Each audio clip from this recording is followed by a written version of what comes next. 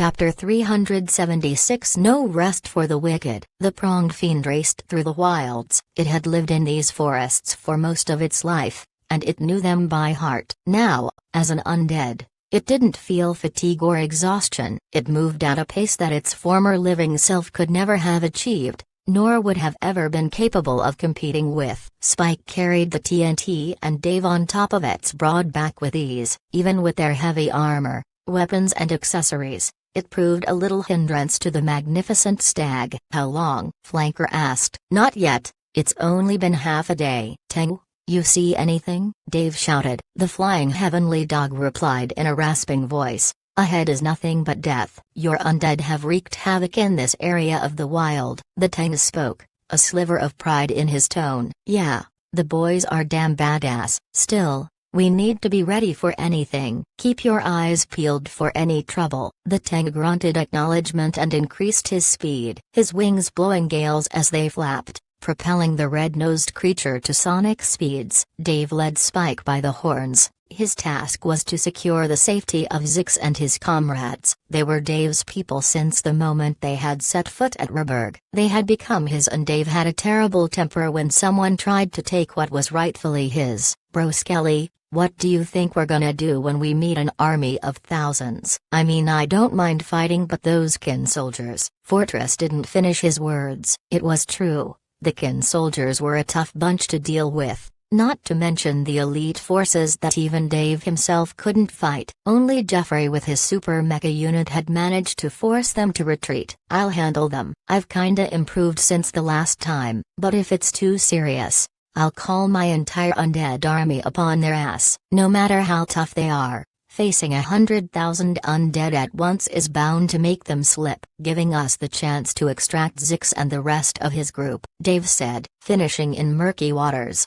Flanker said. "I think you got the proverb wrong, but kinda, yes," Dave replied. The stag raced through the forest eagerly. Dave kept stroking his fur as he moved. Though now undead, the appearance of Spike hadn't changed much. He still had a soft pelt and could still feel Dave's hands ruffling his fur. It made Spike move even faster. A few were-tigers decided that Dave's party was a good prey. They were soon convinced otherwise as Dave blasted two of them with infernal spectral skulls, sending the were-tigers to an early, grim and scorching death. The remaining members of the pack decided to retreat, a wise decision that only cost them two of their members. The attacks on Dave's group declined to null from then on. The wild could sense the danger one presented as they moved through it, and so could its populace. From then on, Dave's group was left alone. But this didn't mean that they were safe. Dave knew all too well that there was an angry black dragon waiting for the chance to pounce on them. However, for the life of Dave, he had yet to understand why the black dragon hadn't attacked them yet. They still had the stench of the weak debuff on, so they were tagged as prey by the wilds themselves. Yet the ultimate predator of the area had yet to decide to go hunt them. Dave didn't know what reason kept the dragon from hunting them, but for now, he was thankful for it. The party spent a few more hours of moving until the tank came down and stopped them. "Fires, my lord. There is a camp nearby, and your people are there." "Most of them," the Tengu said grimly. "What do you mean, most of them?" Dave asked. "There were corpses. Corpses of men, women and children. The kin army used them and discarded them. A typical act of war, yet it still sickens me to see children so young deprived of their lives for the glee of others." "How many?" Dave asked. "The victims, I counted 7, the Tengu replied. "No, I meant, how many soldiers of the kin army are there?" Dave spoke through gritted teeth. "Numerous, but nothing we can't handle." "The elite forces?" Dave asked. "None were present," the Tengu shook his head. "Very well, let's go then," Dave said and hopped down from Spike. He patted the fiend and said, "Spike, thanks for the ride. Stay here, I'll need you for the ride back. Things are about to get messy." The fiend neighed in protest. "He wishes to fight alongside you, my lord," the Tengu translated. Dave smiled and said, "Thanks bud, but no, you're a great mount but you're not a fighting mount." "I'll call you again when we're going back," Dave said and unsummoned Spike. "Now what do we do?" Flanker asked. "I'll get you some mounts," Dave said, and stomped a foot on the ground, summoning 3 Dunlords. "Each of you take one, Dave said. "Whoa, I always wanted to ride one of these," Flanker said giddily. Dave crouched and slammed his palm on the ground, causing black sigils to spread from underneath his hand. The sigils lit up and in an explosion of smoke, summoning Grumpy, the Onyx Basilisk. "Grumps, you're up," Dave said and hopped on Grumpy's back. He equipped a Randall and the cursed shield of Ajax. "Holy cow, what are those?" Fortress blurted. "These," Dave said looking at the massive ultra-great sword and the round cursed shield. "These are god-slaying weapons. Let's see how they fare against the Kin soldiers." The 4 players and 1 Tengu rushed towards the camp. The Kin soldiers were caught off guard, and as it was night, most of them hadn't donned their armor. The surprise attack from Dave made them scream in fear. "Undead are attacking," one of the soldiers shouted, to which the rest of the camp took notice and they began sounding the alarm. Dave urged Grumpy ahead. The basilisk ran into a group of scrambling Kin soldiers and chomped his maw close on one of the men's heads, instantly killing him. Dave jumped away from Grumpy, letting the basilisk massacre his way through the Kin soldiers. He turned and charged into a group of soldiers that weren't wearing any armor, killing them instantly. The moment his charge stopped, he stomped a foot on the ground, activating Blot the Sun. The skies thundered. Literally thundered. Red lightning crackled in the skies as black clouds made even the darkness of the night darker. Dave moved to another Kin soldier, not hesitating in swinging his ultra-great sword horizontally at the NPC. The soldier tried to parry Dave's gigantic sword with a spear he grabbed from nearby, only to have the weapon split in two, and at the same time split the wielder in half. The man or half-man laid on the ground gurgling and throwing up blood. Dave didn't have time to admire his work. More of the Kin soldiers were waking up from their surprise and they funneled to their tents to equip their gear. Dave looked ahead. The old man, Zix, was strapped to a tree and a few feet from him was a lit bonfire. The old man had many bruises and wounds all over his body, but he didn't look like he was broken yet. Next to him were several dozen men and women, held tight with ropes to the ground or large wooden pillars all around the bonfire. "Guys, hold them off for a second," Dave shouted and charged ahead. A few Kin soldiers came at Dave all at once with spears aimed to pierce his chest. Dave used Immortal Apparition, teleporting behind the group that stabbed empty air. He didn't turn, but waved his hand behind him and snapped his fingers. Summoning 8 infernal spectral skulls, he blew up the soldiers. Dave kept moving, his sword slashing at any unfortunate soldier that came his way, snapping them in half, or at least, breaking ribs and bones with every sword swing. A soldier charged at Dave with a shoulder bash, to which Dave reflexively held his shield up in block. He was once again reminded that the cursed shield of Ajax doesn't block. Yet what happened next made Dave's eyes widen. The cursed shield of Ajax had jaws, metallic jaws, and they clamped on the incoming man's shoulder, tearing it from his body. The shield chomped on the torn shoulder and arm, eating it and leaving the soldier screaming for a while until he lay forever still. Dave raced through the Kin soldiers. He roared with all he had as 2 soldiers came towards him, swords aimed to take his head off, then swung down with his sword at one of them, crushing him to the ground, while he took the second one's sword to the neck. Minus 1,600. The amount of damage wasn't enough to even prick Dave, to which he grinned. The Kin soldier froze in fear. He had struck at Dave's neck with all he had and the Doom Knight didn't even seem fazed by the attack. This moment of fright was the signature on the Kin soldier's tombstone. Dave slammed down with his shield on the soldier's head, stunning him, then slashed at man's feet, cutting them off. Dave managed to spin the gigantic sword over his head, then grabbed it with an overhand grip and stabbed down at the soldier's chest, ending his life instantly.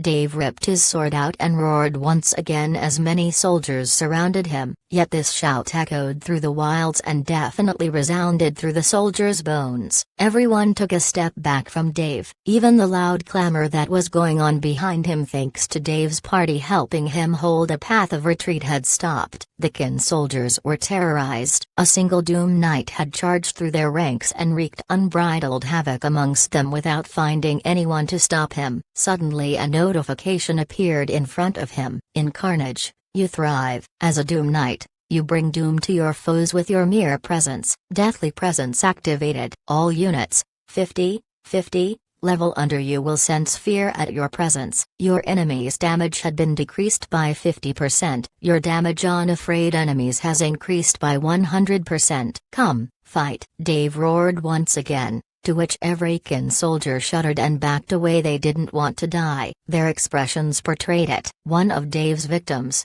a kin soldier that he had killed earlier, began shuddering and moved back up. It picked up a weapon and moved next to Dave, glaring angrily at his former companions.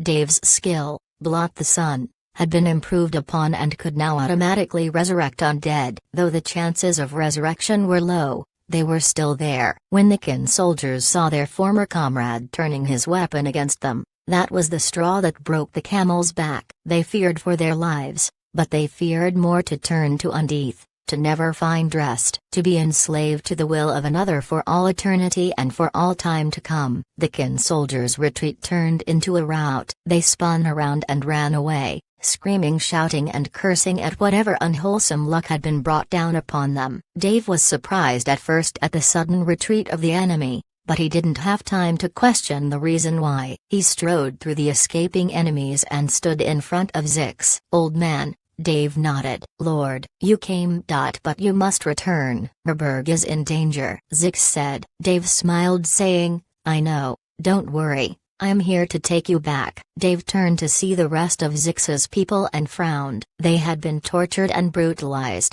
but nothing too dangerous. It was sad that he couldn't save them all, but he had to accept what he had for now. Guys, we'll go back, Dave said. The TNT had just come next to Dave. Flanker asked, what about them? Don't worry about them, Dave said and waved a hand. As a Doom Knight, Dave had an option to communicate with his Death Knight through vast distances. Singund, Dave called. Lord, at your command. The sound of the High Orc chieftain sounded around Dave. I need 10 Death Knight units. As you wish, Commander, Singund replied. Then suddenly, 10 Death Knights appeared in front of Dave. You, and you. Dave pointed to 2 Death Knights. Call your underlings, escort these humans back to Herberg. The rest of you, come with me, Dave said and tore a teleportation scroll to Herberg. Flanker, Fortress and Perfect shrugged at each other and followed Dave's action, tearing teleportation scrolls, and they appeared in Herberg.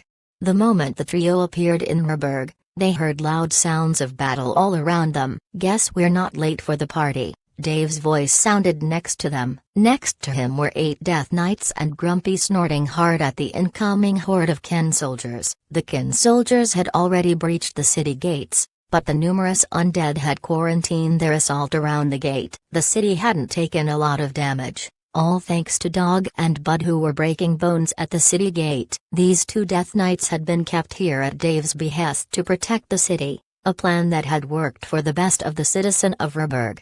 And now with the reinforcement, the kin army was set for yet another defeat. For the Legion, Dave roared, then dashed ahead, his Death Knights summoning their underlings and instantly tipping the battle to Dave's side. Chapter 377 Retaliation. Dave rode ahead of his 8 Death Knight. Flanker, Perfect Shot and Human Fortress raced after him. They had fought alongside Dave for a long time now, and they were pretty familiar with all the tactics and behavior of the Doom Knight leading the charge. Fortress raced to Dave's flank. The tank was keen on keeping the aggro on himself, giving Dave enough time to dish out massive damage at the kin army that was held at the gate of Herberg.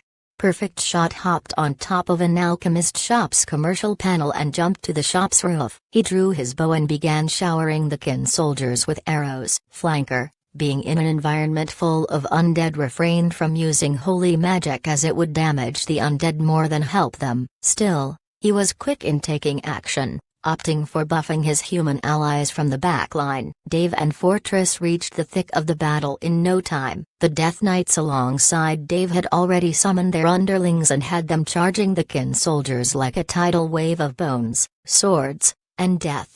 Dave's sword cut through the kin soldiers' armor like a hot knife through butter. His passive skill, Dark Harvest, had charged up, and he began dishing out massive amounts of damage with every sword swing. He then stomped a foot down, calling upon the power of his skill, blot the sun. The night in the wilds turned darker as thunder clouds gathered above Roberg. The weather promised a rainfall, but no drops of rain came down. Only the thunderous booms of thunder and the occasional flash of red lightning came from the sky, turning the atmosphere into an eerie nest of fear. The kin soldiers were only humans, and without the light from the moon, a primal sense of fear pervaded their minds. They were here to assault an unguarded city, yet what met them were hordes of men that walked through death. These undead were unfaltering, the darkness only made them more frightening to gaze upon, and the occasional flicker of light that was reflected from their armor only made the kin soldiers tremble facing the incoming assault.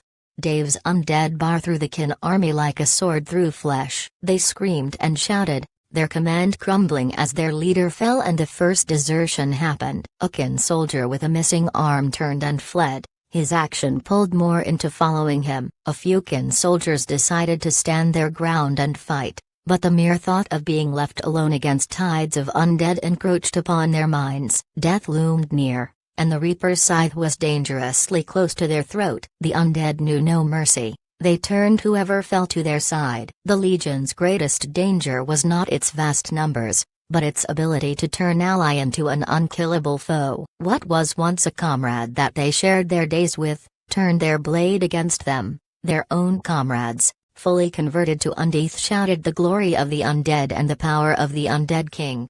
All, led by one single Doom Knight, deemed too worthless by the Emperor of Ken to send in the elite forces to deal with. Now these troops would fall, and they could do nothing to stop the bearded dragger. To add to their misery, Dave roared out, blasting the enemies around him away. Aura, activated, making Dave the only light in this darkness. However, all knew that this light was lethal. It made a good target out of Dave, but no one in their right mind would dare assault the leader of the dead, because some had tried, and the dragger simply tore through them, crushed them, then revived them to his cause. This mere fact, turning to undeath after falling, was enough to bring unprecedented terror upon the minds of the kin soldiers. They believed in immortality after death, in a long prosperous life in the afterlife, yet now, they were promised an everlasting servitude under the undead king. Little that they knew of the true life of undead and their prosperity. If they had known how the undead king treated his subjects, perhaps the idea of turning to undeath wouldn't have been as appealing, but this very lack of knowledge had proved a terrorizing notion that made them dread death at the hands of undead. Legions upon legions of kin soldiers retreated, leaving the stragglers to hold the line, but all knew that those that stayed behind were forever left behind. The kin soldiers ran away, ran for their lives. For those that survived this night, Roberg would forever be a stain. They would never forget the terrors that they had experienced. This night was sure to bring them nightmares for the rest of their lives. Dave kept killing the kin soldiers that were trying to fight back. Soon, however, one of the soldiers dropped his weapon and knelt down at the foot of a Death Knight. Even in their undeath, the Death Knights of the Undead Legion never forgot what it meant to be a knight. It is true that facing them in battle was nothing short of suicide. However, once the weapon was laid to rest, even the morbid Deathbringer would falter and let go. Knights never slew the unarmed, and in their surrender, the Death Knight forgave and turned to face another kin soldier that was either too brave to let go of his sword, or too idiotic to think he had a chance at victory. More kin soldiers noticed how the undead knight didn't kill the unarmed prostrating kin warriors, and in this time of death, fear and despair, the kin soldiers forgot their honor, their king and their beliefs. Compared to saving their lives, what was a prostration? More kin soldiers fell to their knees, throwing their weapons away, and soon enough, not a single sound of battle echoed in Roberg's domain. These stragglers were too slow to escape, and hence, they had become the prisoners of the bearded dragger. Another heavy blow Dave had landed upon the person of the Kin Kingdom. Dave knew that these prisoners weren't of much value. The king of the Kin Kingdom must have fully known how dangerous assaulting the undead would be. Thus he had sent in a large force that, while powerful, was not comprised of his elite soldiers. This was the same as a shark taking a bite to see if the prey was worth its time. But Dave wasn't so thoughtless to execute prisoners of war. He had better use for them, or at least, Delvina would. Dave gave a few orders to the Death Knights, to spread throughout Rehberg and keep watch in case any of the kin soldiers decided to attack again, though as Dave had handed them their own it was doubtful that they would attack again anytime soon. He turned to a few workers and, after seeing the mild damage to the gate and the few buildings near it, he ordered them repaired as soon as possible and made a group of undead wait to accept the incoming group he had just saved. Zix and his family would soon be here. They needed to find safety in this place to trust it to be their own in the future. Dave didn't want to force people into living in Rehberg, but once they were settled, he would make sure that no one disturbed their peace. He needed this city to run on security and safety and be the future hub of players that want to level up and grow stronger. He needed to secure this place from all dangers, starting with the kin army. Dave tore a teleportation scroll to the undead frontier. He walked briskly towards his destination. He made it to the temple at the center of the area where Delvina was busily reading a few reports. "Oh, Gishbra. Welcome, Delvina. I need your help," Dave said. "What seems the matter? You look awfully distressed," Delvina replied, folding away the notes and reports and focusing on Dave's words. Dave gave her the gist of things, and how Rehberg was attacked. Even more, he talked to her about the prisoners. "If I didn't know any better, I think you want to convert them," Delvina said. "Yes, I want them turned. I need humans in the settlement. But I need humans I can trust." "Very well, I shall send a few of my retinue to bring the prisoners," Delvina said and clapped her hands. 2 Death Knights appeared next to Dave. He didn't sense them or feel their presence until they were there. These Death Knights were clad in leather garb too dark and too light to be of use in a clash of swords. These were assassins. "Report to the captains, and bring the prisoners here." The 2 Death Knights disappeared in the same manner they appeared, silent and inexplicably. "I need to go," Dave said. "The king?" Delvina tilted her head questioningly. "Yes," Dave said and tore another teleportation scroll to the dead realm. Dave raced up the spiral bone tower after getting past the Death Knights guarding the palace gate. His loud footsteps echoed as he ran up, and he halted abruptly at the door to the throne room. The undead king was surprisingly alone. He rested on top of the bone throne, with his eyes closed and the fingers of his right hand tapping lightly on a skull of the giant throne he sat upon.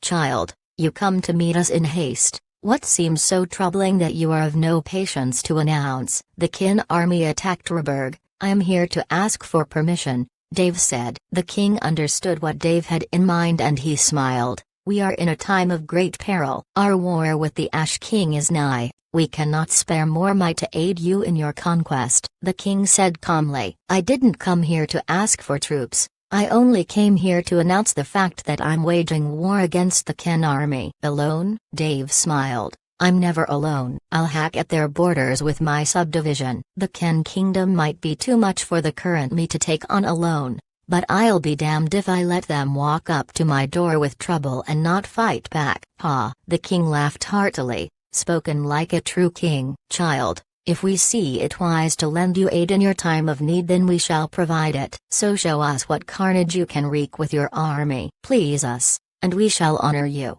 Chapter 378 Assemble, leave us, and see to your tasks, Gishbra. "We expect much from you, child," the king said. Dave gave a shallow bow toward the monarch. Respect was due to the undead king as his might proved the shield of the legion. He was the symbol of power of a very deadly, very powerful force. One had to give them their respect. Dave tore a teleportation scroll to Rehberg. He arrived right next to the teleportation gate stationed in the town center. Looking around, the city no longer had the tension of the war that had just ensued. The buildings that suffered from the kin army's assault were currently being repaired by busy undead. Dave turned and walked toward the Last Man's Drink pub. When he entered, Dave noticed the pub completely empty of all presences but two. Nick, the undeath god, was busily cleaning glasses, while a man that looked a light breeze away from death lay on the floor groaning. The man was the same person that came to Rehberg a few hours ago to inform Dave of the capture of Zix and his family. Dave ignored the groaning man and went toward the bar. He sat on a long bench that was placed against the bar and tapped twice on the bar top. Nick smiled at Dave and brought out a black bottle of an unknown liquor. He poured 2 glasses and slid one toward the dragger. Dave grabbed the glass and downed it in one go. Nick mirrored Dave's movement. The two looked at each other for a while until Nick spoke first. Attacking the kin borders, are we? Yeah. Can't be too passive in this, otherwise I'll lose Ruberg. We don't want that, do we? Dave said. Yeah. I'll have bad night sleeps if my pub goes under. You know, no parties or concerts might get me a bit cranky. I don't like being cranky. Dave scoffed at Nick's comment and said, it's gonna be ugly. War is always ugly. I'm gonna be using a lot of resources. I don't even think I might win, Dave added. Nick poured another glass for Dave and waited for him to drink it and continue speaking. I can't afford to lose this fight, Dave said. He took a deep breath and added, and I need to prove my point to the Kin Kingdom. Your point being? Nick asked. Don't fuck with me, Dave said with his usual dragger grin. Yeah, we wouldn't want that. What are you gonna do about that though? Nick's brow rose as he looked over Dave's shoulder at the man on the ground. Dave didn't even turn as he waved a hand, summoning an infernal spectral skull. Dave moved the spectral skull close to the man. He squirmed trying to move away, but he was too battered to even try and budge without feeling a world of pain. Nick tapped a finger on the bar, dispersing Dave's skill into nothingness. Dave frowned at the Undeath god, then waited for him to explain why he couldn't kill a traitor. You could do much better than this, you know. Fear. Fear is what moves the living. If you wish to have no one betraying you, or at least thinking very hard before doing so, you need to first make a point, Nick said, a smile crossing his lips. He then clapped his hands and 2 Death Knights Dave had never seen before appeared right next to him. Take him, and make a clear point to the residents of Ruberg. Make them see that while we might protect them from harm, we are still the undead, Nick said, his voice several tones tougher and more threatening than his usual carefree demeanor. The Death Knights hauled the man off the floor. He only gurgled, seeming unable to beg for mercy. As it turned out, the man had actually tried to speak, but only guttural sounds emerged from his throat. Dave noticed that something important to deliver a proper speech was missing from the man's mouth. Nick had probably been annoyed by the man's incessant screaming and decided he no longer needed a tongue. You're probably right. Make sure that the people understand what awaits traitors,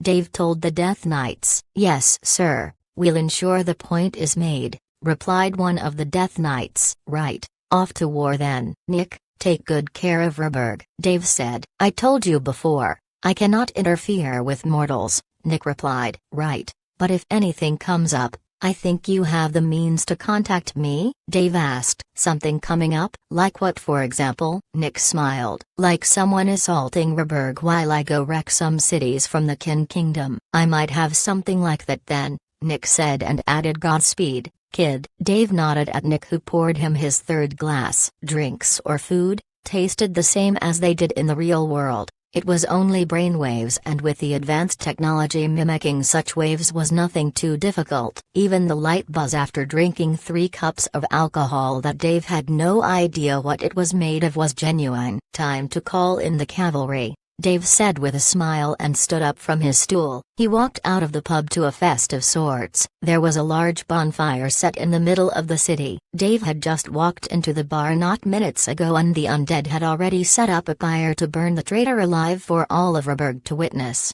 Bruh, that's just strong, Flanker said. He was waiting just outside of the pub with perfect shot and fortress. Can't blame the man. Think about it. If he had succeeded and baited every defender out of the city, how many lives would have been lost? I think it's a lesson many will learn tonight. You don't cross the Legion and come out unscathed, Fortress replied grimly. Yeah, still man, burning someone alive is kinda too hardcore. Flanker shrugged. Dave, what's the situation? Perfect, asked Dave in a calm tone, like the live show was nothing but noise in the background. We're hitting the kin cities. We're gonna make them bleed, Dave said. That's gonna be the same as wounding the beast. You only get it pissed off. With enough bleeding wounds, even the mightiest beasts will die, Dave said. Guerrilla warfare, Fortress pitched in. Yeah, break them piece by piece. We march as soon as possible, Dave said. That's gonna be lit. Still,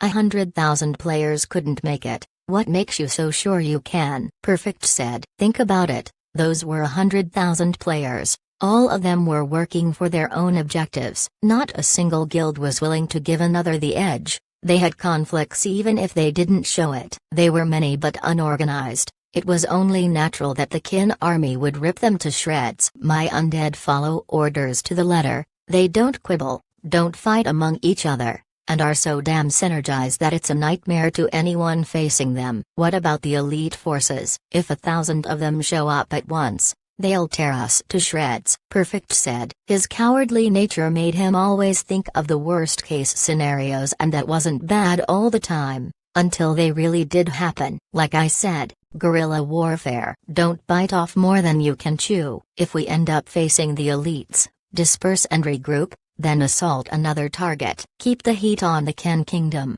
make them break, and message delivered. Right, sounds like a really good plan. I'm in, Fortress said. Same here, Flanker added. Ditto, Perfect shrugged. Let's call the rest of the party, Dave said. A few calls later, everyone from Tess, Blaster, Mercy, Lone and even Dee Marie was there. Dave was feeling awkward around Dee Marie, aka Vanessa, but it seems that a bit of time apart had cooled her down. She didn't look perfectly over the fact that Dave had hooked up with another person, but she wasn't crying, which was a plus. However, Dave couldn't be too occupied with the presence of Dee Marie, because there were two unexpected persons that had joined the group.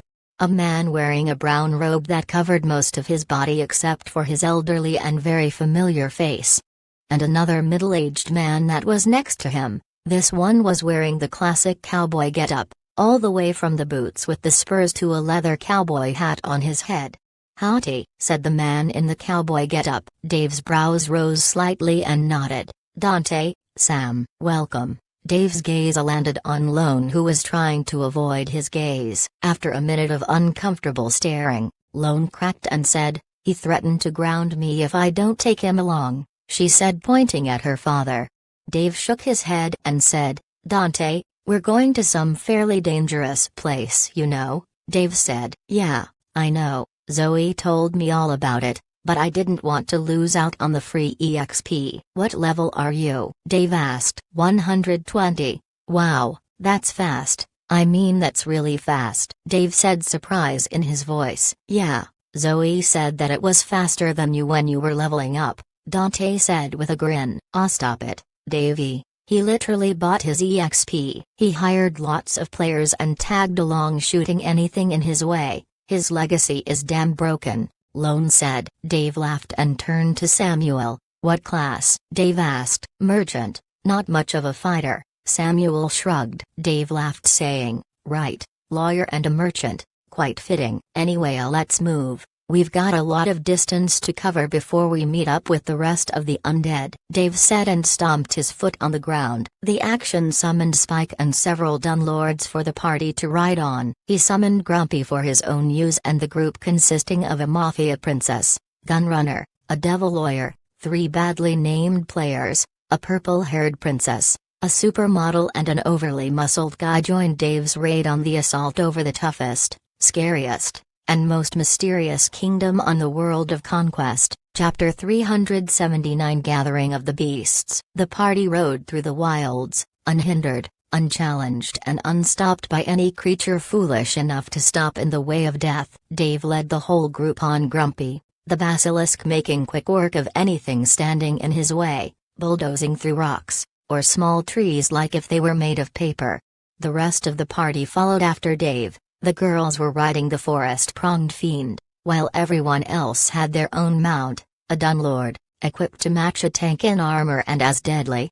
Through the party chat, Lone spoke. "Davey, how long until we meet the rest of the boys?" "Still a bit of way ahead, keep close, and keep your eyes peeled out," Dave said to the party. They were in the deep wilds, there was no room to rest, and Dave never believed these areas to be safe even for the lack of monsters coming their way.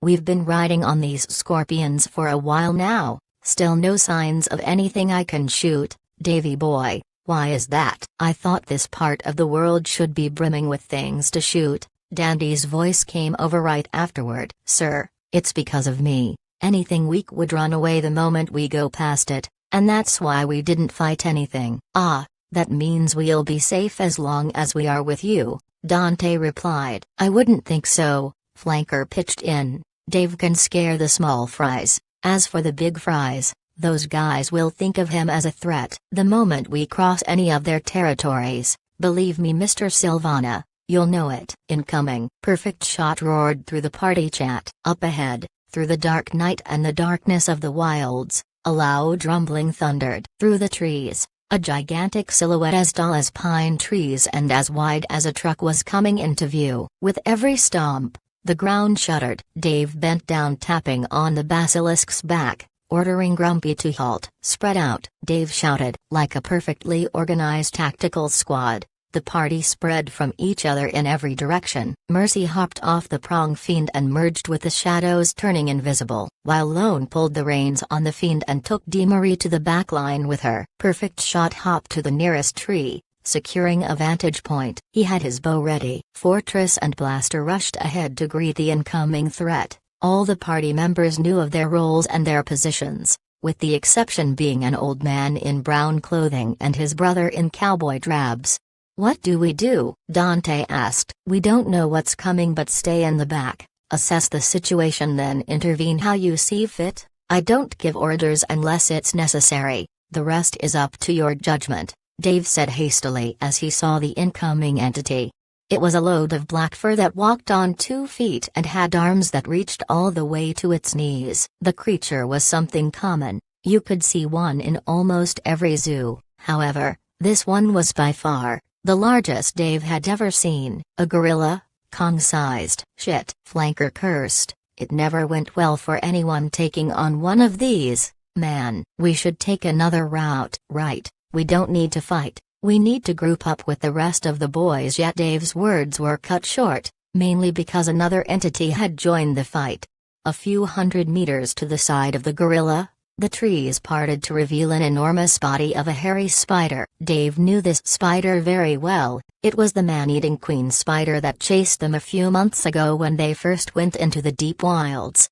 What the fuck is going on? Fortress cursed. Calm your tits. So far they're not attacking. Something is not right. Don't provoke them. Keep calm. Dave gave a swift set of words and backed away with Grumpy alongside him. More creatures emerged around the party, each of them a behemoth of its own right, until the ground rumbled as something heavy, enormous and clearly a heavyweight among the heavyweights appeared. Warning: World Boss Tanajna has appeared. You may obtain incredible loot by defeating the World Boss Tanajna. You've got to be kidding me. We're fucked. Flanker groaned. Is he always whining like that? Dante winced. He wouldn't be Flanker if he didn't, Perfect Shot replied, but he then added, but that doesn't change the fact that we're royally fucked. More monsters appeared, something even he never saw before. A lion the size of Small Mountain, an Arctic bear, with a fur so white it looked like a ghost in the night, a 3-headed wolf with red fur, giving the myth of Cerberus a great deal of credibility. More and more creatures emerged around the group as if they were being drawn by something. I know that it's pretty bad to move through the wilds with the stench of the weak,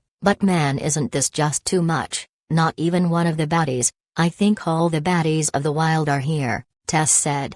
David, more are coming, not just the big one. Even smaller creatures, they are just scared and can't move any further, but it feels like the whole wilds is coming our way. Mercy's voice came calmly through the voice chat. Dave's hands tightened on a bone protrusion coming out of Grumpy's back. He was nervous, but still, his head was cool. He knew that no matter what, or how strong his party was, for these creatures, they were nothing but small fries and they could kill every one of the players in mere moments. However, what made him calm was the simple realization that none of them attacked, not just his party, but each other. These beasts or creatures are all territorial entities. If any of them was found in another's territory, there would be a slugfest, and so far, so many of them were tightly gathered without any indication of conflict or battle. Suddenly, all the creatures halted their advances. They made a perfect circle around Dave's party, surrounding them from all sides. This, of course, only Dave could clearly see in the dark thanks to his night vision. For the rest of his party, the most they saw were big, mean red eyes staring at them with hostility but at the same time with a lot of restraint. "Group up, stay around me and don't attack. I think something big is happening." Everyone grouped up near each other. Dave kept grumpy calm, while Spike was an undead and had no need to fear, nor did the Dunlords that were carrying the rest of the players. An eerie calm spread through the wilds. Besides the loud breathing of the beasts, no one spoke. Even the wind didn't dare howl in their presence. The monsters waited, calmly and patiently, for something to happen, and Dave was damn sure that he wasn't going to be the one to rattle them, until something came to his mind. "Guys, don't you think there is something wrong here?" Dave said. "Wrong? I think everything is wrong," Ralph replied to him. "No, I meant like out of the ordinary. Besides the situation, don't you think that there is someone very important that is missing this party?" Dave said. The players thought for a moment, until Lone replied, arriving first to the conclusion, "The Black Dragon is missing." Dave nodded to her words. In the whole wilds, the Black Dragon was the symbol of power. It was the ruler of all that lived through it. It drew the whole habitat to fear it and respect it. And seeing all of these creatures gathered up without the appearance of the Black Dragon hinted that this meeting of beasts was probably related to such a disappearance. Dave glanced down at his side bag. He had placed Onyxia in his bag a long time ago, and he had just realized that he had been leveling up like crazy for a while and didn't even check up on her. Dave opened his bag, and called, "Onyxia." Just as he spoke, his bag shuddered and the small dragon's head popped up. The dragon peeked at the surrounding, noticing the many dangerous, many big, and many strong monsters around her and flinched. There was not much a dragon as small as Onyxia could do against these creatures. If it was as large, as old and as powerful as its real parent, Onyxia would have made everything here scram in fear and utter terror. But now, Onyxia was nothing but a hatchling. Yet, as it turned out, this was about to change. Onyxia growled and hopped out of Dave's side bag. Then it jumped up, striding all the way over Grumpy's head. Onyxia was facing the Tanagra, a world boss, the second strongest creature on the wilds after the Black Dragon. The small hatchling growled and puffed out a billow of smoke from her tiny mouth. The Tanagra recoiled, not from fear, but to raise its head and howl. Almost immediately, all and every other creature in the vicinity roared out at once. The canopy of sounds created ripples through space, as every creature and monster shouted together. It was savage, primordial and humbling. The might of these creatures was convoyed in their howls and translated into a song. Suddenly a notification appeared in front of Dave. "The ruler of the wilds has been chosen. As long as it lives and reaches maturity, Onyxia shall become the new ruler of the wilds." Dave's eyes remained glued at the notification. He had more questions than he had answers. Chapter 380 Claws and Fangs. What the hell is going on? Dave asked to no one in particular. He was feeling that something was pretty darn wrong right now. Not that he minded Onyxia being the next big baddie in the wilds. After all, the tiny terror was his tiny terror. But you just don't make a new ruler if there is still another ruler. So could the dragon of terror and darkness be dead? Albert, Dave mumbled. Suddenly, all the world turned black and white. The trees stopped moving, and the monsters looked like statues that hung over dangerously around the party. Their howls and rumbling growls had stopped all at once. Not even the rustle of leaves or the movement of the trees could be heard or perceived. It was as if the whole world had just stopped. Albert, in his usual wares, a Hawaiian t-shirt with a collar of flowers hanging on around his neck. His shorts were a contrast of bright colors and he wore sandals to match the getup. In his hand was a coconut with a straw that seemed to never end. "Yes, what seems to be the matter?" Albert asked after taking a sip from his drink. Do you know what's going on? Because I sure as hell don't have a clue what's happening," Dave said. "You should be a bit more specific. I mean, I run the whole game and know all that's going on here." "He means this whole gig, the monsters, the choosing of a new ruler," Ralph added. "Alright, it is what you see, a new ruler has been chosen." "Well, it isn't a ruler right now, but will be once she becomes strong enough," Albert said. "Why?" Dave asked. "Why now? What changed?" Dave asked. "I'm not sure how it would help, you know, or how this is regarded as a bug in the system, Albert said. Dave thought for a moment. Albert was right. He should only interfere when the system was glitchy, and so far there has been no such occurrence. The disappearance of the black dragon must have been due to something. Perhaps another player had killed it, thought Dave. Doubted it sincerely. There was no notification mentioning such thing happening.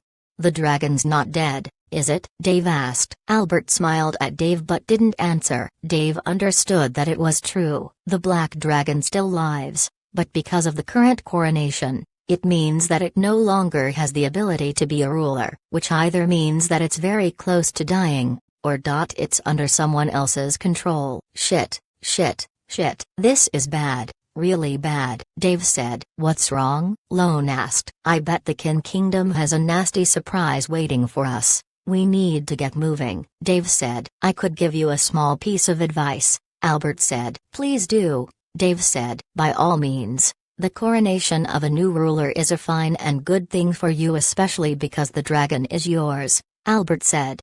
I figured as much. Still, I hear a but coming, right? But that means that whatever manages to kill your small dragon will be henceforth the ruler of these wilds. The creatures you see here came out of respect for the tradition, but once they begin hunting you, you will have to be very careful. Albert spoke solemnly and disappeared from the players' presence. The howling resumed, and the beasts began a mad yet restrained chorus of action. They became more agitated, more threatening. They took steps forward and stepped back again. It was like they were fighting their own nature, suppressing themselves from lunging on the small dragon. Onyxia felt it too. She squirmed and ran up to Dave's armor. Her small body quivered in fear. The dragon was still a hatchling and was afraid, so it hid in the safety of its parent.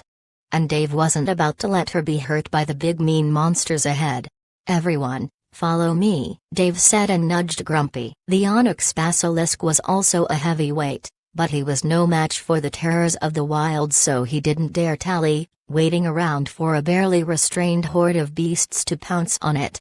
Spike and the Dunlords hurried behind Grumpy, the whole party going through or in between the legs of the giant creatures that stood there howling and screeching. We need to hurry. Whatever is holding them, won't be holding them for long. We have to make it to the rest of our undead, Dave shouted. Dave, there's something wrong with Onyxia, Lone called from behind Dave. Looking at the dragon, Dave saw it quivering even harder. The black scales on her body literally squirmed and moved. The vertebrae on her back shuddered and small protrusions grew from it. Her back grew wings. She's evolving, Dave said, then cursed under his breath. When his dragon evolved she would become stronger, but seeing the current statue she was under, this only meant that the evolution would make her vulnerable and weak, a fine prey to any of the monsters of the wilds who wanted to become a king. Grumps. Faster! The onyx basilisk felt the unease in Dave's tongue and roared. His 6 legs broke the dirt under him as he waddled even faster. His pace increased by leaps and bounds. The basilisk broke through trees, boulders, and rocks alike as he kept moving in a steady and straight line. Dave didn't doubt for a moment that this madden sprint was taxing and had a huge toll on the basilisk. He patted the creature to comfort him. I know it hurts, buddy, but we can't stay here. We need to join the boys, Dave said. Suddenly several dozen creatures emerged in Dave's peripheral vision. They were large apes, tigers of massive proportions, lions, were-tigers, the meanest, fastest and cruelest hunters of the wilds. Fuck off, Dave howled, summoning massive spheres of fire. 18 spectral skulls materialized in front of Dave. But suddenly, the 18 spectral skulls doubled in number, then tripled, growing even more in size. Your skill, Spectral Skulls, has leveled up. Your skill, Dragon Ball, has leveled up. Maximum synergy reached. Your skill, Spectral Skulls, has been removed from your skill list. Your skill, Dragon Ball, has been removed from your skill list. You have gained a new skill, Spectral Dragon Skull, Level 1. Spectral Dragon Skulls. You can summon 48 spectral dragon skulls to assault your enemies. Each spectral skull will deal with 100,000 fire damage to their target. Damage reduced by 10% for every spectral skull that hits the same target after the first 5. You cannot use Twin Strike to synergies with Spectral dragon skulls. Dave waved away the notification and pointed forward. Burn, he shouted. Then the skulls, that were now shaped not after skeletons but actual draconic skulls, flew forward like a meteor shower, blasting through trees, rocks, dirt and monsters alike. A curtain of heat blasted through the wilds. The trees instantly turned to ash, and the darkness of the night was turned asunder by the massive radiating light and heat from the point of impact.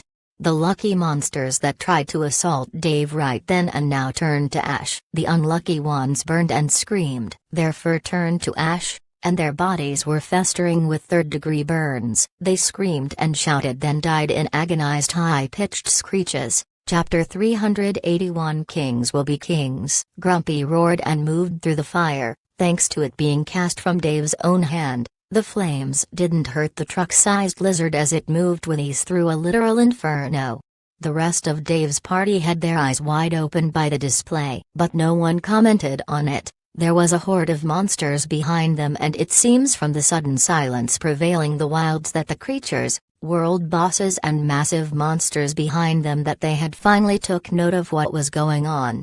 They had decided that Dragra was a threat, and it was currently running away with a crown that any of them could wear. The monsters howled again, breaking the silence. This time this howl was aimed at the party. It was the same howl a lion would utter to completely and utterly render a prey immobile, a howl of a hunter terrorizing a prey. And there was not just one, but a whole lot of them that began running behind the party. "They're coming," Flanker shouted. The earth trembled as the creatures marched forward. Grumpy began huffing and puffing. He was not undead, he was a fully live and alive creature. He had energy, and it seemed to Dave that this energy was beginning to thin out. "Grumps, you're tired. You can go," Dave said. The basilisk howled in protest. He wanted to run more, to take Dave to safety, to be more of use. It was as if Dave understood these thoughts and smiled. "I know, big guy, but I can't have you dying on me." "No. You still have a lot of family back at home. How am I supposed to tell all those females that I left you to die?" "Just go, I can handle myself," Dave said, and jumped from the running Grumpy. Right before he fell to the ground, Dave shouted, "Stinger!" And less than a breath later, the dirt under the falling Dave burst out as a Dunlord emerged from under it. The basilisk slowed down when it noticed Dave riding on a Dunlord. "Go, hide, I'll summon you when it's safer." "Go, Grumps!" Dave shouted. The basilisk reluctantly turned to the side and hurled into the wilds. Dave didn't fear for the big basilisk, he could take care of himself. After all, anything that could threaten its life was currently after Dave. The party rode through the wilds while they were being chased. "Man, I never knew your adventures were this fun, Davy boy. But still, I'm not sure we can shake these monsters away." Dante Silvana's voice echoed in the party chat. "They're getting closer, Dave." Perfect Shot said. He knocked an arrow and shot it at an incoming shadow. The arrow glowed bright and it seemed to have struck the nose of the Hanajna, but the creature wasn't even phased in the least. The arrow broke the moment it touched the massive raptor's face, and our attacks aren't enough to stop them. Perfect added. "Let me try something," Dante said. Dave frowned. Dante was a level 120 gunner. Among all that were present, besides the lawyer, he had the least firepower of the team. Before Dave could tell Dante to not do anything, the gunner pointed his .44 Magnum at the Hanajna. Then he pressed on the gun's trigger. The barrel turned and the hammer struck. A loud blast echoed in the wilds and the Hanajna howled in mad pain and stuttered. It almost fell on itself but managed to balance itself and continue chasing them. The gunner took another shot, but this time, nothing happened. Dante grunted and turned forward. "Nope, didn't work. I think it only made it angrier." "What's wrong, Daddy?" Lone asked. "Oh, I shot it in the eye." "The first shot worked, but didn't damage it much." "What about the second time?" "It clearly hit in the same spot," Lone asked. "Do you know that alligators have 2 sets of eyelids?" "Yeah." "The second set is transparent. The monster just covered its eyes with it to keep me from shooting it," Dante said. "Oh, bummer," Lone said. She tried shooting an ice arrow to freeze the monster's leg, but the ice shattered like glass, not slowing the creature in the least.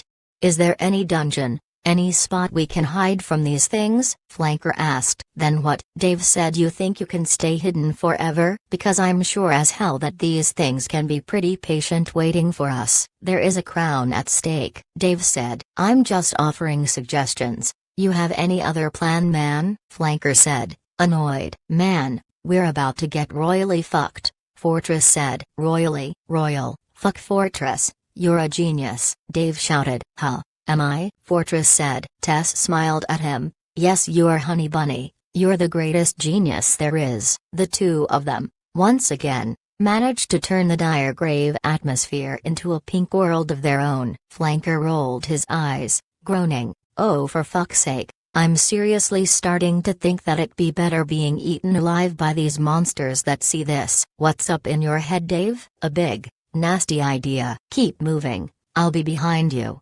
Dave slowed Stinger so that the party raced past him. Just when the last Dunlord went past him, Dave turned his head toward the monsters. You guys wanna be kings? Let me introduce you to an emperor. Dave waved his hand. Then the earth shuddered under him. He was ready to jump aside, but the incoming creature didn't emerge until Dave was out of the radius of the skill. Just as the Tanajna in its massive bulldozing fury stepped where Dave was a few moments ago, jaws of enormous light, strength, and sharpness bore out of the ground. They latched on the raptor like a bear trap. The creature screamed in fright and pain as the jaws latched onto it and grabbed it dozens of feet above the ground. The Worm Emperor rose up and slammed down the Tanajnan on the ground, forcing a scream of pain from it. The Worm King, in all its glory, howled in the wilds. Nothing was more worthy of the monster's respect but the dragon and this very Worm, a king among kings, an emperor.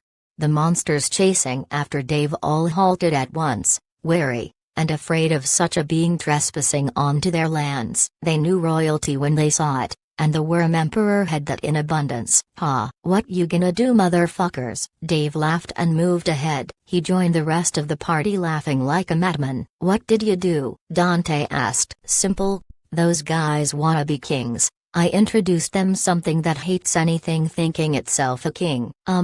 I don't mean to be a prick, but isn't that really stupid? Flanker said. What do you mean? Ralph asked. Well, simply put, that guy hates anything thinking itself a king, so wouldn't that mean that by proxy it wouldn't like Conyxia one bit? Flanker said. And just like that, just as Flanker finished talking, the Worm Emperor turned its head to the party. It screeched even louder, in a more primal, more dangerous tone. Then it coursed through the trees, dirt, and rocks, topping them, breaking them like if they were made of styrofoam.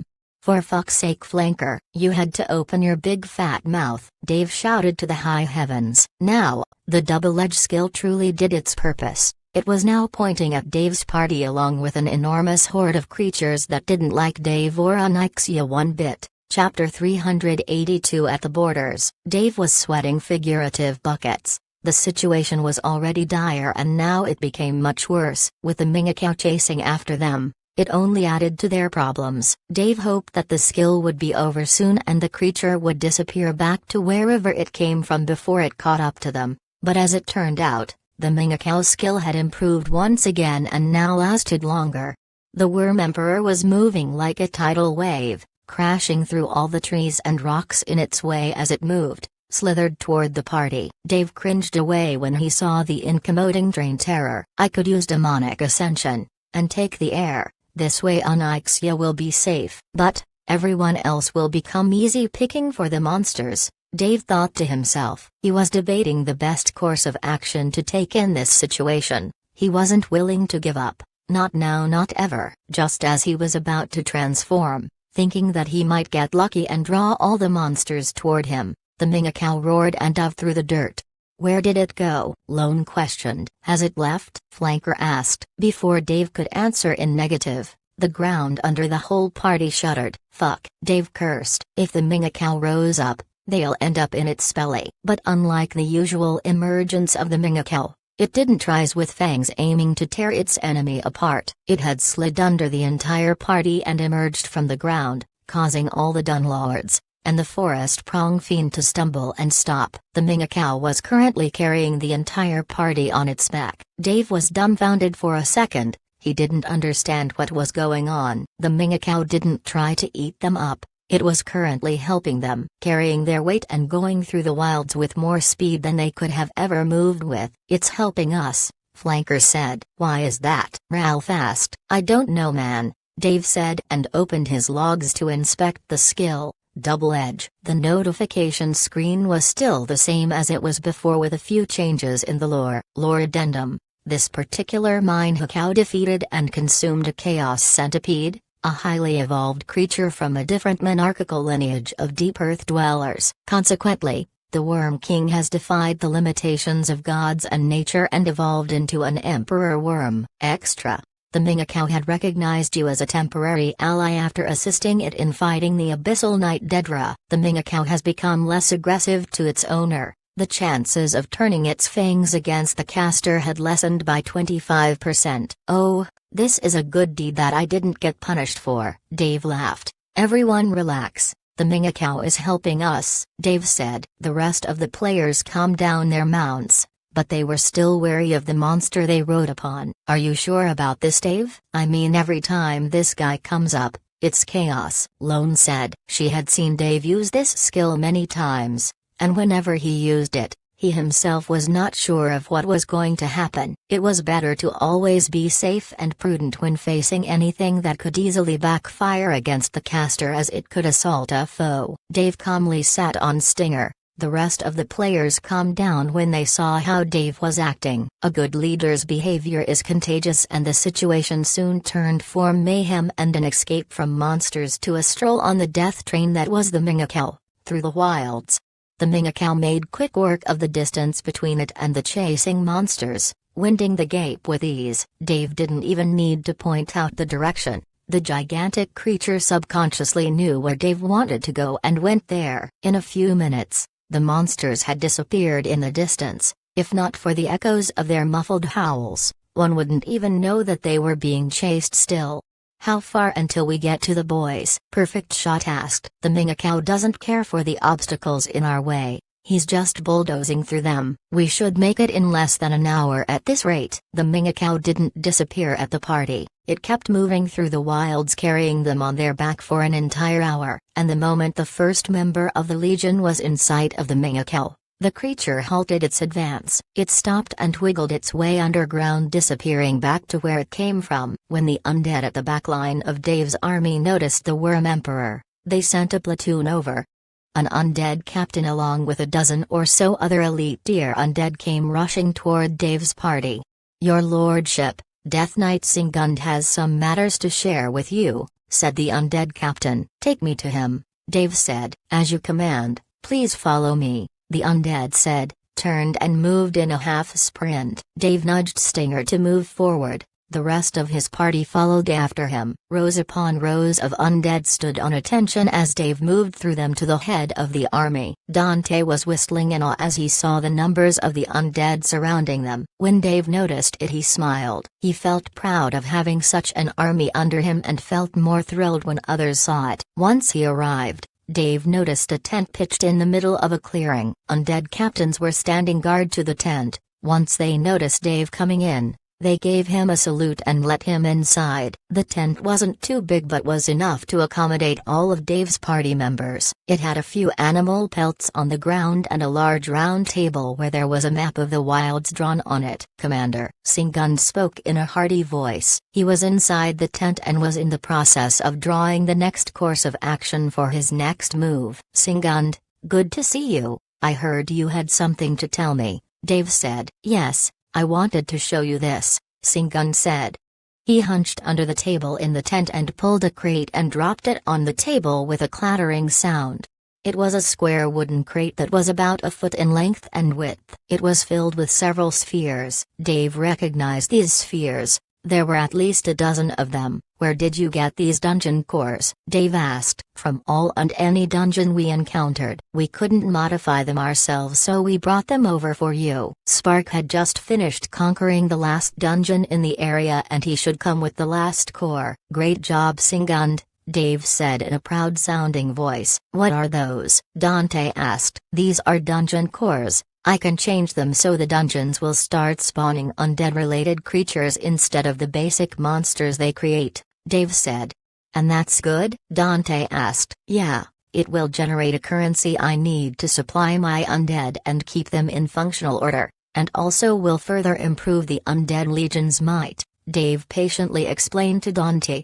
Dave touched the first dungeon core and began reprogramming it. It didn't take him much time to change the dungeon layout it was related to it and changes the monsters it spawned. He did so for all of the cores, taking him a few minutes to get done with all the cores. Spark arrived with a purple dungeon core that he handed to Dave immediately. The pyromancer was heavily wounded, but he brimmed with pride as he gave Dave the core. Was it difficult? Dave asked. Nothing is too difficult when you have 1,000 undead that could bombard the enemy to nothingness, Spark said in a smile. Great job, guys. Really great job. We have discovered a lot of material that your lordship could use to crafting and construction. Because it was too much, I personally ordered a brigade to take them back to Urberg. They should arrive within a day. Great job, Singund. Now, I have some bad news, Dave said. What's the matter, your lordship? Singund frowned. The boss monsters of the wilds are all coming our way.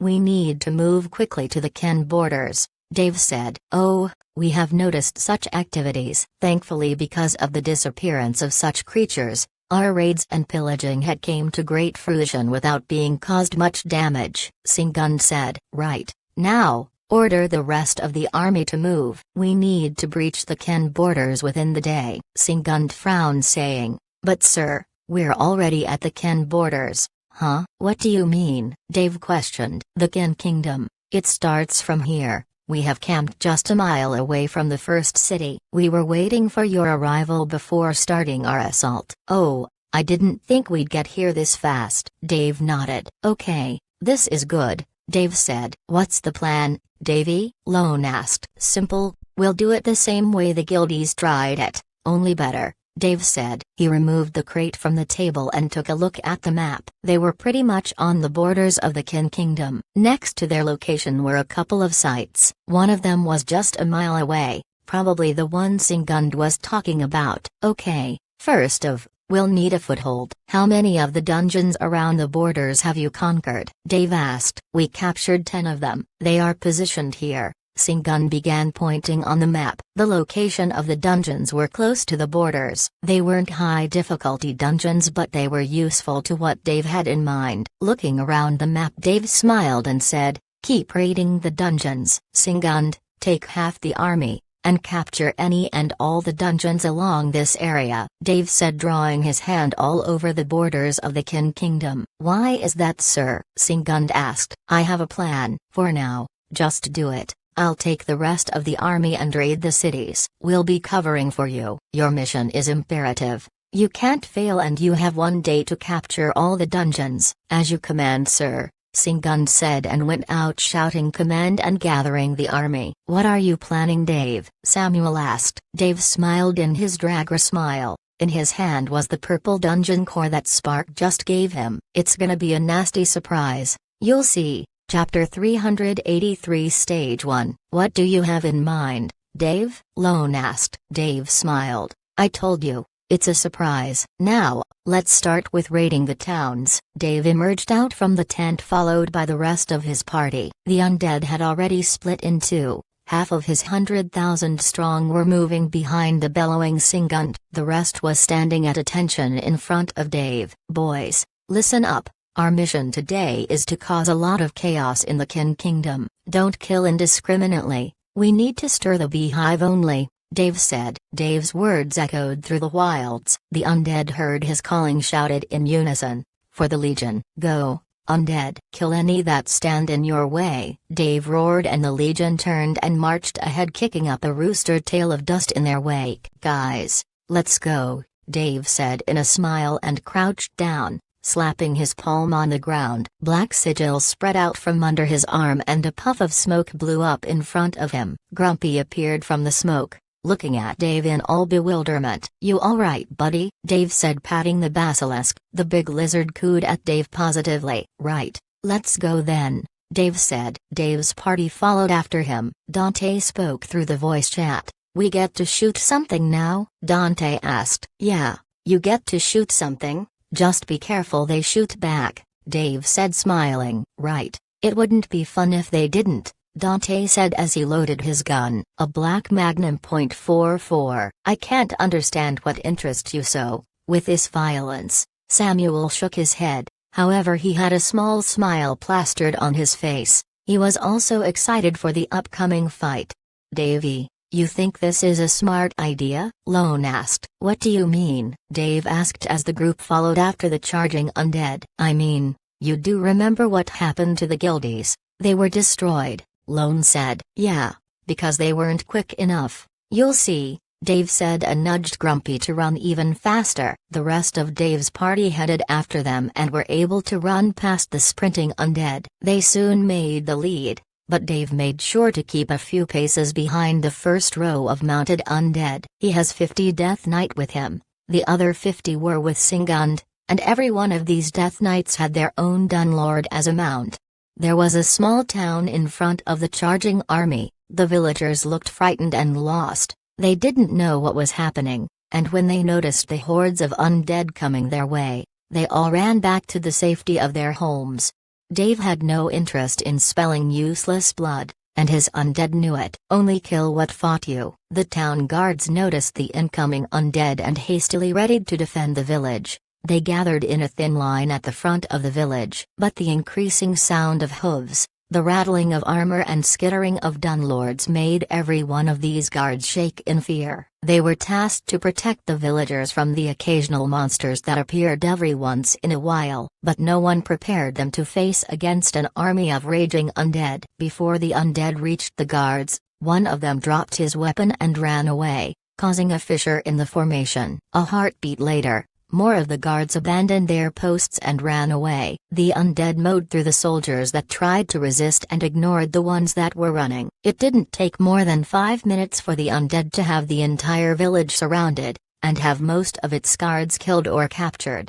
See if any villagers escaped notifying the main kin army, Dave asked a nearby captain. The undead captain gave Dave a hasty salute and ran as fast as he could to get the information. I didn't get to shoot anything, Dante said in a dissatisfied tone. Don't worry, you'll get your chance, we just started, Dave said. The undead captain returned. Sir, no one escaped. All the villagers are here. But we can't keep this from reaching the Ken Kingdom. Soon someone will come and investigate, the captain said. I know, bud, come, Dave called. The giant ghoul appeared out of nowhere and nodded toward Dave, then spoke one word. Lord, this village should be good to make a camp. Round up the villagers and put them in captivity. As for the guards, line them up and get all information you can on the Kin Kingdom's borders, map and any useful information about their forces. As you command. Bud disappeared in a flash. I need 20 Death Knight and their retinue to come with me, Dave shouted. Almost immediately, 20 Death Knights moved to stand in front of Dave. Follow me. There is a nearby village we need to capture it too, Dave said and rushed ahead. The Death Knights moved after Dave and his party with haste. The same scene repeated itself in the second village. All the guards were either killed or captured and the villagers were put in chains and were sent to the first village Dave had conquered. What are you planning, Dave? Ralph asked. Information, Dave said. I don't get it, Ralph said in a shrug. If I capture all the villages on the borders, it will make it hard for the Kin army to know our exact location. They will also be unable to know what hit them. We'll have information about their forces while they won't have any idea on what is tearing through their borders, Dave said. All right, Ralph said, nodding his head. Dave doubted that his friend understood what he had in mind, but he didn't press it. Is the village empty? Dave asked a captain. Yes, we captured everyone. There are 2 more villages nearby we need to capture. Don't waste time and move, Dave said. His undead brought out torches and began throwing them on the hay-made houses. The village caught fire almost instantly, but before the smoke rose up high in the sky, Dave's army had already reached another village. He repeated the same process several times until he had captured more than 10 villages. It took him almost the entire day. and the Kin army was none the wiser of his movement. Dave rode back to the first village they captured. Hundreds of tents were pitched up, where undead were rounding up the villagers and surrounding the area. They didn't let any of the villagers out of their sight. The undead were the best guards. They didn't tire, and didn't leave any openings in their formations to let an NPC escape and notify anyone to come causing trouble. This was one of the reasons the guildies lost the raid. Dave was hogging information and keeping it to himself. The Kin army was not aware of the undead army that was slowly gnawing at its borders. Soon, Singund arrived to Dave's presence. "Singund, tell me you have some good news," Dave said. "Your lordship, 10 dungeons, we captured them with ease. However, they didn't have powerful monsters." "It's not a problem," Dave said in a smile and took the dungeon cores from Singund. Bud came over and handed Dave a map. "City nearby," Bud grunted. Dave took the map, read through it and said, "We'll be sieging this city next. It's called Nora." Cities are unlike towns. They have walls and defenses that should make them really tough to break. These words, Dave didn't speak to Singund and Bud's ears only. He was informing his party of the next plan. "A city's gonna be really tough to break, Skelly. You didn't even bring siege weapons," Flanker said. "I know, we won't need them," Dave said in a smile. He then looked up. The sky had darkened considerably. "Good, let's start the second stage." Chapter 384 Stage 2. Dave turned to Singund saying, "Move the army through the night. I want undead stationed in the forest here," he said, pointing at several locations around Nora on the map. Dave circled the city. There was a huge patch of forest where the undead could hide through the veil of the night without being noticed. "Once the undead are stationed and after my signal, you will charge the gate. I need you to keep anyone from getting out of the city and notify others." "We only have one shot at this, Singund," Dave said. "As you command," Singund replied with a salute. "Mercy, you'll come with me," Dave said. Mercy tilted her head. "Why me?" she asked. "I need an assassin for the next part," Dave said, smiling. "Dog," Dave called. The Dullahan came toward Dave and shook his head that he held jealously under his armpit. "I'll be sending you a signal.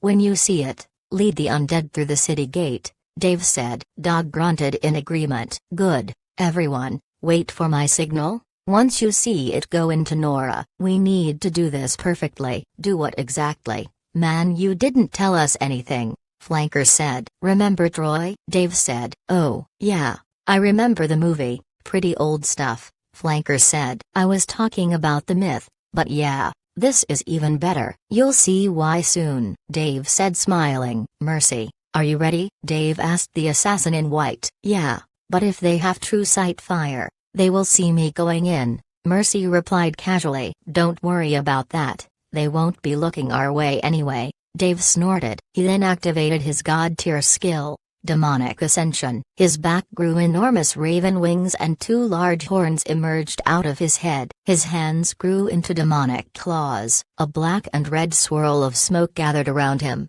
creating a nauseating aura of carnage. Red lightning crackled around Dave and small pebbles rose up around him in the air. He had fully transformed into his demon form. "Let's go," Dave said and grabbed Mercy's arm, then flapped his wings once. Mercy yelped from the sudden jerk and soon noticed that she was hundreds of feet above the ground. She took in a deep breath, a gasp of shock, but soon she calmed herself. "We'll be going high above," Dave said, smiling. His usually deep voice turned a pitch higher, and now felt like it vibrated through the air. Dave flew in the darkness of the night, bypassing the city. The guards were unaware of the demon flying above them. Dave took a better look at the city. It was a huge gathering of tightly built houses that were adorned in Eastern decorations. Spiraling pillars and red lanterns hung all around the city, lighting the dark streets from the shadows of the night, even if ever so slightly.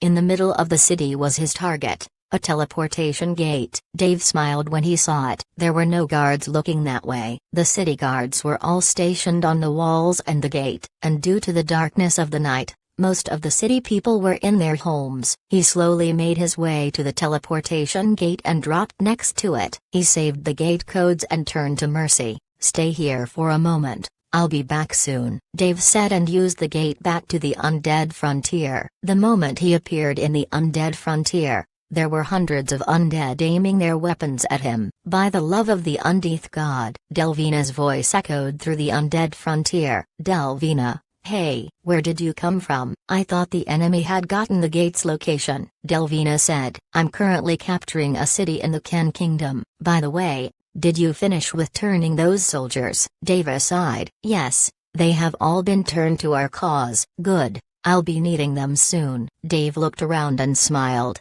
"Can you spare me some of your troops, Delvina?" he asked. Delvina thought for a moment then smiled. "While yes, if it's capturing a city of the Kin Kingdom, then it will increase my standing with my king. Take all you need," Delvina said. "You have been offered 100 Death Knight to serve you. You have been offered 1,000 Undead Captain to serve you. You have been offered 100,000 Elite Undead to serve you." "Thank you a lot, Delvina. Can you get Lord Douglas a message?" Dave asked. "Yes." Dave told Delvina what he had to and used the gate to appear back in the city he was currently trying to capture. "Who goes there?" Dave heard the voice of an unfamiliar person speaking the moment he appeared. Dave turned to see a man squinting his eyes at the gate. It was a guard. If the guard shouts, he would be exposed and all hell will break loose. But before the guard could realize what was going on, a thin red line spread across his neck. Then he fell to the ground unceremoniously. Mercy appeared from the shadows and spoke in a hurried tone. "His disappearance will be noticed sooner or later.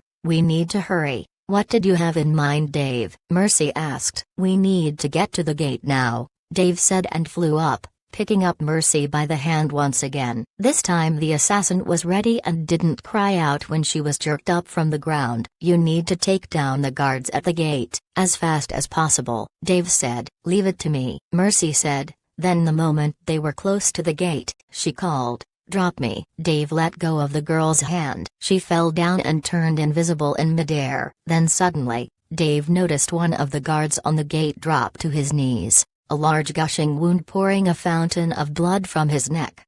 Right before the second guard could see what happened to his friend, he also dropped to his knees, the same wound appearing on his neck. Mercy worked fast, silent and professionally. She killed the level 400 guards like they were low-level scrubs. Her assassin class gave her enormous advantage against unaware targets, and she could down them in one hit. When the gate was clear of guards, Dave dropped down from the sky. His demonic ascension was up. He looked around and noticed a lever. The lever had several chains going under it and were attached to the gate. He drew on it and caused the gate to rise up. Dave waved a hand summoning several spectral skulls. They appeared like glowing suns in the night. The appearance of the orbs notified the undead hidden in the forest and they came charging at the gate. "Mercy, we need to get back to the teleportation gate now," Dave shouted. "I'm on it," Mercy shouted back and the two of them raced back to the teleportation gate. Dave had done his task,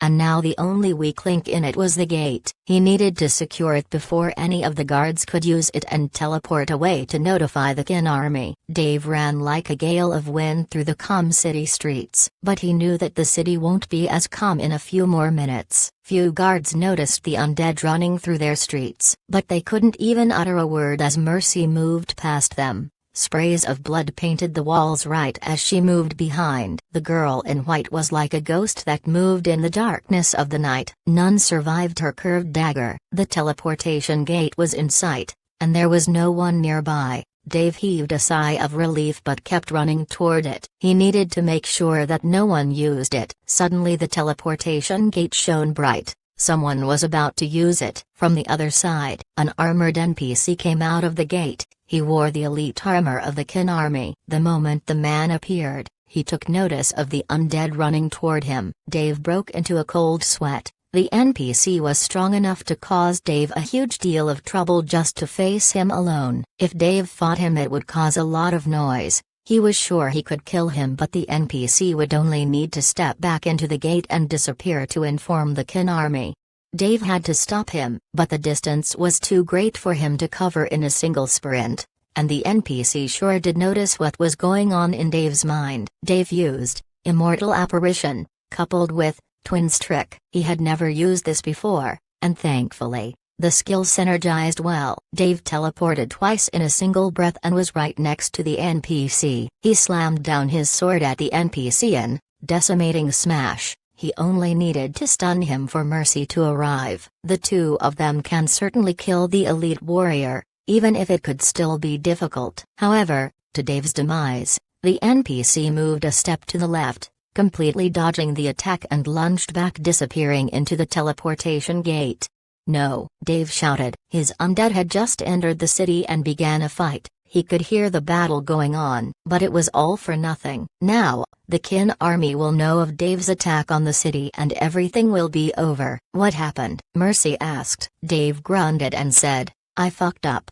It's over. Dave cursed again. He sighed. There was nothing he could do. The raid was over before it could begin. Now he needed to fold back and think of another plan, but the Kin army would surely be more prepared. The gate brightened up. Someone else was using it. Dave pulled up his shield, readying for a fight. Soon the green and blue armor of the elite NPC emerged from the gate. Dave was about to charge in. He would rather fight here and think up a way to destroy the gate to make it harder for the Kin army to arrive. Until he stopped. He noticed a bony hand tightly pressed upon the neck of the Kin soldier. Dave frowned, then his eyes were drawn to the NPC's legs. They were not touching the ground. Oh, Gishbra, you did well informing Delvina of your plan. The familiar voice of Dogla echoed from within the gate. Dogla appeared from behind the gate, grabbing on the NPC that escaped Dave a moment ago. The Abyssal Knight threw the now dead NPC unceremoniously on the ground and fully emerged from the gate. I say,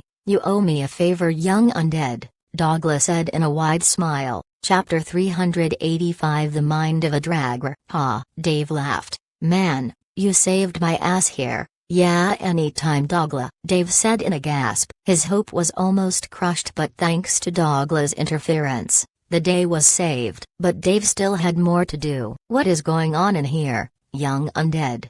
Dogla spoke as he looked at the city. He didn't miss the sounds of battle echoing through the city. I'm conquering this place. I should be able to easily take it down as long as the Kin army doesn't use this gate to reinforce the city, Dave said. Mercy had just arrived next to Dave. When she saw the undead that was speaking to Dave, she inspected it. Dave didn't miss the sudden widening of the assassin's eyes. Dogla was an archlich and was level 650. Then you don't need to worry about that, Dogla said. He turned and waved his hand at the teleportation gate. The swirl of blue plasma that enabled people to go from place to place suddenly subsided. Then it reversed its flow and turned to a darkish purple color. Done. Only the undead could use this gate now. Beware. If the enemy reaches the gate, they can change it back to how it was. You best keep it safe from assault, Dogla said. Thank you a lot, Dave said. Soon, the sounds of battle sounded through the entirety of Nora. The undead broke through the flimsy and hastily made fortification or defenses of the city with ease. The Kin warriors were unable to gather in time to offer any sort of resistance to the assault of the undead. 3 Death Knights came to Dave's presence to listen to orders. You,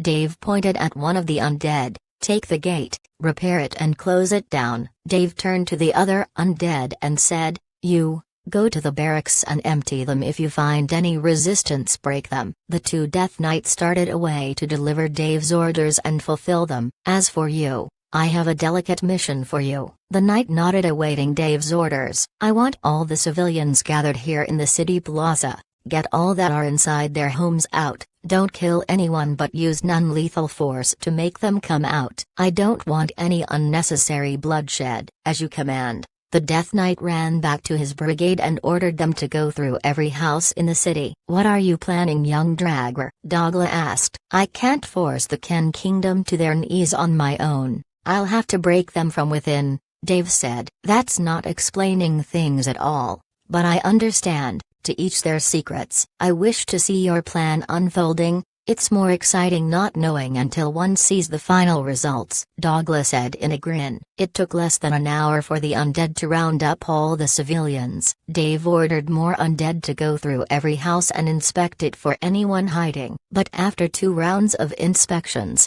Dave was assured that all the NPCs were present in front of him. The people looked terrified. afraid, and most of them were shaking in their boots. The presence of tens of thousands of undead made them shudder and think of nothing but death. The undead was known to be merciless. They didn't discriminate between man, woman or child. All that fought against them died. However, they still had a bit of home to receive a bit of mercy. The undead that called them to the town center didn't assault any of them, unless against those that fought back. As for the women and children, they were escorted safely and were rounded up in a large circle around the teleportation gate. Dave's troops had already occupied all of the city strongholds. The barracks were emptied out and the guards or soldiers were chained up. That of course only applied to the ones who gave up fighting. As for the rest, their fates were far too grim. The NPCs looked around warily. Besides the hardly muffled cries of children by their panicking parents,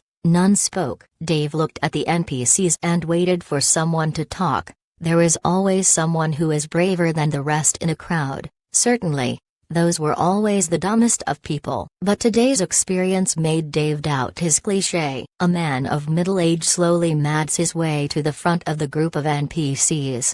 He was still in his night clothes and wore a robe above him. The man didn't even have his shoes on, but ignored the brittle dirt he walked on as he walked toward Dave and Dogla. The man stood in front of the two. He took an audible gulp and spoke in a stutter, sirs. What can we do for you? Dave took a few seconds as if he was debating what he would say to the man, but these seconds felt like ages for the old man. He grimaced, perhaps thinking that his very words were the end of him. Dave spoke up. What's your name? I'm Ling Wen, the mayor of Nora. The man spoke. Mayor, then, I only need you to stay here for a few days. None of you will be killed if you do not instigate any problems, Dave said. Dave's words gathered a collective gasp of relief from the NPCs. As you wish, sirs, the mayor spoke. Dave spoke again. Where are your food supplies? The mayor was at a loss of words at first. He didn't know what the undead would need their food for, but under the scrutinizing gaze of the bearded undead, the mayor buckled and pointed at a large building that could be seen from the plaza. That's the warehouse. We keep our grain and foods there. Dave nodded. He ordered two undead captains to come toward him, then spoke something in a hushed tone to them. The two undead captains looked at each other in wonder after hearing Dave's command, but they didn't argue and rushed away to complete their orders. Dave returned his focus to the mayor. I trust you'll keep everyone under control, Mayor. If no problems happen, then it's fine. If an issue occurs, then I'll have to elect a new mayor. Dave spoke a calm threat that made the mayor gulp even harder. As you wish, sir. The mayor gave a half bow and retreated back to the ranks of NPCs. Dave's party soon joined him. Dante of all was exhilarated as he said, I got to shoot a lot of guys. I hope you didn't overdo it, Dave said in a wary smile. Nah. Come on, kid, you know me. I only shot at those who shot at me. Fair is fair, Dante said in a laugh. Samuel was shaking his head as if whatever his brother had done had nothing to do with him. What now? Flanker asked. If we stay here, it'll only be a matter of time before the Ken Kingdom finds out about us invading their lands. Flanker's words were uttered in a low voice. It was that no NPC knew of such information. It might give them hope that help was coming, and hope could make people do some crazy stupid things. Don't worry about that. I'm just waiting for Delvina. I ordered her to bring me something. She should arrive soon, Douglas said. And just as he finished his words, the teleportation gate shone bright and a veiled woman appeared. She handed Douglas a large parchment and turned to Dave. My forces are at your command, Lord Doom Knight, Delvina said and gave Dave a crusty bow. Thank you. I need you to take the prisoners. You want me to convert them also? Delvina asked. Dave nodded. Yes. I also need you to station your undead here. I'll need you to do something for me, Dave said. Delvina got closer to Dave and he spoke to her ears. The words made the woman shudder as if what Dave was speaking was madness itself. Dave's wide grin gave comfort to Delvina's worries and she said, I shall do as you say then. This is really interesting. Dogla laughed as he watched the whole procedure. Apparently, he overheard Dave's words. Why is that? Dave asked as he looked at Dogla. In my days, we didn't need to plot, or think of plans. We swarmed the enemy with enough force. enough might and enough numbers to break their courage. Sure, it was costly, but no one can face the tide of undead charging them. What you are doing is completely unnatural to our ways, Dagla said. Dagla, I'm just a Doom Knight, my power is limited, but that doesn't mean I don't get to use my head. I'll press any advantage I can have. Right, the Legion should learn from you. You make a fine example, Gishmbra. Dagla laughed. Alright guys, time to move out, Dave said. Move out where? Lone asked. We'll capture another city. We need to take down 3 more cities at least for my plan to work, Dave said. And who's gonna stay here and keep these guys from reporting what happened? Ralph asked. Delvina will, Dave replied. Delvina nodded and entered the teleportation gate. Soon after she emerged with rows upon rows of undead that began spreading through the city and filling it. This should do, Dave said. Undead move out, Dave called, and his troops began leaving the city while Delvina's own troops began filling their positions. Delvina, don't forget what I asked you, Dave said. It has already begun, Delvina nodded. Soon afterward, an explosion echoed in the distance. It was the food warehouse that Dave asked about earlier. Flames gathered and roared. The smell of burnt food soon covered the city. The warehouse had most of the food supplies the city needed to survive the winter. It was their backup supply. Without it, many of the NPCs will die in hunger. But that was not all. The NPCs had turned pale when they saw their food stocks and supplies burning to the ground. Then when they noticed the undead carrying food from their homes and toward the burning fire, they suddenly felt weak in the knees. The undead was depriving them of food, but for what reason? Dave smiled grimly at the situation and summoned Grumpy to his side. Dagla, can I count on you for the rest of the gates? Dave asked. Dagla nodded and said, use the gates to the undead frontier and I will come out to convert them to our use. Godspeed, Gishmbra. Dave nodded and nudged on Grumpy to leave the city headed far deeper to the east. Chapter 386 Unexpected Surprise. Dave led his army plus more than 80,000 of Delvina's own troops through the lands of the Kin Kingdom. He had already obtained a detailed map of the Kin territory from Nora's library, so his map showed all the locations of the major cities and towns across the entirety of the land. The Kin Kingdom had 10 major cities all over it. It wasn't much compared to the rest of the kingdoms of conquest. However, Dave knew that the military forces these 10 cities represented could easily topple over any kingdom of conquest with complete ease.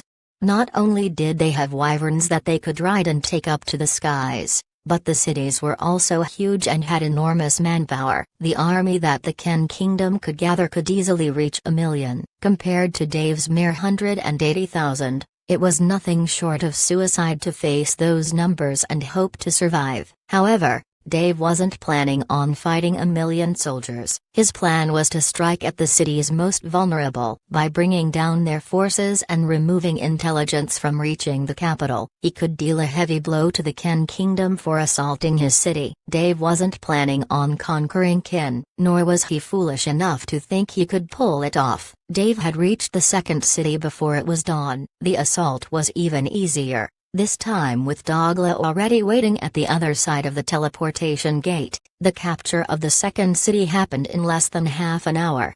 Dave took most of the soldiers back to the undead frontier for Delvina to take care of. The rest were all killed in action. Dave had once again rounded up all the civilians, burnt down their food supplies and left enough man-force to keep the civilians from doing anything stupid.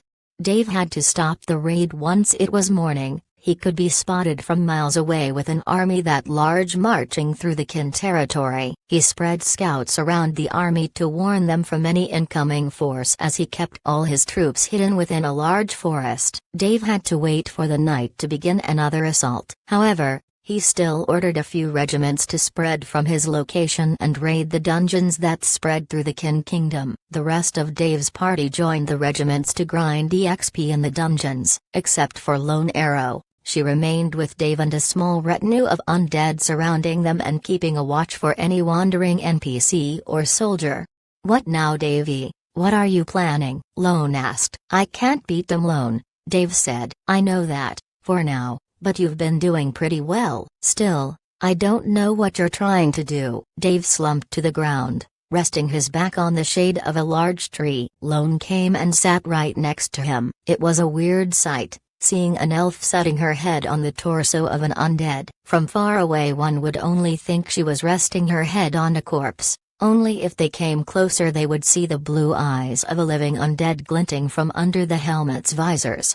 It's simple, yet complicated at the same time. Do you remember when I told Flanker about the Trojan horse strategy? Dave asked. Yeah, I still don't see how are you doing that. I mean we weren't raiding overtly but that was not like any Trojan horse tactic I've seen. Yeah, because we aren't the enemy hiding in the Trojan horse, Dave said in a smile. Lone didn't understand quite yet, then she thought upon Dave's actions on the last day. He raided the cities, captured the civilians and sent the soldiers to be converted to undeadwood.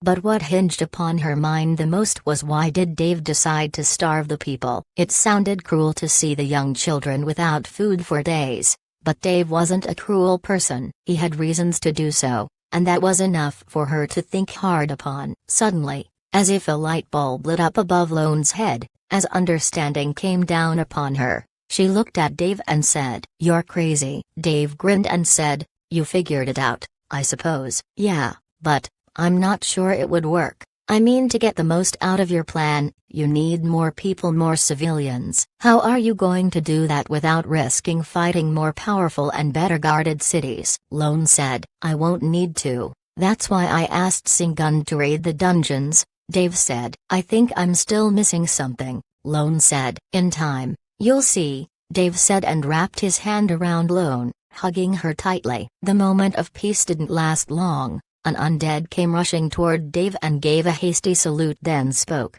"We spotted a caravan headed here. It has an armed escort." "Going here?" "They must be trying to reach the city we just captured." "Did they spot you?" Dave asked. "Not to my knowledge." "What are your orders, sir?" The undead spoke. "Surround them, break them and bring me the persons in the carriage." Dave gave the orders and the undead scurried away to rally them. "This is strange," Lone said squinting her brows together. "Why do you say so?" Dave asked mildly. "Why would they use carriages? I mean if they wanted to travel wouldn't they use the teleporter?" Then Lone's words were cut abruptly when she understood. "They know something is wrong with the gate, so they came to fix it." "Yes. This was bound to happen. If they couldn't use it from the other side, they would need to go and check up on it." Thankfully the elite warrior that Doglacott didn't inform them of the threat, so these people are coming in, unknowing what is happening in the already fallen cities. "However, I didn't think they'd move this fast." "We need to hurry in capturing the last city," Dave said. Dave stood up and took Lone with him toward a commotion that just started nearby. It was the troops leading the carriage fighting a desperate battle against hordes of undead. No one had prepared them for what is to come, so they were defeated in a matter of moments. A scholar of a person walked out of the carriage. He wore white robes and had a book that he clasped tightly against his chest. The scholar was a young man. He looked terrified as he gazed upon the undead surrounding him, but he didn't have the courage to voice out his fear. He knew that if the undead wanted him dead, he could do nothing to change his fate. Dave calmly walked between the rows of undead and the kneeling, surrendered soldiers. When he stood in front of the scholar, the latter shook in his place and spoke. "Yes, sir. Do you know of speech?" "Yeah, I can speak." "Say, what are you doing here?" Dave asked. "Are you here to invade us?" the scholar asked. His question was met with a deep frown from Dave. The scholar couldn't see Dave frowning through his full armor, but the squinting of the glowing blue eyes behind Dave's visors was enough indication to the scholar that he was not the one to ask questions here. He only needed to answer them. I came to repair the gate. There seems to be a misfunction." Then, like the earlier reaction of Lone Arrow, the scholar understood that the presence of undead this far deep in their territory was the only explanation to why the gate failed to function. Did you kill them?" the scholar asked. "Take him away." Dave waved his hand and turned to his undead. "Boys, we've been compromised. Give orders for Singun to come back. Head to the next city, full force." Dave shouted. "Dave, that's not smart," Lone said. "It's still early morning. They'll see us miles away," she added as she walked alongside Dave. "I know, but think about it. If the gate isn't repaired in time, I doubt they'll think it's a coincidence. I'm now sure that they're oddly suspicious of our actions. Not only one gate, but now they know that two are down, and if none of them are fixed as soon as possible, they will send more force. We need to move the plan ahead, Dave said. How so? I mean, if they send in their troops, it will take them at least a day to get here from the closest city, Lone said. Not necessarily, remember, these guys have flying wyverns. If they spot us, it's game over. Lord, Singund's voice sounded right next to him. Yes, Singund, what's going on? Dave asked. I found something interesting. You should come and see, Singund said. Dave frowned. He didn't have time to go wandering in the Ken Kingdom while they are becoming suspicious of many things happening in their lands. But Dave had a hunch that whatever it was that Singund had discovered, it wasn't simple. Lead the way, Dave said and hurried after Singund. After a mile's run, Singund stopped right next to an enormous fissure going through a mountain. A dungeon? Dave asked. No, we thought it was a dungeon too, but it's more than that, Singund said and walked through the fissure. Dave and Lone went after him. The inside of the fissure was a long tunnel that had a luminescent mold growing on its ceiling. It dimly lit the way, though Dave hardly needed the light. It was less unpleasant for the elf accompanying him to be able to see where she walked.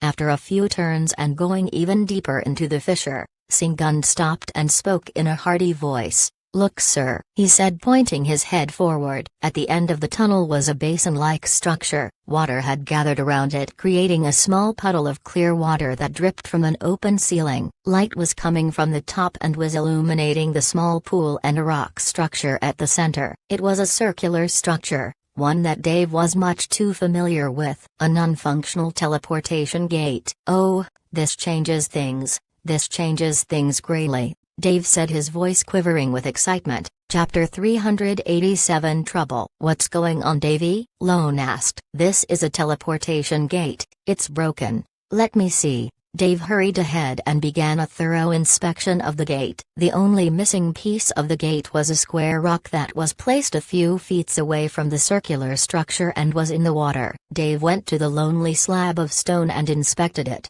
It was undamaged, but it seemed like something had torn it from its place. He went back to the gate and noticed that there was a small spherical orb socketed at the base of it. The monocore is still here. We won't need to worry about it. If we get this stone back to its proper place, the gate should function and we'll have a back door right to the Ken territory, Dave said in amusement. Isn't that really good? Lone said. I mean, use it correctly and you can raid the Ken Kingdom any time of the year, any day, Lone said. Yep, which was the plan, but we had to move out from Reberg to do it. Now we won't need to. I'll have to change the plan a bit, Dave said. But I thought you had a solid plan, Lone said. They say, man, plans. Fate laughs. Now a new variable is present and we'll need to move accordingly. Singund, can you lift the rock back to its place? Dave said, pointing at the missing piece of the gate. Yes, sir, Singund said and went to the puddle of clear water, marrying it with his boots as he walked knee-deep until he reached the rock. The orc chieftain went down. With a grunt of effort, he heaved the rock over his shoulder, his boots sinking deeper into the mud, causing the pool to look murkier. The orc made his way toward the gate and slammed the rock back into its socket. With a click and a groan, the gate lit up and shone brightly. The teleportation gate was once again functional. Dave typed in the codes to the undead frontier and walked into the gate. He appeared back in the camping ground of the undead. Many of the Legion stood at attention waiting for anyone to enter through it. The task Dave was doing risked his discovery, and if the Ken Kingdom manages to use the gate to the underworld, there will be hell to pay for both the Legion and the Ken army. However, they eased their holds on their swords once they saw the undead Gishbra walking through the gate. Dogla's voice boomed through the undead frontier. You have come earlier than expected. Much earlier. Has there been a problem? Dogla asked. No, actually, I need your help. I found something interesting. Again, Dave said in a wide Dragra smile. Then let's see, Dogla said and followed Dave through the gate. Once he was on the other side, the Archlich frowned. I know of this place. This gate has been forgotten. How fascinating it is that you end up finding relics of past. You know of this place? What can you tell me about it? Dave asked. Dogla pointed his staff deeper into the cave. There was a standing wall on the other side of the cave. That is the resting place of a powerful man. I dare not awaken him, not out of fear for his loyalty, but if awoken, he could challenge me to a battle. You mean, there is an abyssal knight rank corpse on the other side of the wall? Dave said, frowning. Indeed,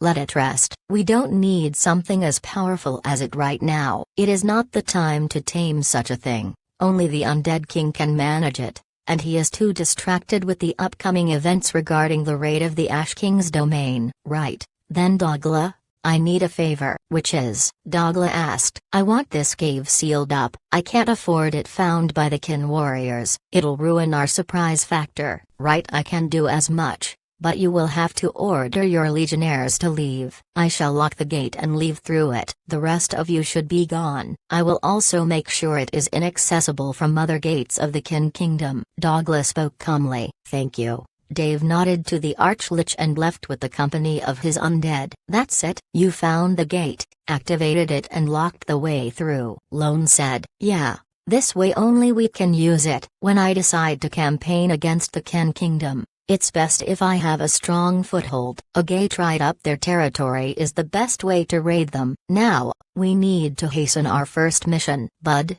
come here, Dave said. The ghoul appeared literally out of nowhere, growing from the shade of a lone tree. I need you to infiltrate a city, Dave said. He opened his map and pointed at a nearby city. You know what to do, right? Dave asked. Yes, the ghoul grunted in accord, then added, Lady Delvina has many undead that can match my shadow ability. The ghoul said. Really? I didn't know, Dave said. He was rubbing at his beard, thinking. The ghoul grunted in agreement, then disappeared in a swirl of black smoke into the distance. Mercy, are you here? Dave spoke through the party chat. He heard the muffled voice of the assassin in white, muttering a word, stop it, in a hushed tone. Dave had the feeling that the assassin wasn't alone, and was probably have some fun with a big oaf of a swordsman. A more serious reply came right after. Yes, I'm here. What do you need? The assassin's rasp voice came in through the party chat as if she was free of any guilt.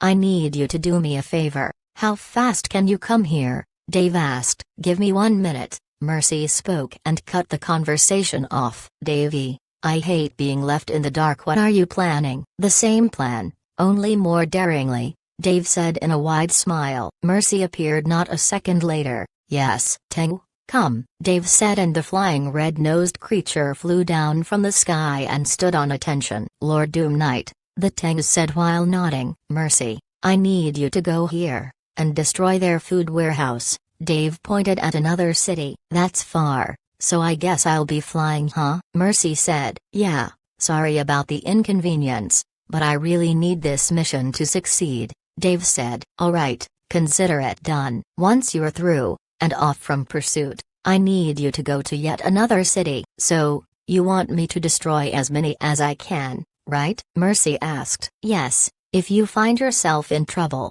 teleport out, Dave said. I can't teleport out of here, the scrolls won't work. Mercy said. You should remember, Herberg's scrolls always work. You'll be fine. At worst, the Tengu here will secure your escape. Be careful, Dave said. Right, Mercy said and looked at the red-nosed Tengu. The old creature sighed. I never thought I would become a carrier. Alright young lady, come. The Tengu grabbed Mercy by the arms and flapped his wings, flying high in the air. Surprisingly, Mercy managed to muffle both their appearances and they turned transparent. It wasn't complete invisibility, but they were hard to see if one didn't look for them intentionally. You there, call all the assassins of the Legion present here, give them these instructions. Dave spoke to a captain and rallied the following.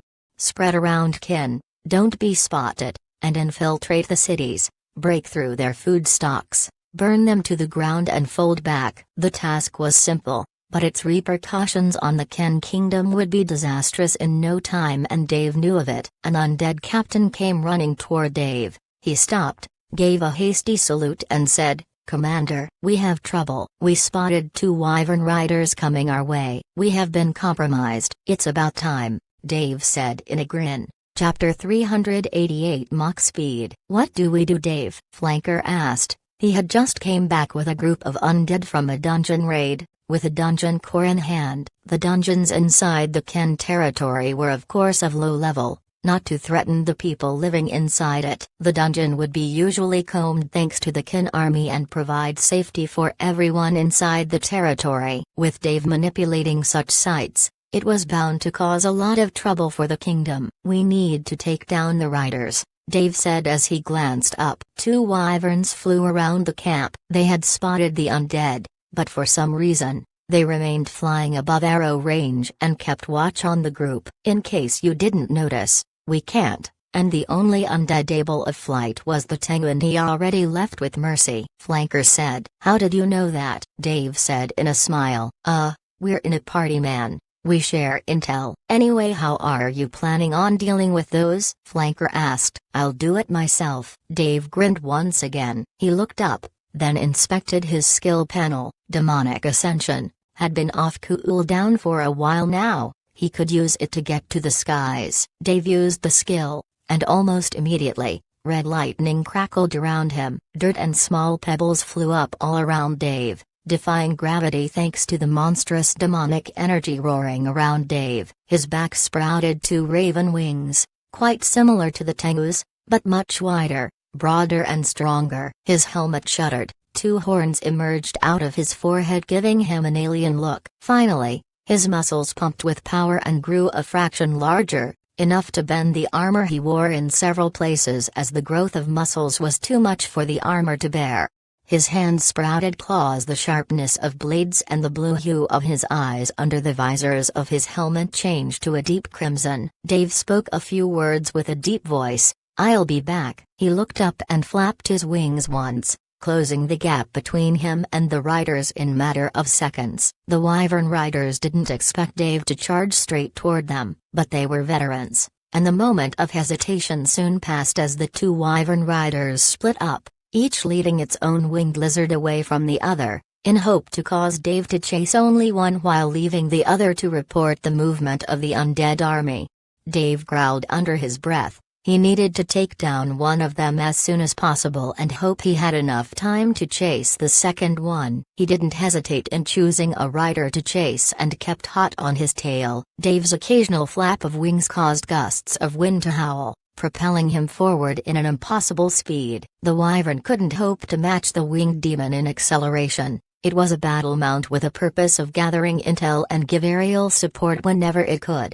The wyvern was fast on its own, but weighed with the rider and the saddle, the beast was in less than optimal situation to contend with Dave's bursts of propulsion through the air.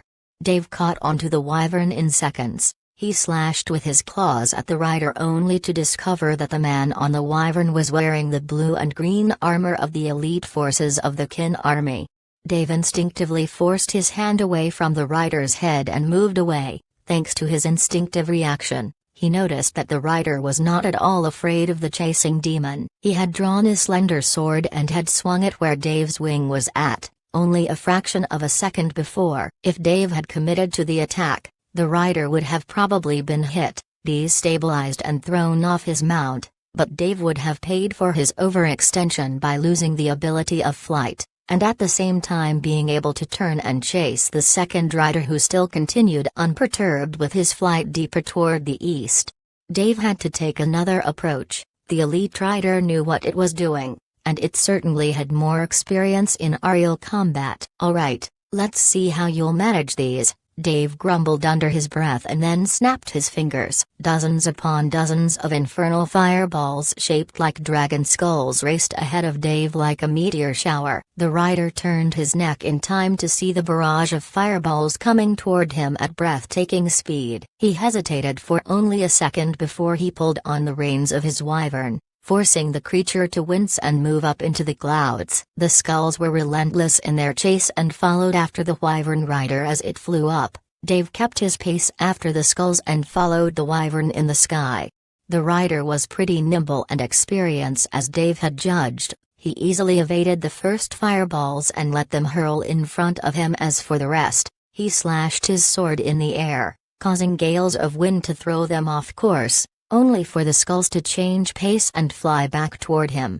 The rider tugged on the wyvern's leash again and forced it to fly down, escaping the majority of the fireballs but one that struck the mount in the left wing. The creature screeched in pain. The attack wasn't enough to cause it massive damage, but it was enough to destabilize it and cause it to fall down in a whirling spin. The elite rider pulled on the leash of the mount even harder while whistling to the mount. The whistles, judged Dave, were some sort of commands that the wyvern understood and began to balance itself. Dave smiled and began waving his hand frantically, causing the fireballs to chase back the rider, only this time, Dave was the one guiding the missiles to a purpose. The rider dodged a few skulls, but more came from his right flank, forcing him to take the left. Dave kept the assault, until one of the skulls began waning and simply puffed to nothingness. Dave understood that he didn't have much time, but he still had enough fireballs to pull off his plan. Dave forced more of the fireballs to chase the rider, kept him moving left, and then finally, when Dave decided it was good enough, he sent the rest of the fireballs hurling toward the rider with unrelenting force.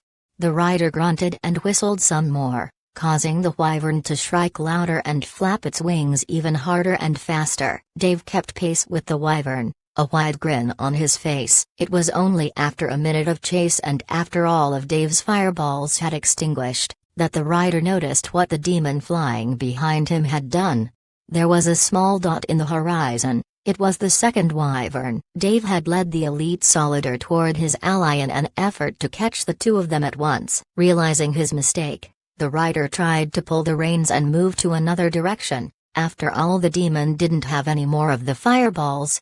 However, what the rider didn't realize that Dave's plan wasn't as simple as guiding the wyvern to the other one, but he was actually attuning himself to the flight, speed of the wyvern and the reflexes and habits of the rider. He was learning from the elite warrior, and now Dave decided to go for the kill. As Dave predicted in his mind, the rider would try to change direction. This would obviously slow him down. It was in Dave's calculations. Dave flapped his wings as strong as he could, causing the air to thump in torment from the power of the raven wings on his back. The demonic undead flew like a bullet in the air, with enough speed to cause the rider to falter. He had realized far too late that he didn't have enough time to draw his sword and assault Dave, due to him forcing the wyvern to move out of trajectory. The rider was a sitting duck, and he and Dave knew it. Dave's claws struck twice, in an X shape, as he bolted toward and away from the wyvern. Only a second later,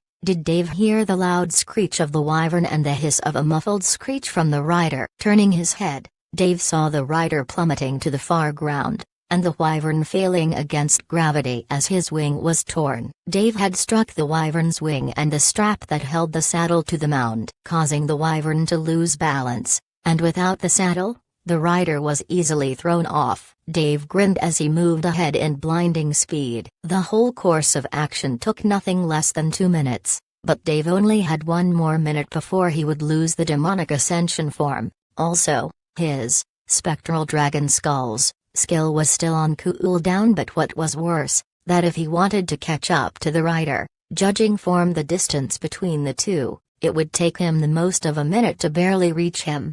Dave grunted and willed his wings to propel him forward as fast as they could. He was far from the assistance of his troops, and he was making even more distance as he flew away from the safety of the undead arm.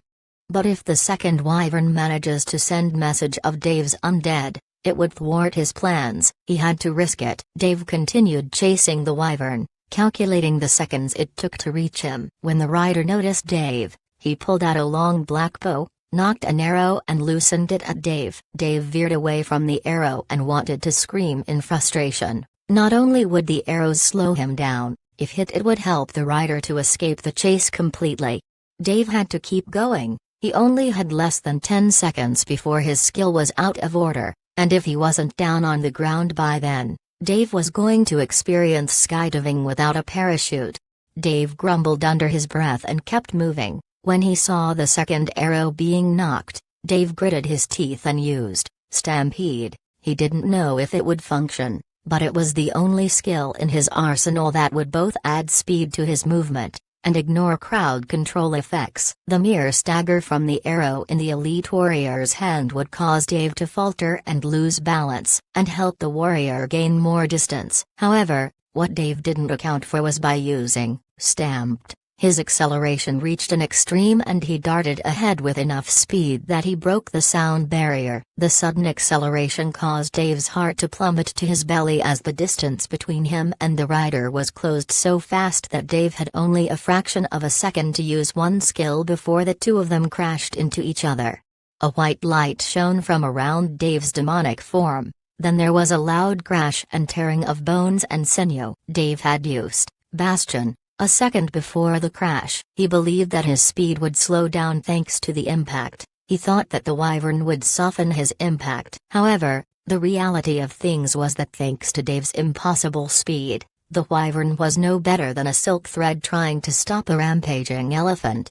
It was all it took for him to blast through the wyvern, spraying its limbs everywhere and raining a downpour of blood and flesh. Dave's madden acceleration continued for a while until he noticed that he was gazing at the rapidly approaching ground. Dave was falling head first toward the ground due to the time up on demonic ascension. However, he was still fast enough to feel dizzy as he fell toward a large patch of ground. Dave screamed loud enough to make little girls feel embarrassed. A loud crash echoed and Dave felt his ears buzzing. A notification appeared in front of him. 1,541,999 horsepower. Passive, unyielding, activated. You are immune from death for 5 seconds. You only have 1% of your HP left. Some of your armor received minor damage. Please tend to your breastplate. Dave dug himself from the ground. He had created a small human-shaped crater in the rocks. He pulled himself up, sat down and drew a healing potion from his bag. Dave held the potion to his mouth and began drinking. As the red liquid funneled toward his mouth, Dave began to notice shapes beyond the red bottle of health. There was an enormous wall that looked like it spread from one side of the world to the other, and was high enough that it covered Dave and a lot more ground behind him in thick shade. Dave looked up and noticed several men pointing the tips of knocked arrows toward him. His eyes wandered a bit as his mouth slowly spread wide open. There was an enormous flag flapping wildly in the wind. The symbol on the flag was easily dug out from Dave's memory. He had seen it before in the map he got from the Library of Nora. Dave apparently, in his mock speed stunt, had managed to cross all the way from the borders of the Kin Kingdom, to actually fall right outside the walls of its capital. Fuck me. Chapter 389 Desperate Situation. Dave was in a musty and dim-lit room with heavy steel bars locking the way out. He could see several warriors moving in front of him. He didn't have access to his armor anymore and was stripped off of them. His inventory was locked and he couldn't access his weapons or items. Dave was almost naked. The only item he could use was his ring of true undeath. He was, obviously, in a prison. Dave, what's taking you so long? Lone's voice came from the party voice chat. Dave smiled ruefully as he answered, yeah, sorry about that, I kinda got arrested, he replied casually. What do you mean arrested? How do you get arrested in a game, man? Flanker's voice came right after Dave's reply. Somehow, I managed to land right next to the Ken Kingdom's capital and was captured. Silence, wretched one. A louder voice than Dave echoed through the party chat. The rest of Dave's party understood from the voice that the speaker was one of the persons that apprehended Dave or currently capturing him. Yeah, you get that, Dave said begrudgingly and turned the chat to muted so that the NPCs couldn't hear what he had to say to his friends. What do we do? Perfect asked. Don't do anything. Singun knows the plan, stick with him. Mercy, are you here? Dave asked. Yes. How is your mission going? Dave asked. I took care of one warehouse. We're on the move for the second one. But I saw several elite soldiers rushing toward the teleportation gates the moment I blew the warehouse. I think they're on to us. You're probably right. They'll be headed to the other cities now, most likely to increase the security on the warehouses. I think you should retreat. There is one more city close to here. I think I can take care of the food stocks there. Okay, be careful. The rest of you guys, stay close to Singunt. The whole plan will be in motion soon, Dave said. Dave shut down the party chat. leaving his friends to take care of themselves. They needed the game EXP and experience itself in managing situations where he was not needed. He was now caught and captured, and will probably be visiting Limbo soon enough. But as much as he waited, no one came to his cell, no one asked about his presence at the gates of the Ken capital. He was now a prisoner and he feared that his avatar might get stuck in the cell forever. "Albert," Dave called. A moment later, the man in Hawaiian getup appeared right next to Dave. "Seems like you're in a pinch here," Alfred said. "Yeah, I thought that there was something wrong here. I'm under captivity but no one came to inform me of how long will I be staying here," Dave said. "No wonder my twin brother went mad, lad. Your presence here made a lot of things go wrong." The game is an eye that develops based on the decisions and choices the players make. To keep things realistic as much as possible, there is a need to do a lot of calculations and alterations to questlines and dialogue. Now that you're here, a few of the base scenarios that were going to happen have been removed, and I'm creating new ones to match your situation. Huh, so it's like a loading screen, right? Albert thought for a moment, smiled, then said, "Yes, you can say that. A loading screen, right? I can live with that." "How long will it take?" Dave asked. "Less than an hour," Albert said. "'Kay, then." Dave laid his head on the rest at one end of the bench he sat on and closed his eyes. "I'll take a nap then," Dave said. "Enjoy your rest. I'll try to make things go as fast as possible." "Before you go," Dave asked, "did anyone break the dungeon I made?" The old man shook his head. "Not yet. More than 3,000 adventurers had entered. None survived." "Your traps were deadly," Albert said. "Good. That's more CP for me." Dave grinned and went silent, cueing Alfred to leave. After exactly 1 hour, a warrior came and rattled at Dave's cell with a baton, waking Dave from his dozing. Dave groggily woke up, looked at the warrior and went back to rest. "Wake up, I say," the warrior said. "No," Dave said and kept his eyes closed. A person wearing a red embroidered dress that had a golden collar and hems. "Soldier, leave us," said the man. "Magistrate," the man said and gave a bow to the man, then left. The magistrate, as Dave understood, looked at the undead from beyond the steel bars and spoke. "To my knowledge, the dead don't need sleep." "I'm a bit special," Dave said. "It is indeed how you say. We have reports saying that you came from the sky. Some speak of it as a sign of death." "You wouldn't believe that, would you?" Dave said in a grin. "Not if this very sign of death is locked up in one of the heaviest security prisons of the country." Dave shrugged. "Why did you come here?" the magistrate asked. "Do you think I'll answer you?" "I have my own agenda," Dave said. "I bet you do. Perhaps it is related to the disappearance of the many soldiers that we sent to check up on the broken teleportation gates and the destruction happening all over our empire." Dave remained silent. "Why are you attacking our food supplies?" the magistrate asked. "Payback," Dave said. The magistrate frowned for a moment, then said, "The assault on the Lost City?" Dave smiled for the first time, then sat upright. "Yes, I don't tolerate attacks on what's mine," Dave said. The magistrate laughed loudly, making Dave frown. "What's so funny?" Dave said. You just revealed yourself the leader of the Lost City." "Yeah, so what?" Dave laughed back. "I don't think you understood what I mean. You're the leader. By capturing you, we can force your army to fold back and we can even press forward to capture your city without resistance. I thought you were smart. It turns out you're the same as everyone." Dave shook his head. The playful atmosphere around the magistrate dissipated as he waited for Dave to explain himself. "We're undead. We don't die, don't feel pain, don't suffer. Whatever you do to me won't make my allies do squat shit for you. If you think torture or captivity is enough to force them to halt the attack, you could never more mistaken. They'll only press harder and you'll bleed," Dave said in a matter-of-factly. The magistrate shuddered. His reasoning was right by all means, but it only applied to humans. Indeed, torture or captivity is useless to the undead. Not to mention, if he killed Dave, he would go to Limbo, then reappear in the undead realm. "Guards, chain him, and follow me," the magistrate spoke solemnly. He turned and walked away from the prison cell. Soon after, 2 guards came to Dave's cell with chains in their hands. They chained his hands and legs and led him behind the magistrate. The jail was actually huge, and Dave was locked in the lowest chamber. From the sight of the people locked in the same cell he was on, this place wasn't kind to those it hosted. Many of the ragged people looked like battle-scarred monsters. Every one of the prisoners in the lowest cell was quiet. Unlike what Dave would expect from a prison, the people occupying the cells had murderous looks in their eyes. They were all focused on the magistrate and the warriors, but some of the gazes fell on Dave, giving him the shivers.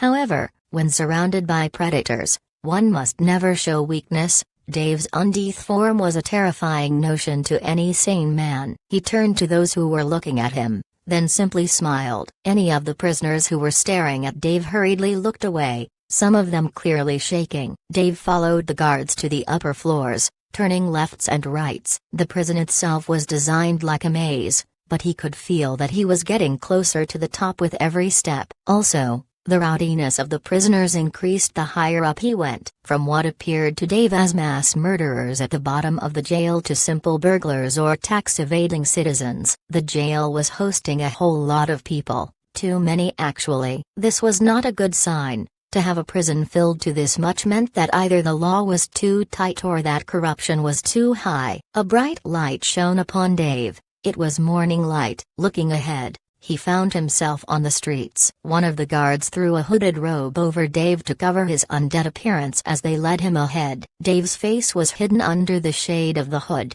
but he could still see the streets he was walking on. The capital of the Kin Kingdom was extravagant, to say the least. Any building in sight had its own garden. There were statues of a person in armor all over the city. The city, for its extravagance, was silent. Even the people who walked through its streets, they looked hurried and not willing to tangle with each other. The citizen wore Eastern-styled clothing made of fine silk. Some walked on foot and most used carriages led by other men wearing steel collars. Slaves, Dave thought. The guards wrenched the chains so that Dave would move faster, and stop his gawking at the citizen. Soon after, Dave arrived at the front gate of a heavily guarded palace. There were several guards stationed at the front gate of the palace and on its walls. When they saw the magistrate, the guards stepped aside and let the guards lead the prisoner in. Dave walked on a long stone-paved way until he reached the internal palace. It was adorned with all kinds of engravings,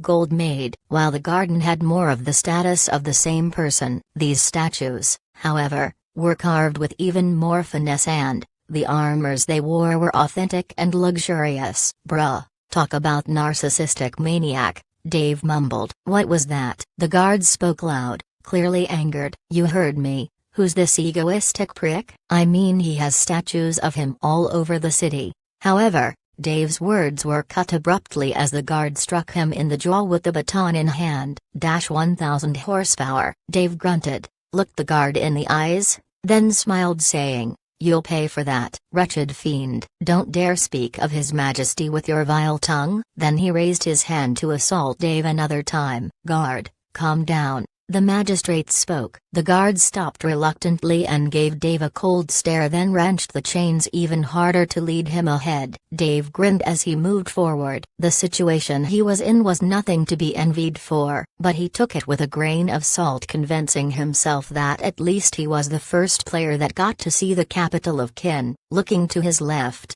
there was an enormous square building that looked like it was recently built. There was still a lot of building material sprawled all over the place. Dave felt the building completely out of the place. It was like a giant cube placed there for reasons unknown. Dave kept moving ahead, being led by the guards through even more guards. They walked into the palace and through a long carpeted hallway. At the far end of the hall was a throne made of gold and precious jewels. A person sat on the throne, one leg over one of the throne's handles while he lay resting on the other handle. Dozens of half-naked women were tending to the man's needs. Some took care of his feet, some fed him grapes. The cliched life of a king was painted in full colors in front of Dave's eyes. "Your Majesty," the magistrate spoke in a respectful tone. The man or youth, which by Dave's understanding looked much less threatening or manly than what the statues had portrayed. "Yes, Gudao. "What do I have to sign on this time?" The king of Ken obviously reported in all boredom. "I brought the prisoner to you," the magistrate said. "Oh, it's the undead," the king said in a more interested voice. He sat hunched over and waved the girls away. He looked at Dave and said, "Can it speak?" "Yes, it can," the magistrate said, then gestured to the guards leading Dave. One of them struck Dave across the head, forcing out a muffled grunt. "You'll really regret this," Dave said. "So it can speak, ha. Do a backflip for me," the king said as he clapped his hands. Dave thought for a moment, then said, "How can I do that while I'm chained?" "Right, you should release his chains, just the legs, Your Majesty. He is dangerous. He is the leader of the undead forces that are occupying the Lost City." "Don't worry about that," the king snapped his fingers and called, "La Blair." A man dropped from the ceiling and stood right next to the king. He was tall, stupidly so, at least 8 or 9 feet long. His muscles bulged out of his light armor and his skin was blood red. "The demonograph has sensed the presence of a powerful demonling. Chosen One detected. Take the utmost caution when facing such a foe." "Ah shit," swore under his breath. Apparently, he didn't need to go looking for the Chosen One of the Ash King. He was standing right in front of him. Not to mention that Nick had mentioned to Dave to run the moment he saw the Chosen One of the Ash King. He was chained and couldn't use any of his weapons or armors. "Now, undead, do a backflip for me." The Ken's king spoke in a wide smile. Chapter 390. Herberg in danger. Dave looked grimly at the foe in front of him. The red-skinned demon was a powerful creature of the Ash Kings. Lakbar the Immortal was the same as this one, a chosen one that had the ability to revive after death 10 times. Dave had struggled and fought nail and tooth to finally down Lakbar, and from Nick's info, this one, La Blair, was much stronger than Lakbar.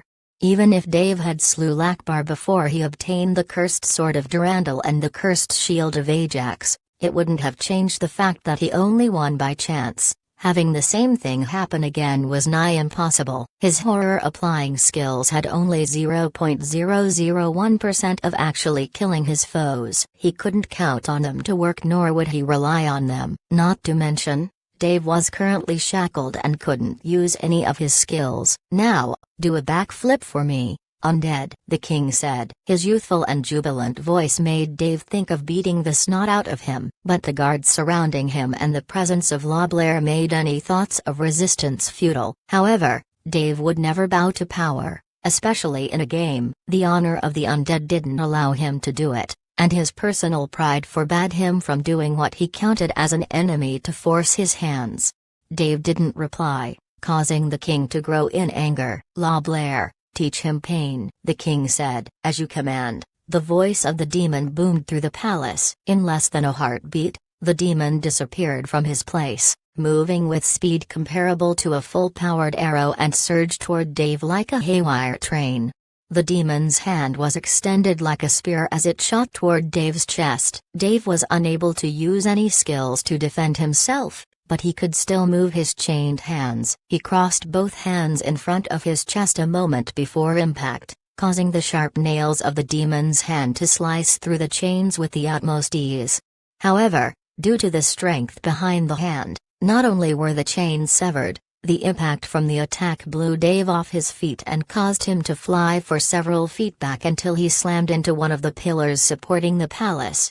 -152,200. Dave grunted in the effort as he rose up. His hands were no longer tied and he could move. But the demon wasn't going to let him have his way. La Blair was already in front of Dave's face. The red skin slammed down with a chopping blow, to which Dave dodged by rolling aside. He tried to scramble up, but the chains caused Dave to lose balance and he dropped once again. The trip had been a merciful blessing, as the demon had predicted Dave's rise and swung his foot in a roundhouse kick which hit nothing but empty air above Dave's head, thanks to him tripping.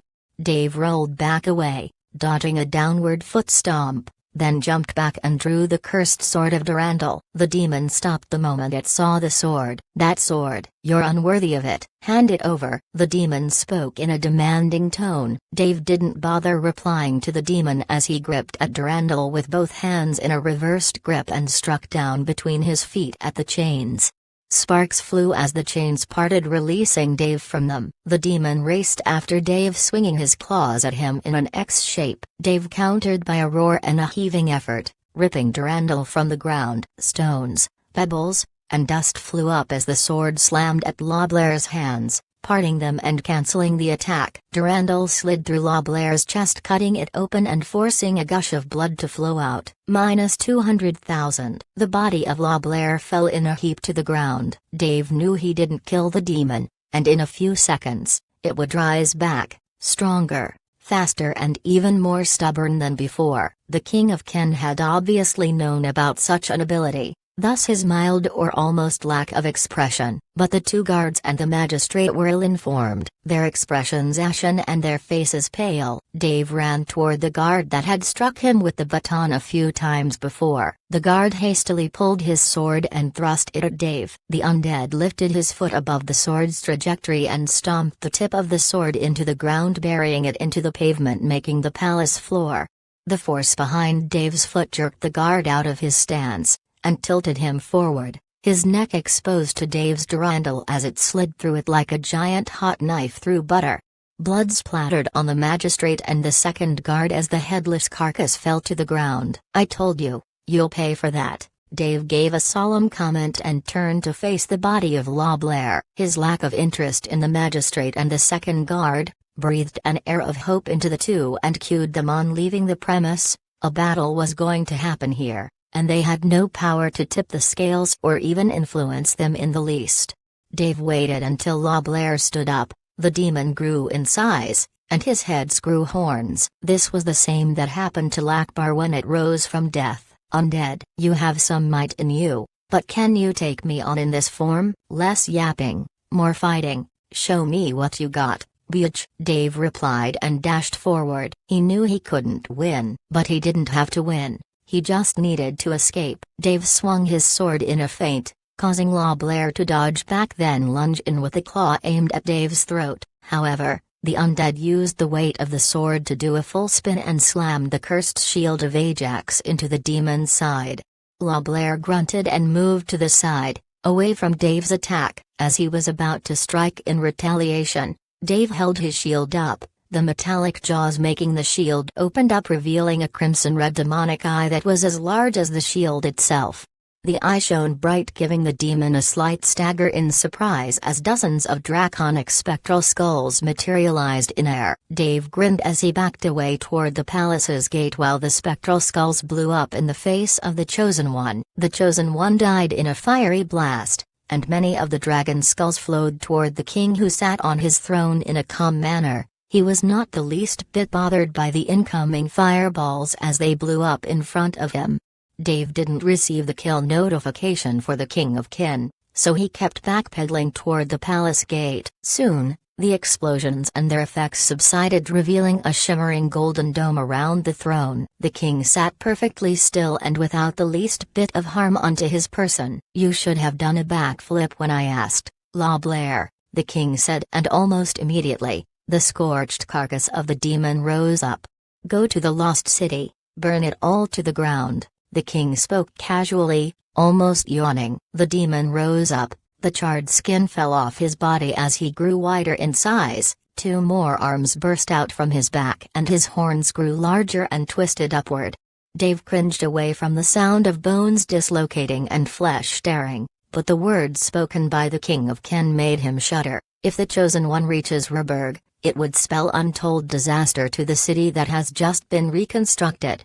Dave was not going to let the demon go past him. Loblair nodded at the king and turned to Dave. His claws grew larger and he dashed forward, his speed incomparable to before. Dave hastily lifted his shield in front of his face, ready to absorb the incoming attack that never came. A shadow went past over him. As Dave looked up, he saw Loblair vaulting over and dashing toward the gate. "Like hell, you would." Dave turned and ran after the demon. He didn't have the time to dawdle or waste against the dome protecting the king. The safety of Ruberg took priority. However, Dave was not a match to the demon's full speed. Loblair made it to the gate and turned to the right, where half a dozen warriors came inside the palace to stop Dave. Dave ran ahead, used immortal apparition, and teleported away from the group of soldiers. He pointed with his shield, and the demon eye shone once again, in a spell cast, Defile.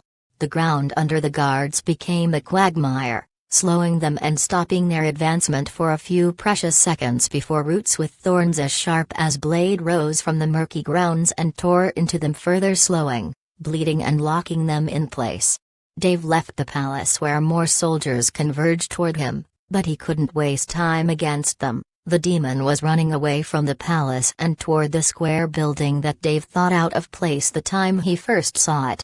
LeBlair disappeared into the building through a small door at its side, while Dave ran after him. Yet the moment Dave arrived at the halfway point to the building, he heard a roar he never thought he would hear in this place. The square building broke down and revealed the chained and saddled form of one of Wild's greatest terrors, the Black Dragon. LeBlair was sitting on the dragon's back where a heavy iron and brass saddle was strapped. The dragon roared another time, and it flapped its wings once to reach the sky, leaving Dave in a daze. No fucking way. Dave wanted to scream in frustration. He hastily opened a teleportation scroll and tore it, only to be notified with an even more terrible piece of news. You cannot use teleportation scrolls while inside the territory of kin. Dave's mind went blank. The dragon was going to reach Rotul without him ever being able to stop it, and what's worse, Rotul has no army to help protect it against the dragon. All of his forces were in Kin's territory.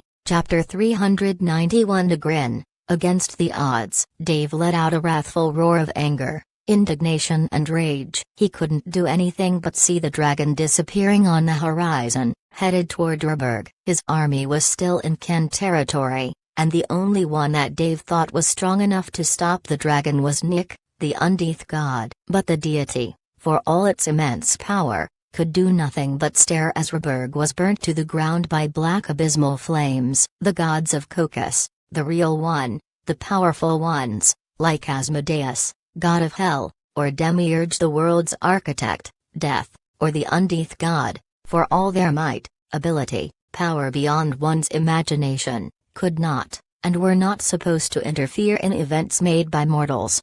It was infuriating. What's worse, Dave was in the middle of enemy territory, in their capital, where he was more than certain that it seethed with a number of soldiers, and elite soldiers strong enough to tear him to pieces in a matter of seconds.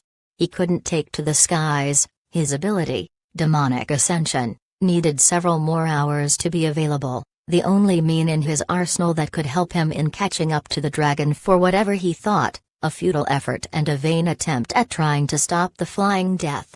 Dave, for all the abilities, the fame, the prestige and power he had, was utterly and completely powerless against the current situation. He will fail, that he knew, and Rotul will burn due to his lack of ability to change the current situation. A horn blew in the midst of the city, and several armed guards, donned in blue and green armor, the elite soldiers of Kin, came rushing toward his location. Even more wyverns riders surged in the sky, closing the gap on Dave, and surrendering him in tides of man and steel. Dave was about to let out another roar of indignation. Simple as it was, Dave knew that today, he would not get out of this situation. Then, as if the world had given him a second chance, though improbably, and nigh impossible to complete, he thought of a solution. Tiny, Dave roared, and the small slime bobbed up from his side bag. Throw me, and make damn sure you don't miss, Dave said, pointing at the sky. The slime understood and hopped out of Dave's side bag, transforming into its massive-sized form. The giant Grave Lord grew to dozens of feet high, and while it was transforming, it had grabbed at Dave with one hand and threw him to the skies away from the infantry that was running toward him.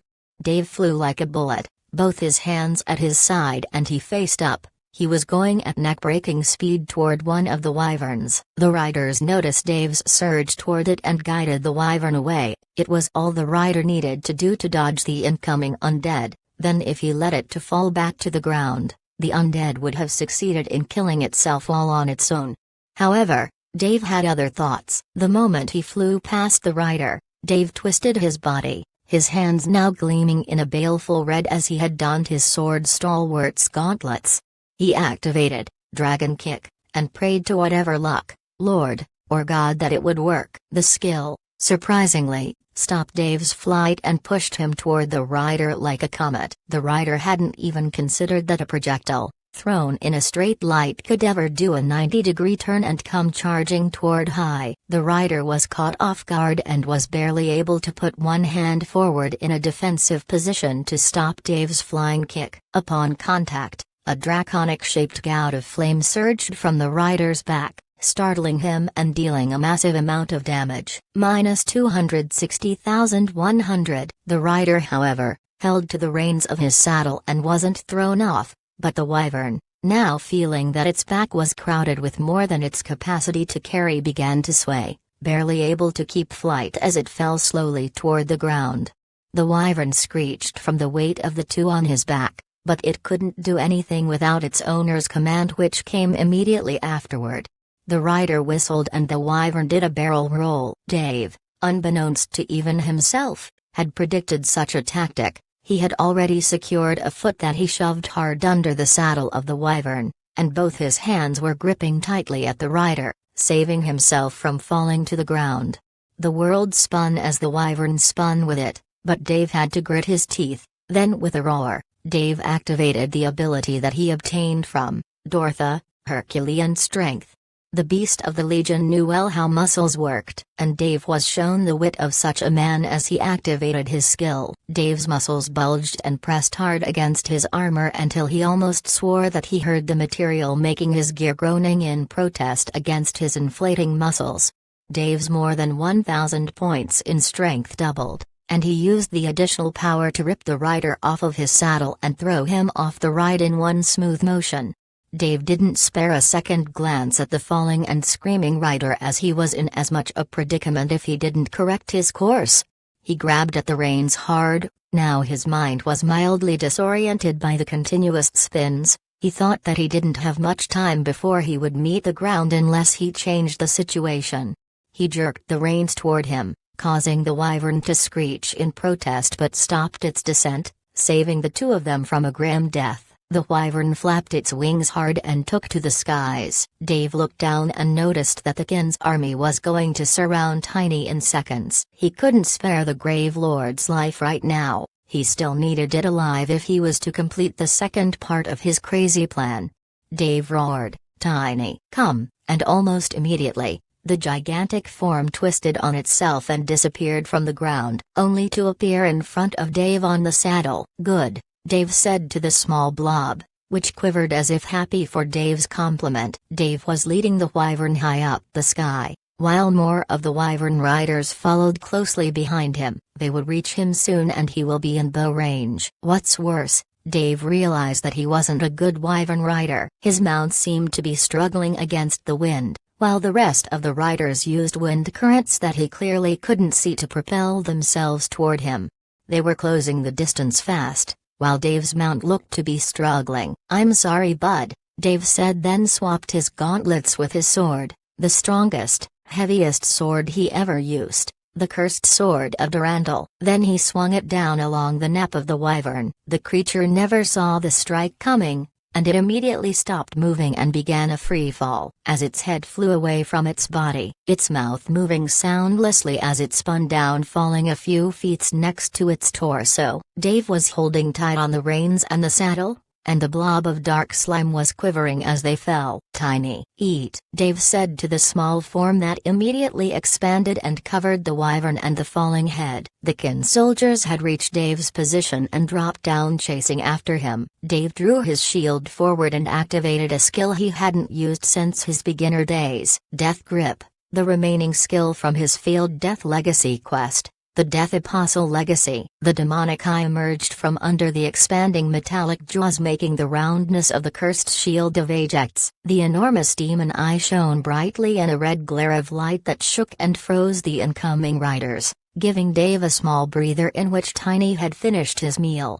The ground was coming in fast, or it was Dave that was going to meet it like a black splatter of gore and old rotten bones if he didn't do anything to change the situation. "Tiny, I hope you enjoyed the food," Change. Wyvern, Dave growled, and the small blob transformed into an enormous bone and flesh wyvern that halted Dave's descent and flew upward in one single motion, bypassing the still dazed riders. Some of them weren't able to regain their senses fast enough as they crashed into the ground. Some were lucky enough and slow enough that they managed to wake up from death grip, and pulled their rides away from the ground. Dave hung tight on the still transforming Tiny. The creature discarded all sense of aesthetic for pure functionality. The wyvern Tiny discarded the saddle and transformed its back by making bones for Dave to sit on. It elongated its tail for better balance and grew its wings twice the size of the wyvern while making its bones even thinner, but at the same time sturdier than the wyvern's. Dave could feel Tiny's bones snapping, locking and dislocating as it changed its shape to garner Dave the greatest speed it could. The undead creature looked like a black triangular sail as it moved through the sky, the pure embodiment of function over form. Dave was glad that the Grave Lord knew what he wanted it to do, and it bolted out of Kin as fast as it could head west, toward Ruberg. A squad of wyvern riders was hastily chasing them, but Dave knew they would never reach him. By the speed Tiny was going at, he would leave them in the dust in no time. And even if they could match Tiny's speed,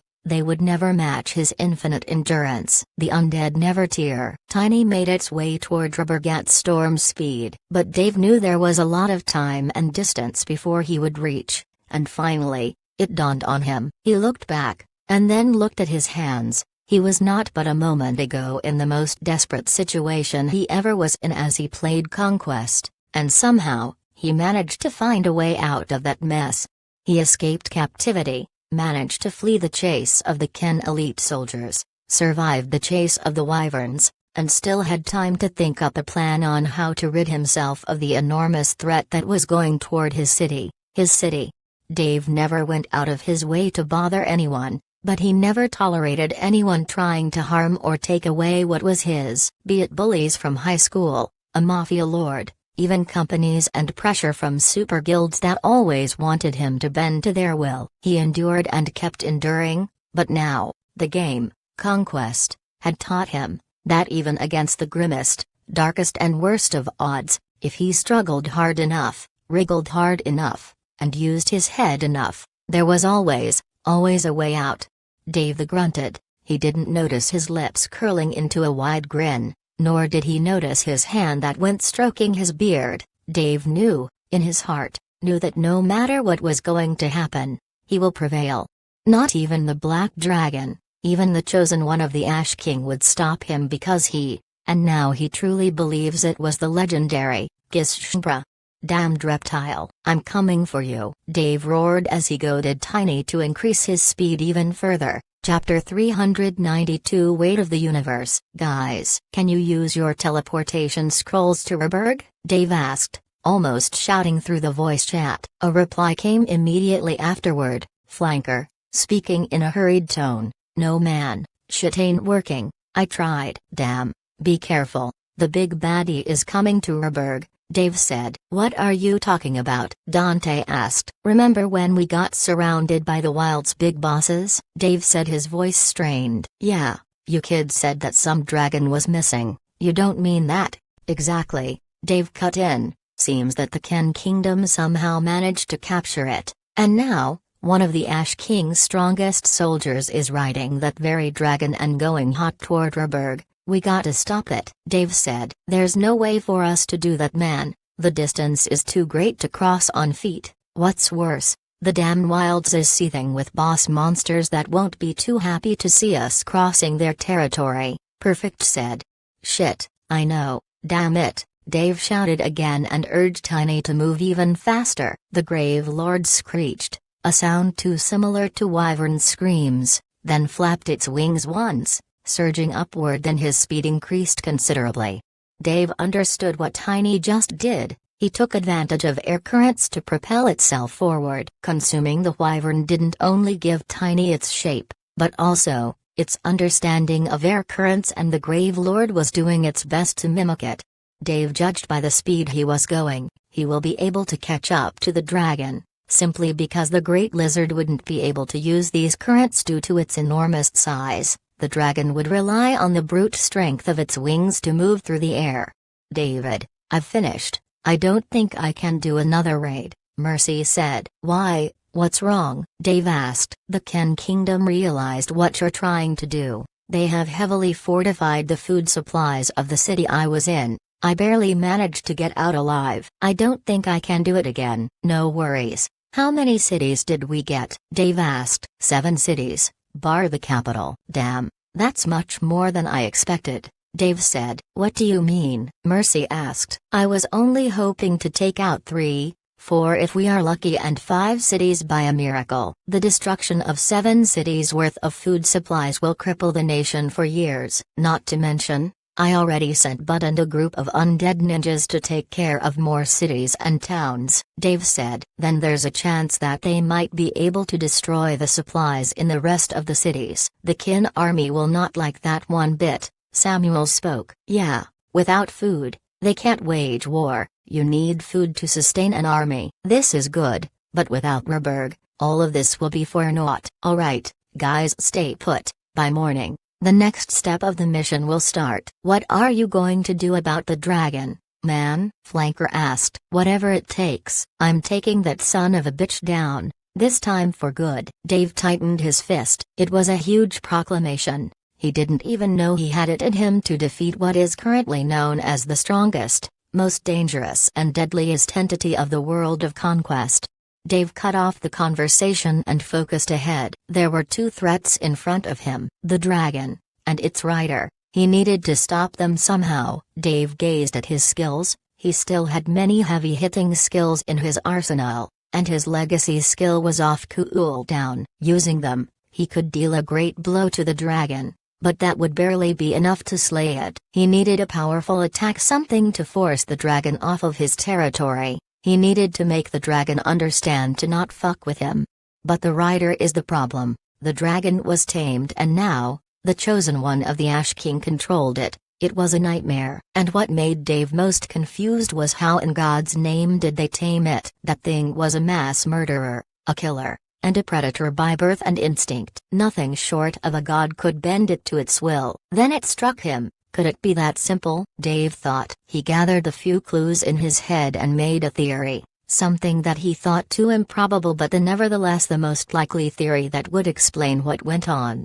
Dave muttered under his breath, "Pandora's box." It all fit. The Demandkin army did all they could to raid the monastery in the Mountains of Glory and steal the box from the sea goddess temple. The sea goddess must have been using that thing to control the creatures of the sea, for example, the kraken, a deity in its own right, not as strong as the dragon but still a god of the sea. How could it tolerate being ordered around by another mighty being unless something made it do it? Pandora's box. It must be it. Dave convinced himself that the dragon was being forcefully controlled. If he could break the control, perhaps the dragon would leave and dump the damned chosen one, or perhaps the damned thing could turn against Dave and eat him just out of spite. But knowing the cause was not the solution, Dave still needed to confirm his suspicions, and even if he did it, what could he do to break the control? Dave gritted his teeth and thought, "We cross that bridge once we get there, Tiny. Keep up." Tiny screeched louder and kept moving ahead. On the horizon, Dave noticed a small dot. "That's it, Tiny. Great job, that's the dragon," Dave shouted. He then looked below him and saw the massive lands blurring under him while he flew. They were going at an incredible speed. He then received a message from Perfect. "Skelly, the dragon just went over us. It's still moving toward Durberg." "I know, I saw it. I'm coming in hot." Almost immediately, Dave spotted the undead under him. Even from high up in the sky, Dave could see the congregation of undead tightly packed into square formations and moving in unison ahead. He flew over them and kept his pace. At this rate, he would reach Roberg in less than 10 minutes. He had to think up a plan. In 10 minutes, he needed a plan to break the dragon's assault. Time. He needed time. The gears in Dave's mind spun fast enough he could almost feel them overheating. "What the hell can I do?" Dave shouted to himself in frustration. There is nothing that could stop that damned lizard, he grunted. He knew it was hopeless. He knew that he was like a praying mantis trying to stop a carriage. Doom was coming to his city, and only he was in a position to stop it, but he was powerless. The creature was never something that could be killed or stopped by low-level players. The only time the being was ever hampered was when the White Ghost used his Banishment Forbidden chapter to banish the creature to another world. If he had one of them, he could have used it, and in the time the dragon was caught in another dimension, he would fortify Urberg, buy time for his army to return, and then have a slight fighting chance. But the forbidden chapters were unique. There could never be two of the same one. Then it struck him, he too had a forbidden chapter, Balance Breaker. Dave almost chuckled. The name of this chapter would have sent a well-known eye into a fit of rage. But he didn't know what the chapter did. He looked it up in the third raid zone, the Pharaoh's tomb, but didn't find any useful information about this particular chapter. Dave gritted his teeth and pulled the chapter out of his inventory. It was a white paper, where an enormous amount of scribbling and incomprehensible words were written all over it. He didn't know what this thing could do, but he had to try. What's the worst that could happen? But he needed a target. He needed to be in range to use this chapter, or it might as well be for naught. Tiny closed in on the dragon. The two flying creatures were moving at incredible speed over the wilderness of the wilds. Dave began to recognize familiar features of the land. They were getting closer and closer to Urberg. He had to act soon. The demon riding on the dragon apparently hadn't noticed Dave's approach. But that didn't mean that the black dragon didn't. The giant drake roared and began tilting to the side, away from Urberg. But the demon forced it to move ahead by pulling on the reins. When the dragon refused, the demon pulled a small glistening box.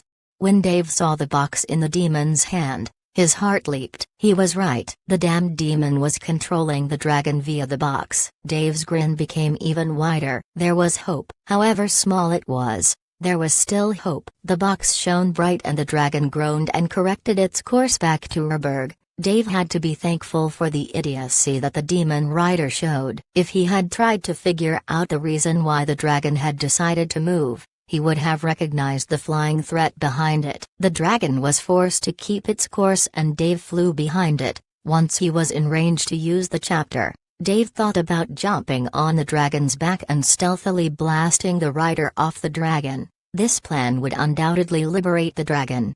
But as he was pondering on his course of action, the demon snapped his neck toward Dave, a wide grin plastered on its face. Fuck, he knew. Dave mumbled. He just realized that the rider had already noticed him coming and was just baiting Dave into getting closer. Dave even doubted that the demon had shown him the box as a bait, to make Dave think that there was still hope. He didn't even see the attack. An enormous spear had pierced through Dave's shoulder and threw him off of Tiny. Due to the strength behind the spear, Dave had torn the chapter in his hand and immediately, the world stopped. Balance Breaker. The laws of the world have been broken. The following effects will last for 60 seconds. All of your ability cooldowns have been reset. You can use all of your abilities, besides legacy skill abilities, as much as you want during 60 seconds. The laws of the world have been broken. The seals on your godly item, Cursed Sword of Durandal, have been removed for 60 seconds. The seals on your godly item, Cursed Shield of Ajax, have been removed for 60 seconds. The area where Balance Breaker, Forbidden Chapter has been used will become a chaos zone. Beware of what might come out of chaos. Dave noticed an enormous purple dome expanding from his person and engulfing several miles in radius of where he was falling. He didn't have time to waste and think of what the dome would do. He was still free falling toward the ground. Dave, however, was slightly surprised. He never thought that one of the forbidden chapters would not affect the enemy, but himself. A forbidden chapter that could empower the user, though, for just 60 seconds, it was more than enough for him as he thought. Dave used Demonic Ascension. His body turned red, horns rose from his head and his back sprouted raven wings that supported him in midair.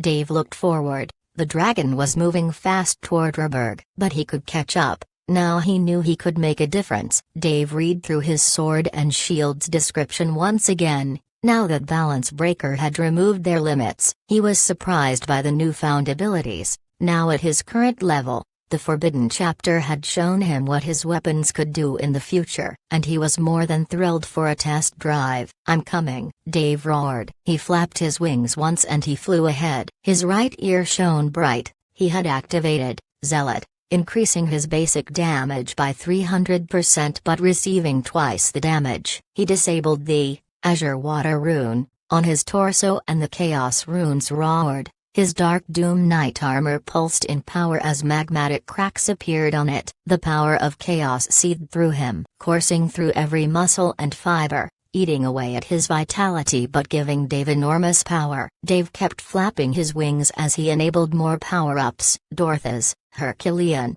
strength came next. It doubled his base strength, but promised a weakness after the effects were gone. But he didn't care. He needed power, as much power to deliver a single blow. Then he struck at the pendant on his neck, a gift from the Abyssal Knight Dogla. The amulet shone bright and activated the skill Doubler, further doubling his already doubled strength base. Dave was flying with more than 4,000 points of strength, empowered by Demonic Ascension, Zealot, and the Chaos runes. Dave unequipped his shield and grabbed at the cursed sword of Durandal with both hands as he activated Stampede. He blurred out of his position. Anyone looking at the sky would notice that the bright sunny day had turned dark. There was another star in the sky that sucked in the light. A red ominous star that moved at a speed far too fast for the human eye, only leaving a trail of blazing red in its wake. Dave was this star. He moved with the sword in both his hands,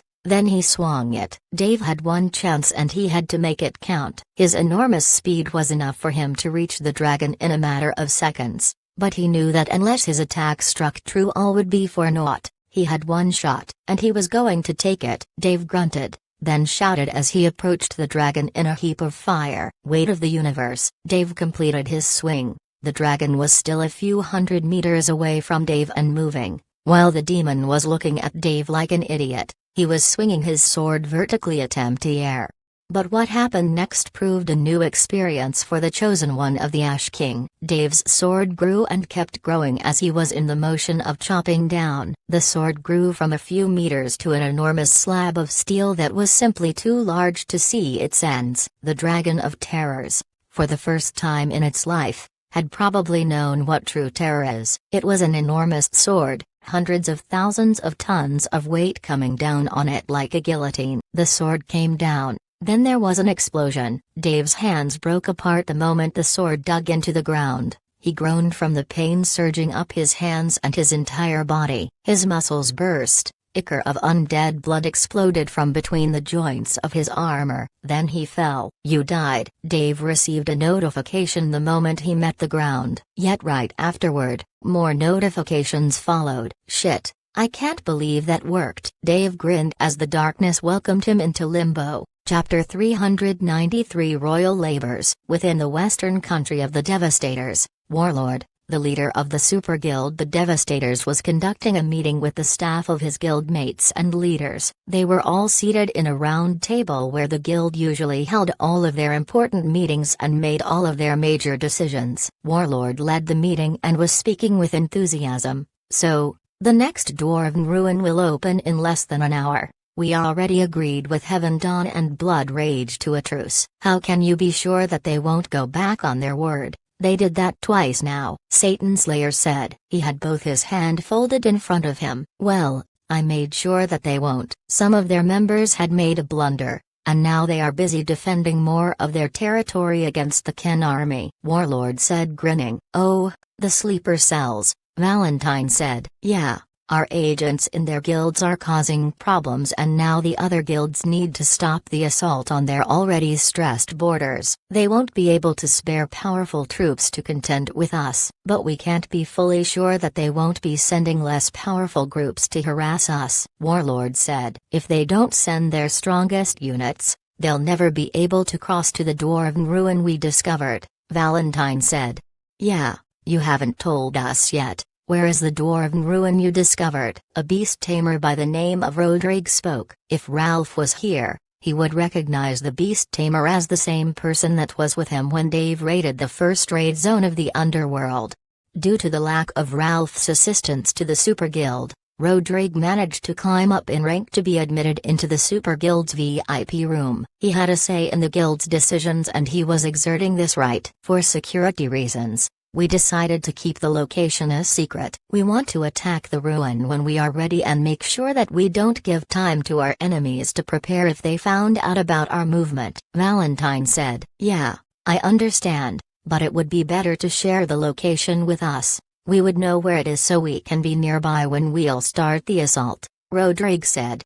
Warlord frowned. He knew that as he had placed sleeper cells in the enemy guilds, the others could do the same to him, and Rodrigue was acting the same as a spy seeking information.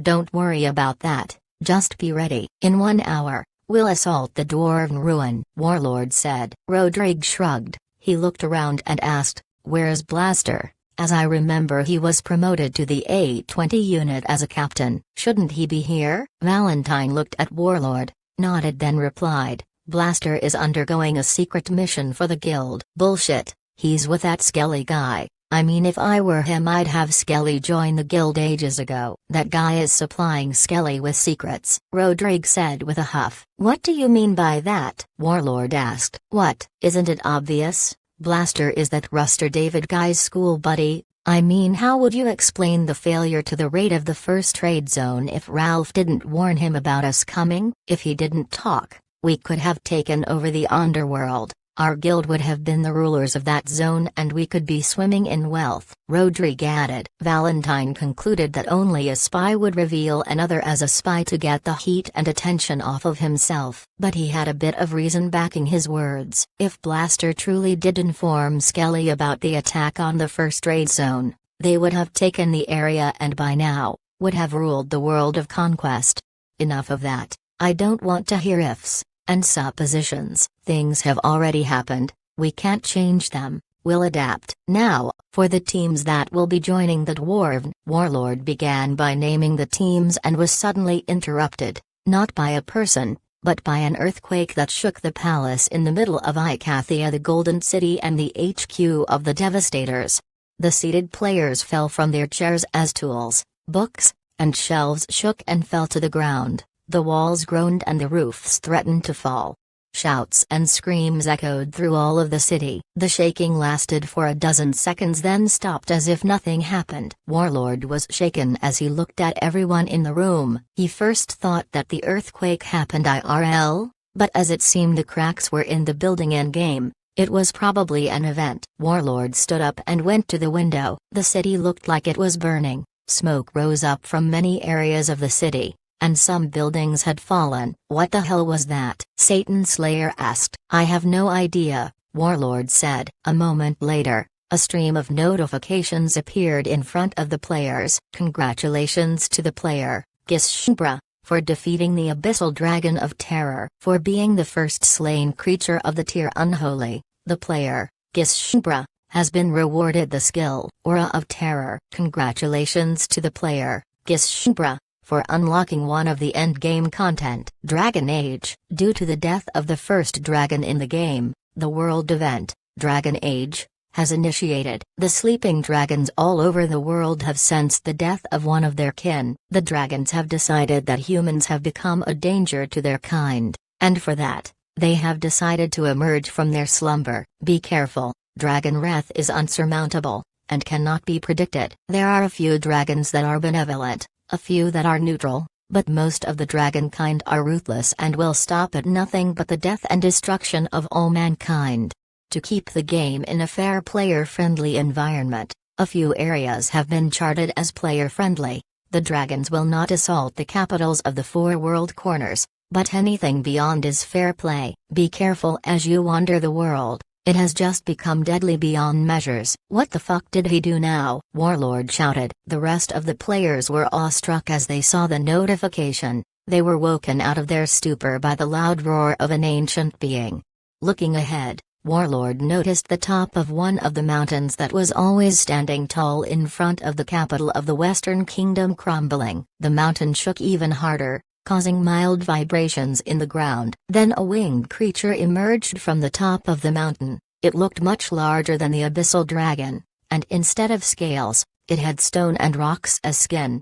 The dragon in the distance screeched loud then took off to the sky. Shit, this is gonna be an apocalypse, Valentine said. Dave looked around himself, There were large swaths of dark purple fog covering the sky in the forest he was in. Limbo was a world where the dead player would go to once they have fallen. He died a few moments earlier, not due to an attack, but because of the shock from having slammed Durandal into the ground. The reverberations from the weapon had broken every bone in his body and had instantly sent him to his death.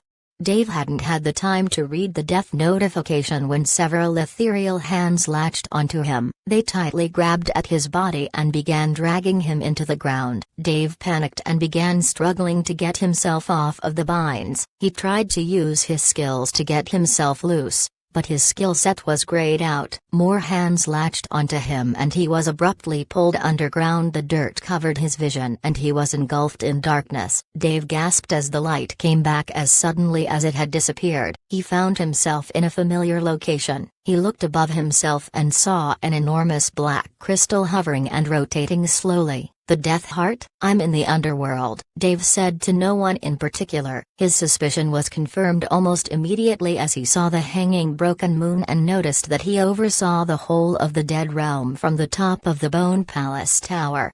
Yes, you have died, child. A familiar sound echoed right next to him. Dave barely fought the urge to yelp in surprise. He turned and saw the undead king standing next to him. The ruler of all the undead looked over the vast lands of the undead in a patient gaze. I thought I should have been sent to Limbo and stay there, Dave said. You would have if you had not been in your undeath form, the undead king said. You belong to the undead. You're entitled to some of our advantages. The disadvantage that the livings receive does not apply to our kind, child. The undead king spoke in a calm tone. Yeah, that's great, Dave said. Child, do you know what you have done? The undead king said. Dave frowned. He looked at the notification screen and sucked in a deep breath from between his teeth saying, Yikes, yikes. We never heard that word before, the undead king said. Oh, it's just a saying. So I kinda started an apocalypse? Dave asked. Dragons do not frighten you.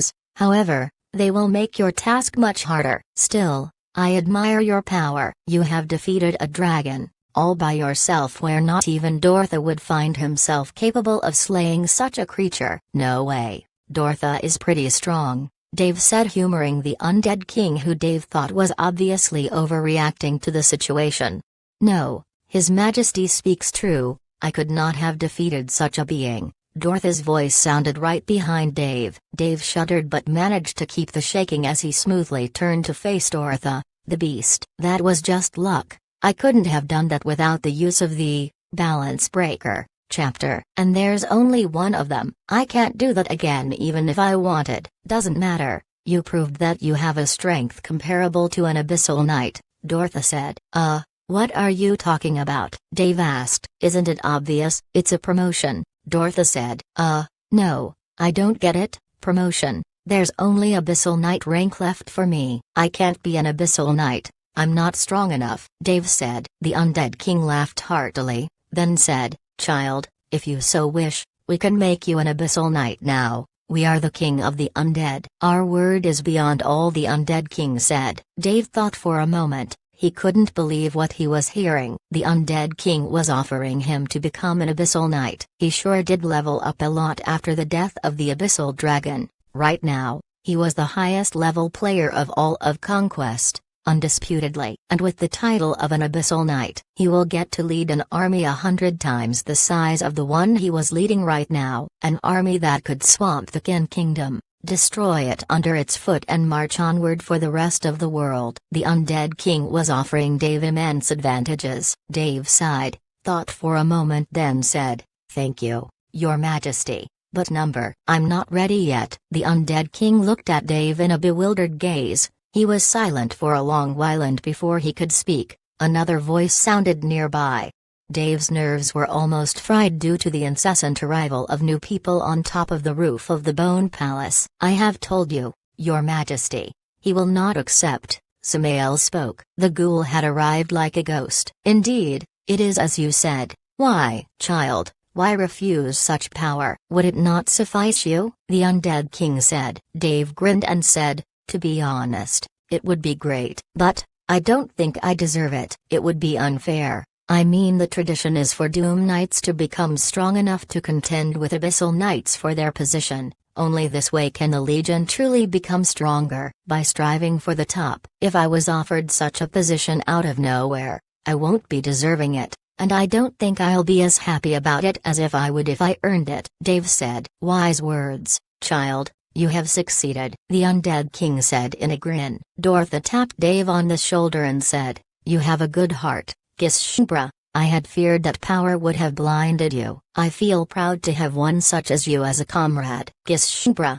well chosen, Samael said in a smile. I don't understand, Dave said looking at everyone. It was a test. If you had chosen to become an Abyssal Knight, the Undead King would have been disappointed in you. His Majesty wanted to see where your loyalty lies. Dogla spoke. This one also appeared out of nowhere. Dementi arrived also, and 3 more silhouettes hidden behind shadows stood behind the Abyssal Knights and the Undead King. Dave thought that these were the Abyssal Knights he didn't meet yet. Gishbra, today you have proven to us that you are a true member of our Legion. We give you one last task, the Undead King said. Defeat the kingdom of man known as Kin, break the Ash Demon's chosen one, and come meet us for your coronation. Coronation? Dave asked dumbly. Then a notification appeared in front of him. New quest, Dear SSS. World impacting quest, Royal Labors. His Majesty, the Undead King of the Undead Legion has given his decree. Gishbra has been given the Royal Labors. First labor, defeat the Ash King's chosen one. Second labor, craft the Undead King's armor. Third labor, defeat the kingdom of Kin. Fourth labor, create a kingdom of the undead in the overworld. Once all labors have been completed, you shall be chosen a successor. The reward for completion of the Undead King's labors. Formal adoption from the Undead King. Title, Prince of the Undead. Rank, Abyssal Knight. 1 million gold. Huh? Dave stared dumbly at the Undead King, and said, you're kidding, right? We do not jest regarding matters as crucial, child, the Undead King bemusedly. Dave turned to Dogla. He couldn't believe what was going on. But, I can't be that. I just told you I was not strong enough to become an Abyssal Knight. Now it's Abyssal Knight and a royal adoption? Ha. Yes, Gishbra. We have agreed that you're the one who is most deserving of such a treatment. But don't worry, once you have taken care of those labors, I believe that you will be a match to any of the Undead King's Abyssal Knights, even without the Forbidden Chapter, Dortha said. Dogla waved his hand and a black teleportation vortex appeared behind Dave. You need to leave soon, Gishbra. You have left your weapon in the wilds, Dogla said. Alright, it's still there, Dave said. Yes. Go and finish what you started, child. Beware, the Ash King's chosen one had survived the attack. You might find difficulty, but you have to prevail, the Undead King spoke. And suddenly Dave was sucked into the vortex. Chapter 394. With interest, Dave appeared in the middle of the wilds. The formerly wide swath of greenery, bushes and trees where he died it was no more. The earth he stood on was upturned. Rocks, boulders and matter from the subterrane had emerged out into mounds that rose over treetops. Dust was still settling, but it was clear enough for Dave to see the enormous sword digging into the ground of the wilds. The sword's shadow darkened the swath of the misshapen ground that Dave stood on. He could barely see its top. Damn son, this thing's kinda broken, Dave laughed to himself. He climbed on the mismatched ground and rocks and approached the sword. He thought about how to dig out the enormous weapon, and how to change it back to its former form. But the moment Dave laid his palm on the weapon, the entirety of the thing wobbled, sending more shockwave through the ground, and then it began to shrink. Durandal changed its form to the ultra-great sword Dave used to wield, a massive slab of steel still, but it was much smaller than when it grew to shake the whole of Conquest, something Dave still didn't know about. When Dave unequipped the sword, he looked at the deep pit that the weapon had created. It was an enormous chasm that would need adventurers a lot of time and effort to cross or go around. He traced the length of the chasm and just remembered that he had swung the weapon in the direction of Rurburg. Dave's stomach fell, realizing that he might have actually flattened the very city he hoped to protect from the dragon. As he was about to tear a teleportation scroll to Rurburg to check things out, Nick appeared right in front of Dave, a heavy frown painted on his face. What's wrong?" Dave asked. Nick pointed at the large pit in the ground and said, "This. If you want to play with your toys, make sure you aim them away from Rubberg. You made me interfere to save the city. That's against the laws." "I almost broke the laws," Nick said, anger in his voice. Sorry." Nick was about to shout something at Dave, but then decided against it. He took a deep breath and said, "The weapon you have, it used to belong to Vulcan, you know." "Yeah, I read about something like that," Dave replied casually. "And didn't it occur to you that what you read might be true? Do you know how dense the matter within a black hole? That thing is damn heavy, and luckily you weren't strong enough to use more than a fraction of it. Otherwise, that demand sword would have split the world." Nick spoke, sounding more annoyed than angry. Dave remained silent for a while. He thought about the weapon he just placed in his inventory and gulped hard, then said, "You mean, like split the planet?" Dave said, "Yes, that's what God-slaying weapons do." "I can't believe how irresponsible you became with such an item." "I should confiscate it," Nick said. To these words, Dave frowned. He wasn't going to allow Nick to take the weapon that Dedra had given him, but Nick's following words gave Dave a bit of comfort. "But I won't. That's your weapon. But you must know you can't just swing it at your leisure," Nick said. "With great power comes great responsibility." Dave joked. "Stop quoting old movies." "Now, do you know what this attack had done, kid?" Nick said, returning to his former personality. "I think I kinda killed a dragon with it." "Ah yes. That chosen one. I didn't receive the notification. He must have survived," Dave said.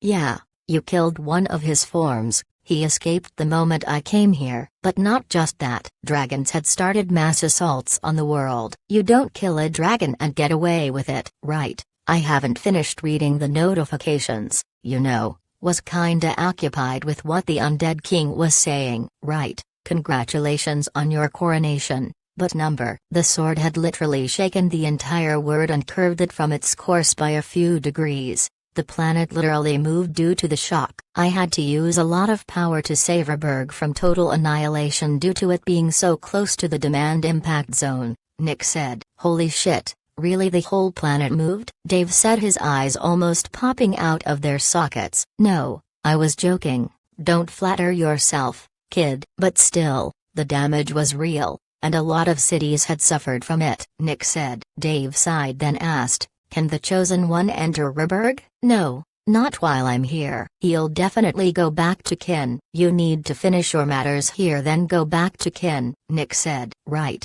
Dave looked over Nick. Somewhere deep in the chasm was the dragon's carcass. He needed to loot it and finish a quest related to this very dragon. Nick disappeared, leaving Dave to his matters. Dave stomped on the ground and summoned Stinger. The Dunlords were the best thing to dive underground and could get him to the dragon's carcass without him having to look hard for it. Stinger appeared next to Dave, and after receiving the order, Dave rode on and the Scorpion Man dove underground, sliding through the dirt and rocks like a sword.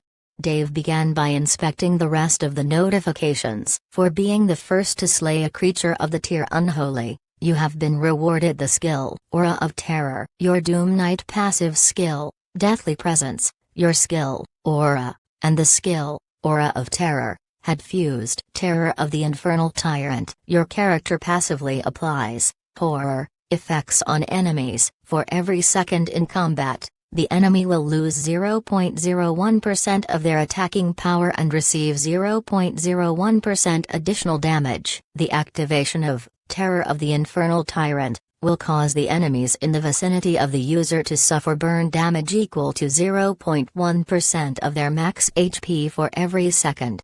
The chances of execution by horror will increase by 10% under Terror of the Infernal Tyrant. Dragon's Lair. You are the first player to obtain the title, Dragon's Lair. All draconic creatures will instinctively fear you, as having slew one of their kinds. Neutral dragons will refuse to cooperate with you, and benevolent dragons will only do so under reluctance. Evil dragons will be extremely aggressive toward you. Plus 10% damage against all draconic creatures. Minus 10% of damage received against all draconic creatures. Congratulations. You have reached level 500. The EXP bead will cease to double your earned XP. From now on, your earned XP will return to normal. Congratulations. You are the highest level player in the world of Conquest. Level 503. Dave nodded to himself. All of the notifications gave him a good boost to his character. And now,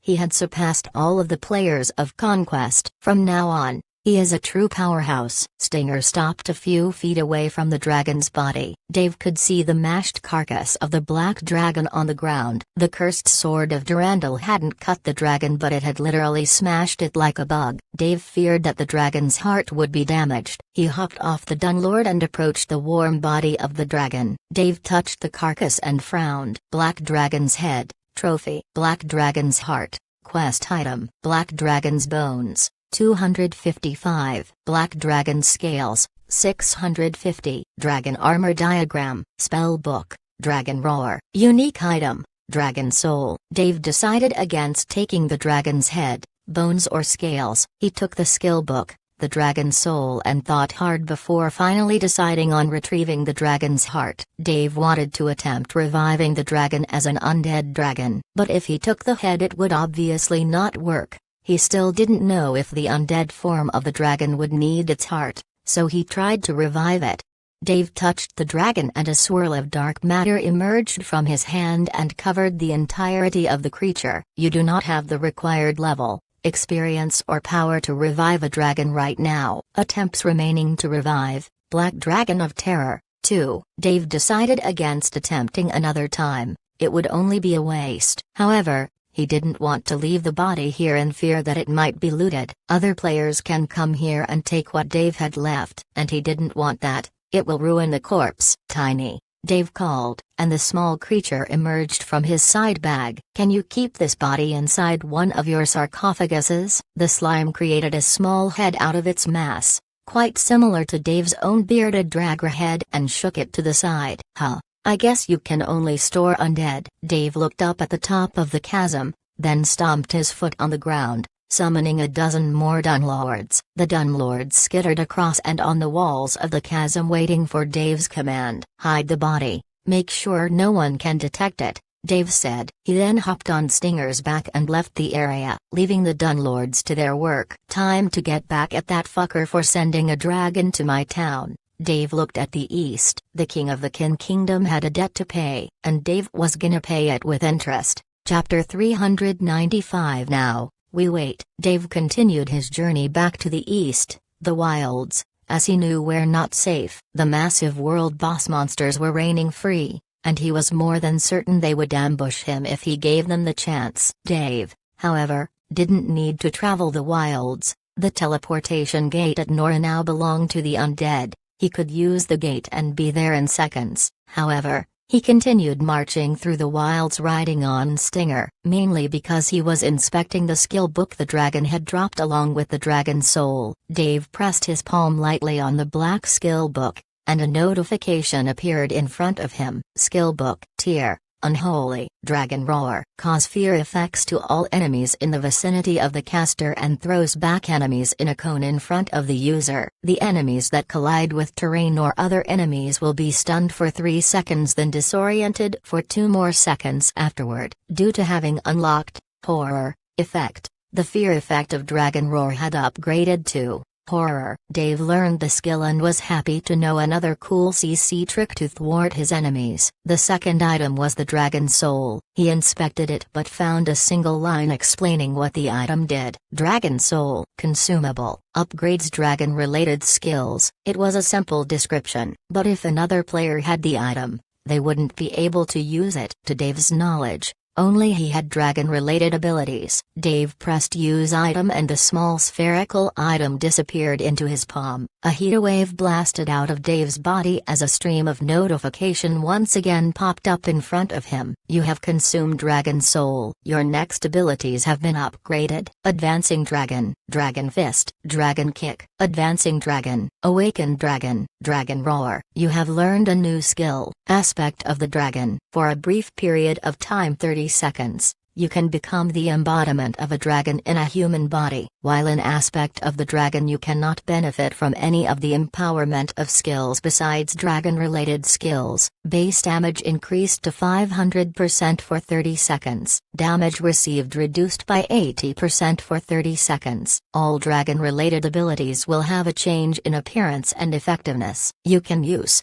Flight. While in Aspect of the Dragon, cool down 72 hours game time. Whoa, another op skill. Man, I'm collecting them like candy, Dave said smiling. Once Dave made sure the Dunlords had done a good job covering the dragon's carcass, he left the area and headed back to Urberg. He needed to see if it had suffered any damage from the sword attack he had just done. Urberg wasn't that far away, and to Dave's comfort, its outer walls were standing tall. The construction had long since ended and there was barely a few undead roaming the city.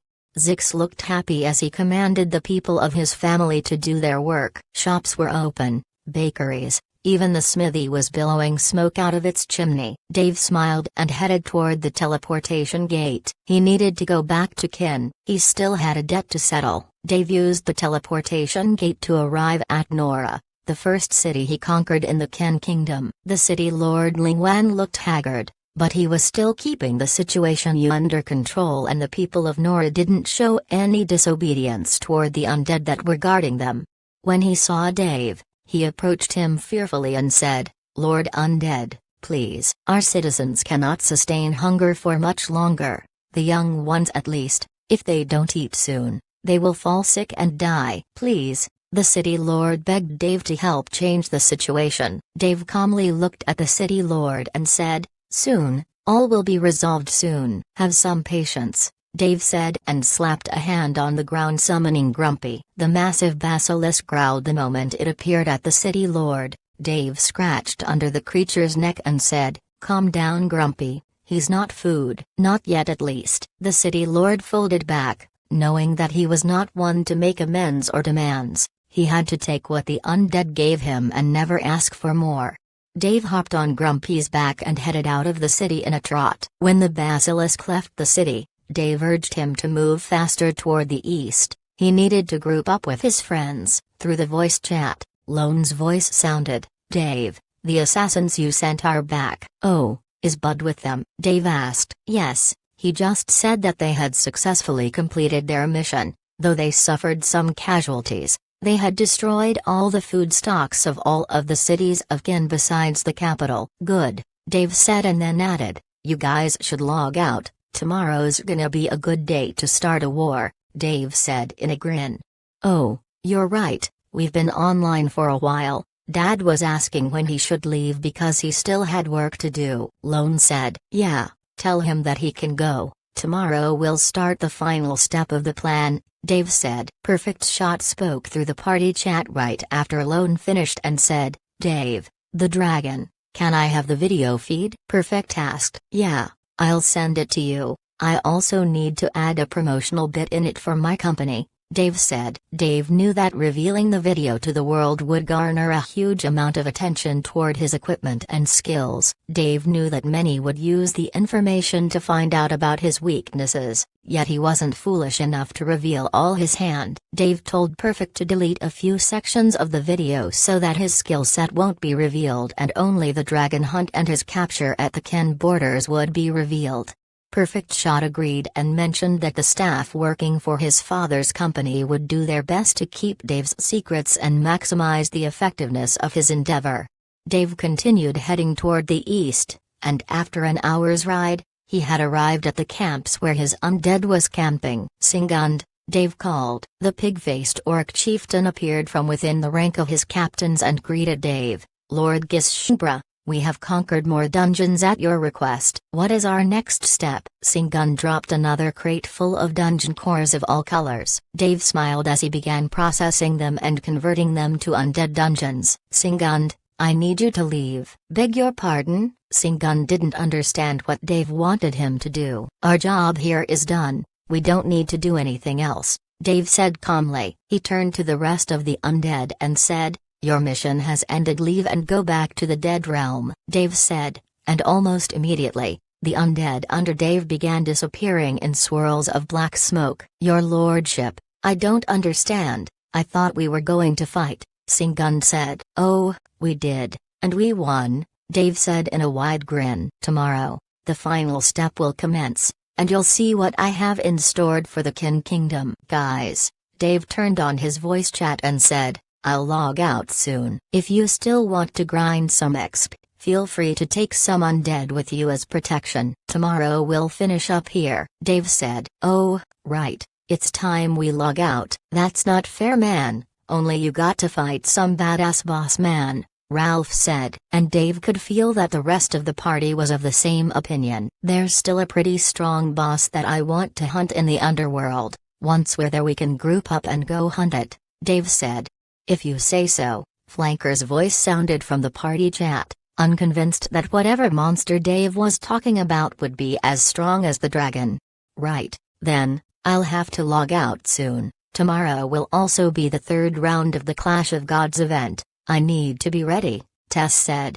Dave also remembered that he was still participating in the event. "I'll have to give it up," Lone said. "Why?" Fortress asked. "Unlike you, I have a legacy to risk. If I lose it it'll suck," Lone said. "You don't think you're strong enough to protect it?" Flanker asked. "What if I end up fighting Warlord? Do you think I can keep my legacy then? Or at least one of the big shots of the Devastators? Remember Satan's lair? He killed a legacy holder in the last round and refused to take his legacy because it was too trash. There are some pretty strong players in Conquest. I need to be careful," Lone said. "She's right." Ralph, and Dante, you too, don't try the Clash of Clans. "Even I almost lost the last round," Dave said. The words Dave spoke made the whole party more silent than usual. If even Gishimbra almost lost, that meant that it was far riskier for them to partake in these events. However, Tess spoke, rebuking him.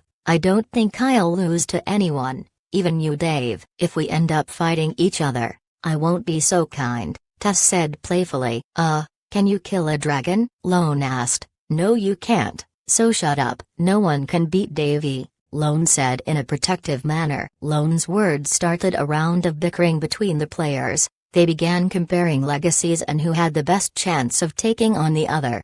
Dave shook his head and turned off the party chat. He logged out. Dave woke up from the capsule. Looking around, the apartment was dim lit, besides the light coming from the city. It was night, and pretty late at it too. He turned to his phone and wanted to order some food, but then he decided against it. He didn't want any overly enthusiastic fans to know where he lived. Dave left the penthouse and went outside to find somewhere to grab a bite. Chapter 396 Trouble in Paradise. The night in New York was more interesting than the day. The sidewalks were filled with all kinds of people. Street musicians, artists, people walking hand in hand, and another outright fighting. Dave had seen the city and enjoyed the atmosphere. He knew that if he kept his head low, and moved with purpose, no one would pay attention to him, especially with the hot dog he was stuffing in his mouth right now. The people were all moving about, minding their own business, and they left Dave alone. He was thankful for all the weirdness New York presented. It had muffled his presence well, and no one came rushing toward him yelling, "Skelly, let's take a selfie." Not that Dave would berate or stop anyone, he just wasn't a people's person. He had spent most of his life alone, or in solitude. He enjoyed his privacy, and would find it difficult to change old habits. Dave walked back to his apartment for the night. He debated against calling Lone to stay the night with him. The idea had crossed his mind more times than he would care to admit. She was a wonderful girl, and he was lucky to have trusted her the moment he saw her. But being all friendly all the time wouldn't yield him any progress in his relationship with Zoe. He knew that he had to take things to the next level. The only problem was, how. Most of Dave's relationships were flimsy one-night stands. Besides his hateful ex, Dave hadn't stayed in a serious relationship ever. He knew he had something precious, and he didn't want to ruin it by doing something too hasty. However, he knew that doing nothing at all was the same.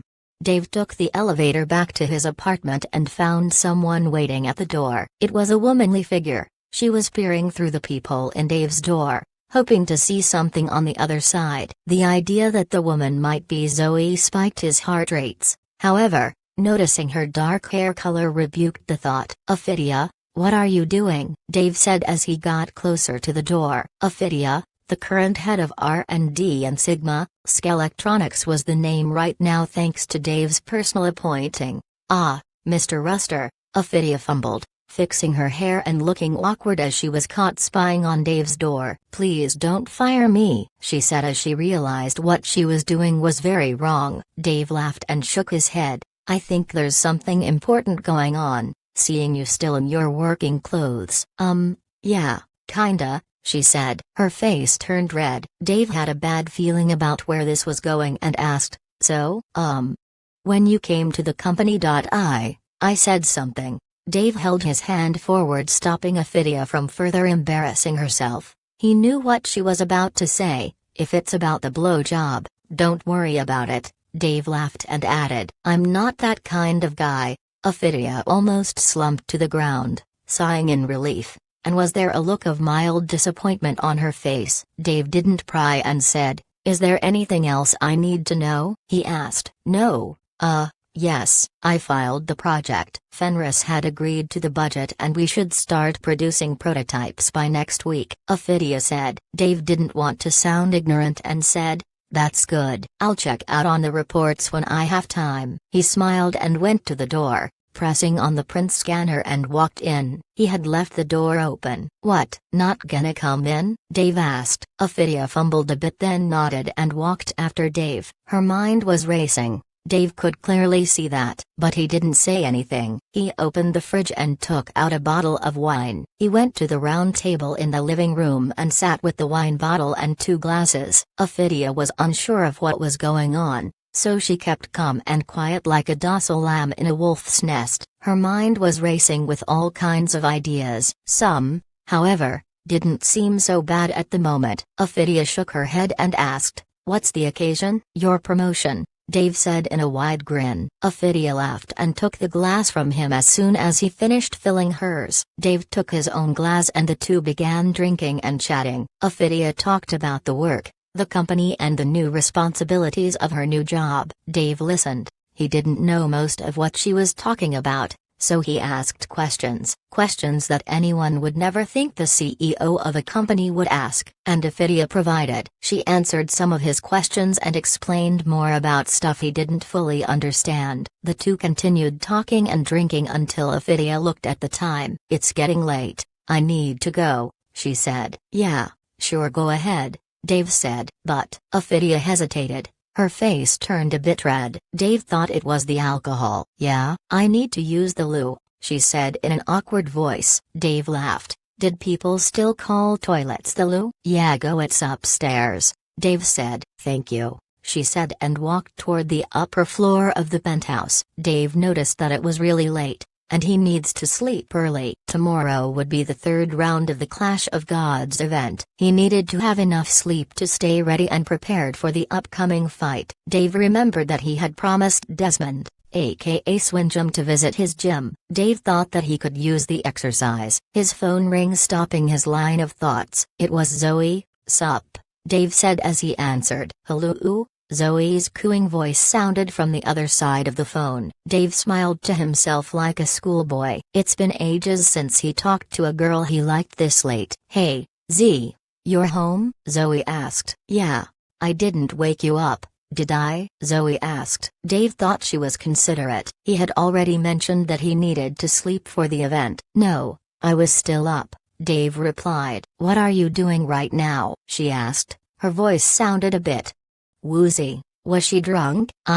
Dave's words were cut short when Ophidia's own voice sounded from upstairs. "Whoa, that's big." Dave's mind almost stopped. He forgot about Ophidian still being in his apartment. "Big? What big? Is that a girl in your apartment?" Zoe's drowsy voice turned sharper. Dave's words were tangled in his mouth. It was probably the alcohol, but he was sure it wouldn't be just that. Dave was genuinely confused and didn't know what to say but yes. After a moment of silence, I'm coming over. Then she hung up. Dave's mind finally snapped back to reality. Aw shit. What's wrong? Ophidia asked as she came down. By the way, your bathroom is huge. It's pretty much as big as my bedroom. Dave face-palmed himself. I think I'm in trouble, he said as he laughed. He didn't know how he was going to explain this. Chapter 397 Round 2. Ophidia turned to Dave, her face almost sullen. She was worried that she had caused trouble for her boss and he might blow up on her. She didn't even enjoy her new post much, and now,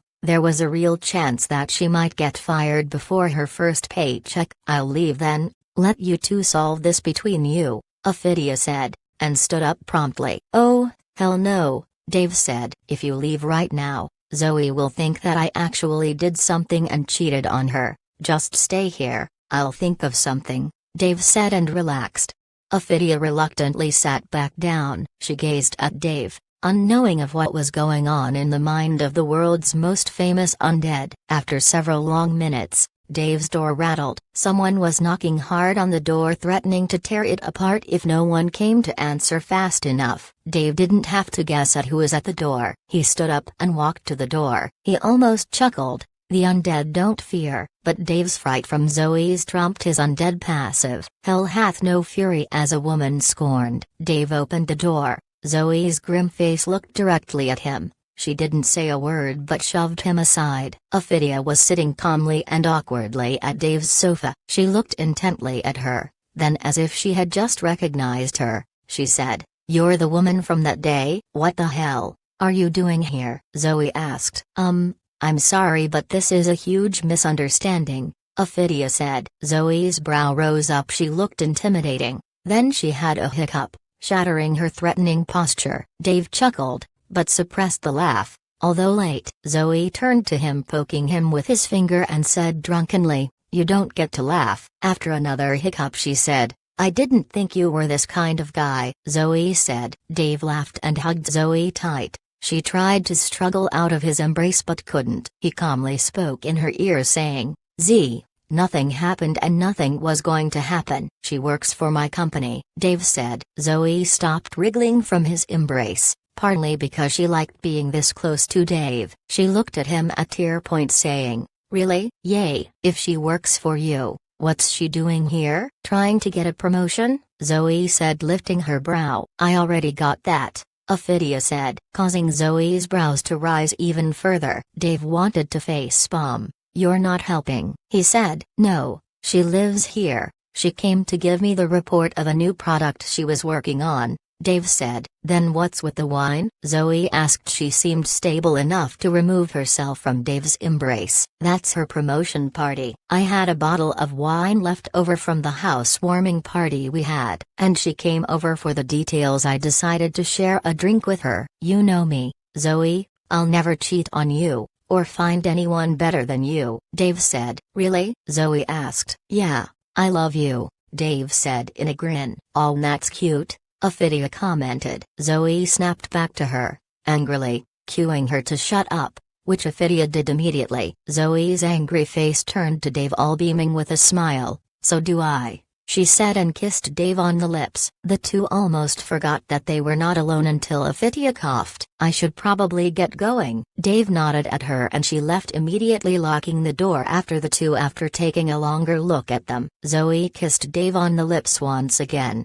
He didn't complain or argue. The two moved slowly toward Dave's chamber. But before he got in, he said, "I'm a bit sweaty. Let me take a shower first." Zoe nodded. Her face was red, but she wasn't complaining. Dave's own heart rates were racing. He knew they were a couple, and what was soon to happen was a part of every healthy relationship. He took his shower almost too quickly. He made sure that he didn't stink anymore and dried his hair with a towel. Once he left the shower room, he headed to his bedroom, a bit hesitant but excited nevertheless. But once he walked through the door, Dave chuckled. Zoe had long passed out on his bed in a weird position. She was wearing a pair of tight jeans and he thought they would be uncomfortable on her while she slept. She also had a light jacket on top. That wasn't a dress for bed. He went toward her, removed her shoes and unbuttoned her jeans. He wasn't tactless enough to remove her pants while she slept. He felt it would be inappropriate, but that was the best he could do to keep her comfortable in her sleep.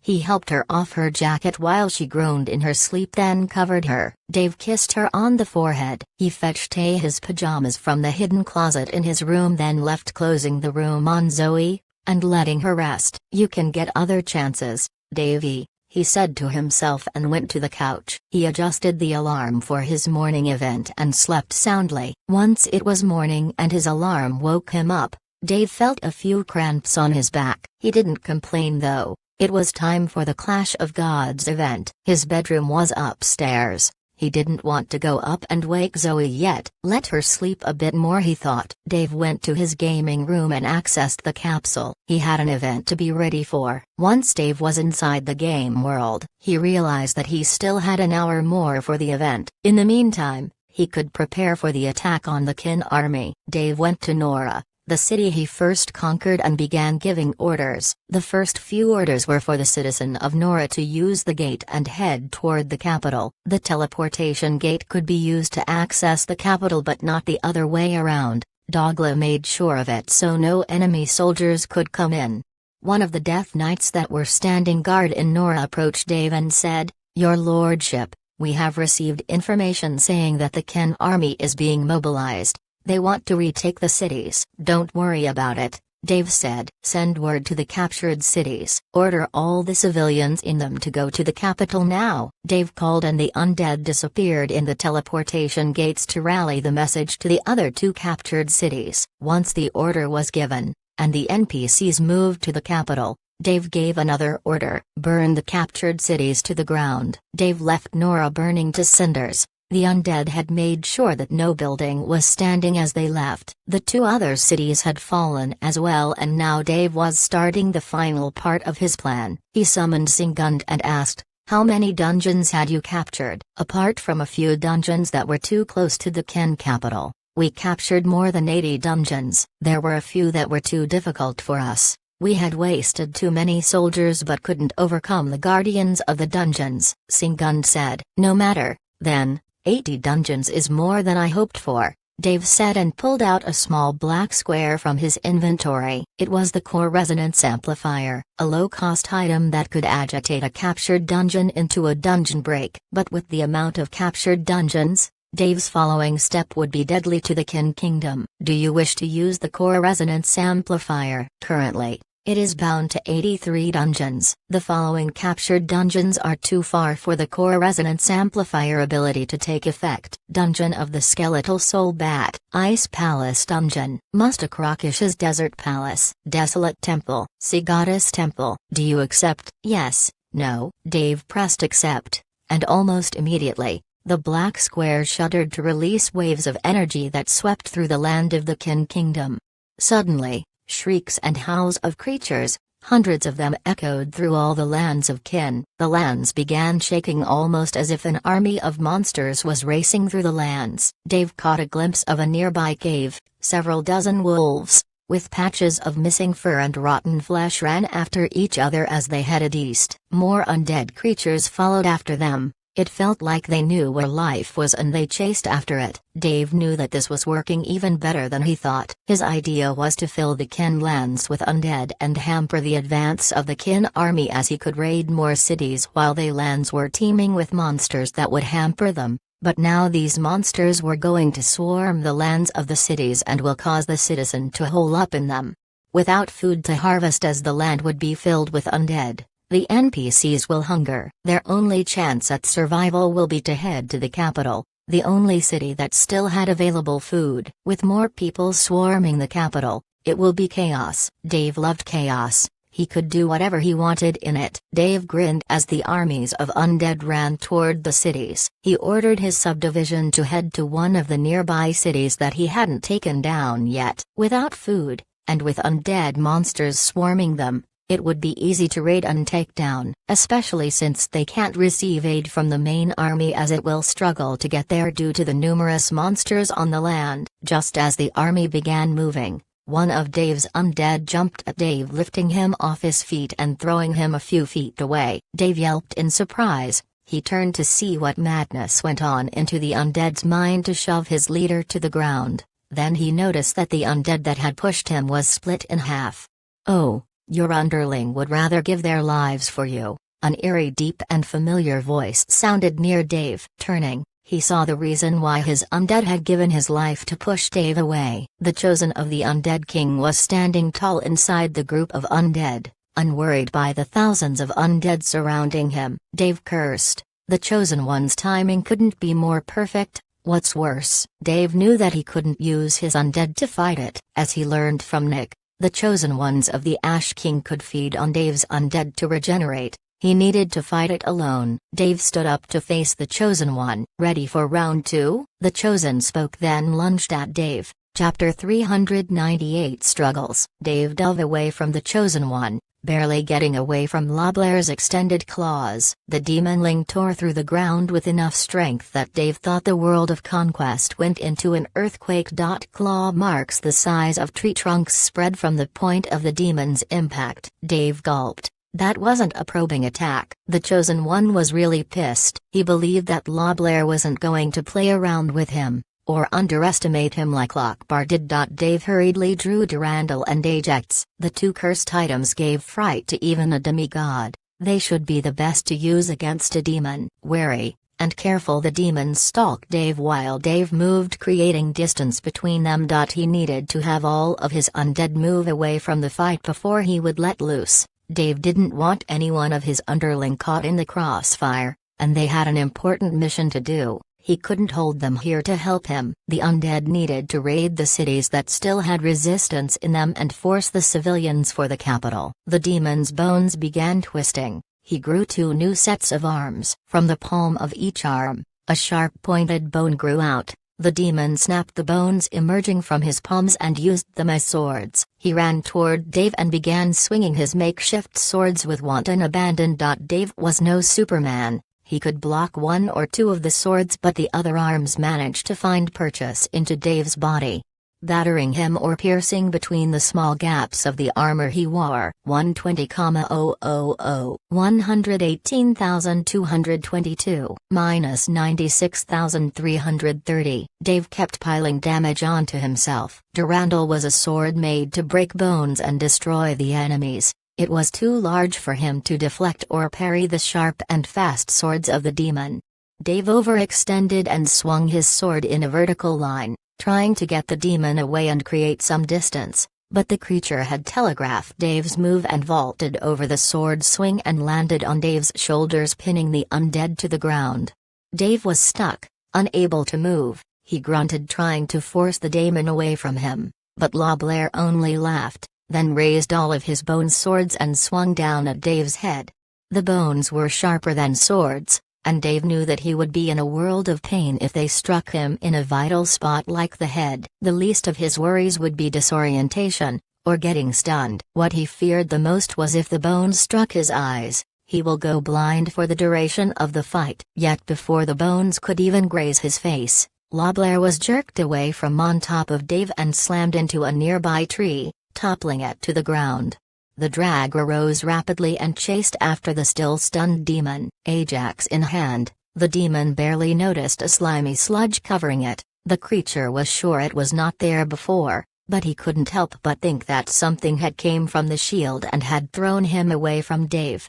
The only problem was that the demon himself didn't know what it was and that kept bugging him. Dave slammed down with Durandal. Another attack the demon telegraphed easily and rolled away in time to dodge and send 2 of his sword bones digging into Dave's ribs. The undead grunted and moved a few steps back. The exchange between them was a losing trade for Dave. He was taking more damage than he was dealing, and this was the first time Dave had felt like this. The demonling crouched on all his members and stalked Dave like a hungry beast. The undead looked at Durandal and cursed. This weapon was made to destroy big and slow targets. Something as nimble as the demonling was a poor match to the destructiveness of this sword. His thoughts were cut thanks to the demonling's roar. The creature jumped at him like a tension spring being released. Dave dove to the side, only receiving a glazing attack from the creature's claws, but the strength behind the attack sent Dave sprawling to the ground. Dave spat a few leaves and dirt that found themselves into his shocked, open mouth and stood up. This chosen one was different. Unlike Lockbar, LeBlair didn't need to die to change his forms. He was doing it on his own. Dave felt like he was way in over his head. He can't fight this guy. It's a losing battle. But he can't let it go to his undead. Dave grunted and activated his strongest power-ups. He activated Zealot and disabled Azure Water Rune. The effect of the two skills bloated Dave's muscles. His usual speed increased to match that of the Chosen One and probably surpass it even. Dave bolted toward the demon who met him head-on. The bones in his arms swung in a wide arc at Dave. The undead swung his sword intercepting them, and used the maws on his shield to crush the others. He then used his own momentum to crash into the demon, sending the two of them to the ground. Dave rose up first and stomped at where the demon's head was a fraction of a second ago. The creature had moved away and slashed at Dave with his bone swords again. Dave was too exposed and his shield's ability to consume and absorb attacks was on cooldown from having stopped the bones a few moments ago. But he wasn't stopping his attack. He wanted to overpower the demon, especially since he was powered up. He could take a hit or two, but the damage Dave would deal the demon will be worth it. The demon realized that the incoming trade-off would be unwise for him. He forced himself to stop the attack and jumped back away from Dave's sword. However, while he was in midair, he felt something tugging at his ankle, and he was dragged to the ground with bone-shattering force. Dave slammed the tip of Durandal into the demon's exposed chest, and with a grunt and a roar, Durandal pierced through the demon's torso and into the ground, leaving only the hilt exposed while the demon trashed in a pool of dark blood. After a while of trashing, the demon turned limp and still. Dave didn't hesitate into ripping his sword out of the demon carcass and prepare for another round. He knew the Chosen Ones needed to die at least 10 times. And for now, the Chosen One in front of him still had more deaths to finally croak. The demon's bones began cracking, they turned redder, and as if all of his body turned to lava, the ground under the demon began melting. Dave walked a few steps away. The demon was releasing a heat capable of melting steel, a demon made of lava. That was nothing short of catastrophic news for Dave. The heat alone was a foe he had to face, not to mention the very creature he had to fight. Dave placed his shield forward. The jaws snapped open, revealing the abyss that was contained within the shield. A long brownish tentacle burst out from the shield and coiled around one of the demon's legs. It was only then that the demon had understood that it was this very tentacle that was pinning him from moving every now and then and had caused his misstep earlier. Yet the demon didn't even move this time to dodge the attack. The tentacle had strung itself tightly around the demon's ankle, but after a second, steam rose from the tentacle at the point of impact. The organ recoiled and snapped away, burnt by the heat the demon released. Dave grunted. There was no way he could use this trick again. He waved his shield to the side, and from the demon's point of view, he could see a white spherical object that had a squarish shape inside it. It was an eye, the Kraken's eye. The eye shuddered then disappeared, replaced by another eye, a demon's eye. Dave looked behind the demon. He realized that all of his undead were long since gone from the area. Right, now I can finally use my secret weapon, Dave said while smirking. The demon tensed up. The memories of being crushed by Durandal was still fresh in his mind and he was readying up to dodge away from the sword this time. Dave then decidedly turned and then sprinted away as fast as he could, leaving the demon staring at his disappearing silhouette. Moments later, the demon had just realized that the great undead dragger was actually running away. Chapter 399 didn't see that coming. LeBlair's frustrated roar sounded from behind Dave like the explosion of a long overdue volcano. Dave couldn't help but chuckle. It was only a fool's errand to fight that which one knew he couldn't beat. Dave would simply ignore the Chosen One and escape. He didn't need to kill him right now. He could try some other time with the help of his friends, or when he had the upper hand and level. The dragger kept running. He wanted to make sure that the Chosen One had fully focused on chasing him, and he had to assure that when he was going to make a break for it and escape for real, his undead army would be too far away for LeBlair to go back to and hunt. Dave didn't doubt the ability of his undead to halt or at least slow down La Blair's movement if the Chosen One decides to ignore Dave and return to assault them. Many Death Knights would die to the Chosen One, but the majority of the army would still march ahead and destroy the cities of Kin, and apparently, the Chosen One was also aware of that. Accepting or perhaps simply not caring about the inevitable losses, he focused even more on chasing after Dave with all the might his inhuman strength could provide him.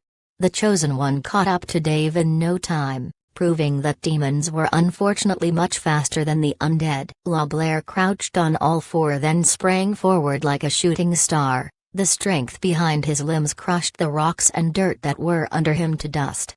Dave turned to face the incoming La Blair, with the round shield of Ajax poised in front of him like one of the 300 Spartans at the Hot Gates. La Blair smashed into the shield, creating a deafening blast of sound. Yet the massive force of the Chosen One, capable of the grounding stone to dust with a mere kick, had failed to push Dave even a foot from his position. Dave grinned, and spoke calmly, "Reject." Almost instantly, an explosive amount of power, awfully similar to the one the demon had created when he smashed into Ajax, was reflected back onto him. La Blair's eyes widened in understanding, but he was too close to the shield to properly block or dodge. A hasty attempt at rolling to the side caused the full brunt of the blast coming out of the void depths inside the shield of Ajax to blast the Chosen One into a series of tumbles on the ground. La Blair kept tumbling and smashing into rocks and small trees until the back of his neck smashed hard into one of the largest trees of the area, cracking the whole ancient tree in the middle. La Blair fell limply and remained motionless on the ground. Dave had small hopes that the demon wouldn't wake up again. A small twitch of the creature's oddly bent hand had rudely awoken from his wishful thinking. "Luckily, your neck broke your fall, otherwise you'd be dead for real." Dave threw in one last aggravating comment at the demon, who was struggling into regaining his muscular functions. The demon's neck must have snapped, causing him a temporal paralysis, but the Chosen One's regeneration was definitely on par with a cheat ability. La Blair was recovering from an injury that should have rendered anything immobile for life. Dave turned and continued heading into a random direction. He had gained a good amount of time thanks to his shield's ability, but he was sure that that wouldn't last for a long time. Dave's feet were moving as fast as he could move them. Never tire would make any marathon runner jealous.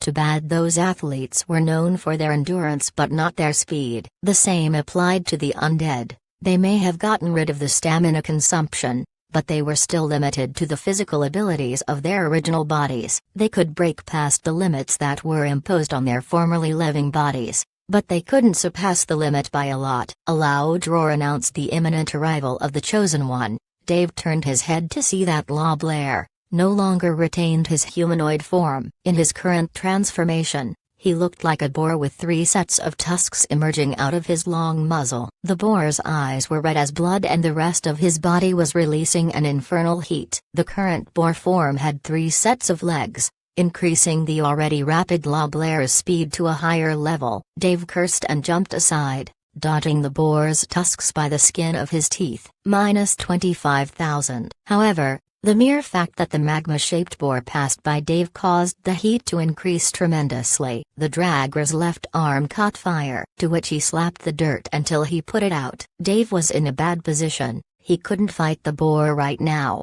The heat was making him burn with every exchange. Then, as if he had just recalled, he too was proficient in fire. Dave unequipped the cursed weapon and shield, Ajax and Durandal, and switched to the sworn stalwart gauntlets. He activated Aura and disabled the Azure Water rune, causing the chaos energy to break free and wreak havoc through his body in exchange for an infernal burst of power and strength. Dave could sustain the minus 1% HP he would lose every second as he activated the chaos runes on his body thanks to potions and the passive, Vigorous, that would heal him by 10% of his max HP every 10 minutes. But the reason why he activated it was due to the relationship between the chaos energy and fire. They were very similar, and he hoped that the chaos energy would grant him a bit of succor from the heat coming out of the demonic boar. When LeBlair turned to face Dave, the undead was ready. Dave stomped both feet on the ground, securing his footing, and leaned forward, both palms open and ready. He grit his teeth and waited until the charging boar was a few feet away. Then he took a step forward and lunged for the boar's tusks. LeBlair's momentum could have easily crushed Dave, and he could have easily broke him, but the boar couldn't for the life of it. To understand why it was being flung in midair then smashed into a tree. Dave, however, gambled that thanks to using Herculean strength, at the last second he would be able to overpower the boar.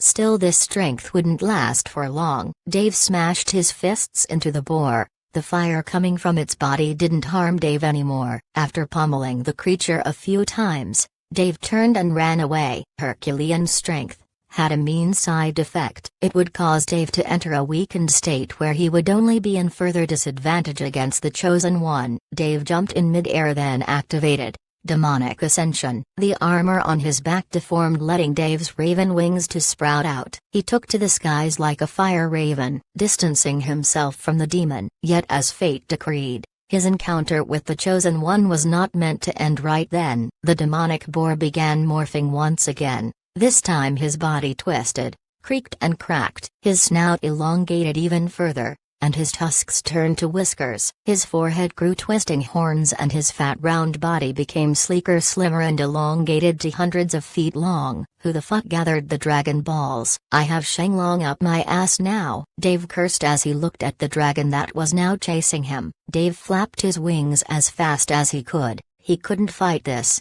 he didn't need to, and he didn't have to. Dave tried his best to run away, but something ominous caused the hair on his back to stand on end. He turned and saw that the enormous flood dragon had opened his mouth wide. An air orb had been gathering in front of the dragon for a while now, and then the creature shot it forward, aiming at Dave. Dave dove down, evading the air blast, but the wind ball kept chasing after Dave. The closer it got, the harder Dave was able to fly using his demonic form. "Aw shit, this is going to hurt," Dave cursed. An attack of this magnitude, and from this high up, would undoubtedly flatten Dave to the ground. A notification appeared in front of Dave a few moments before impact. Dave's eyes widened as he noticed the notification. With a wide grin he laughed and accepted. "Guess my luck is still good." Dave laughed. A vortex appeared right behind Dave and he was sucked in, disappearing from the skies of the wild. What met Dave, who transformed back to his regular undead form, was a dark purplish swath of a world that was familiar to Dave. This was the Limbo, exactly in the arena of the Clash of Gods. Dave laughed. He had totally forgotten about this, but now he could rest easy here. Once he defeated his opponent, he would be able to leave. Perhaps he should try to extend the fight. That would increase the odds of the Chosen One having given up on him, or at least allow him some time to come up with a strategy. "Why are you laughing?" A familiar voice sounded behind Dave. The undead turned and saw his opponent. His wide grin disappeared. "What? You look like you've seen a ghost." The opponent sounded annoyed. "I think I'd rather go back and fight the dragon," Dave replied in an awkward voice. "I don't know about any dragons, but I bet you will. I mean, you're in a pretty tight spot, especially against my class," the opponent pointed out and smiled. Dave did not like being at the receiving end of his own trademarked smirk. "Yeah, you're kinda the last person I wanted to fight." Well, it was probably bound to happen. Don't blame for not pulling any punches, Mercy. Dave took on a fighting stance and summoned out his most powerful equipment. The assassin in white smiled and disappeared through the shadows of Limbo. Screw assassins and their invisibility skills, Dave cussed and prepared for probably the worst opponent he could face in this Clash of Gods.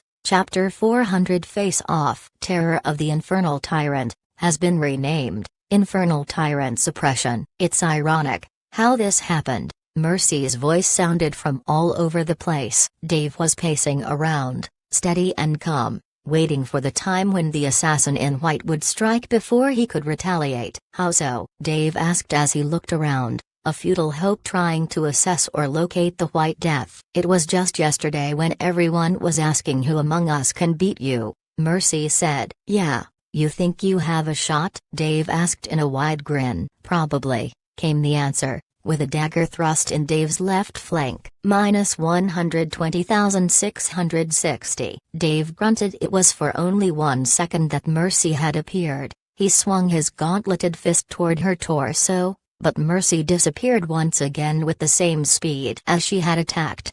Dave had finally realized that he was in a tight spot. Fighting an assassin as a melee fighter class was a recipient for disaster. His attacks are powerful, but they needed to land, and Mercy was a pro at evading attacks. "So, you think you can win?" Mercy asked. "Perhaps," Dave said in a grin, then threw a fist at empty air. His fist struck nothing, but an infernal dragon burst out from his gauntlet and coursed forward like an avalanche. The dragon opened its maw wide and engulfed a transparent silhouette. -90,442. A damage value appeared in Dave's vision. He had touched Mercy with his attack. The assassin didn't speak. Dave was thankful. Her occasional remarks were throwing his thinking process all over the place. This was a tactic used by predators when hunting lesser prey, to make them stumble, make mistakes and attack irrationally. Dave knew how this hunter versus prey play would go and had already prepared for countermeasures. Just as he knew that Mercy knew a lot of his skills and habits,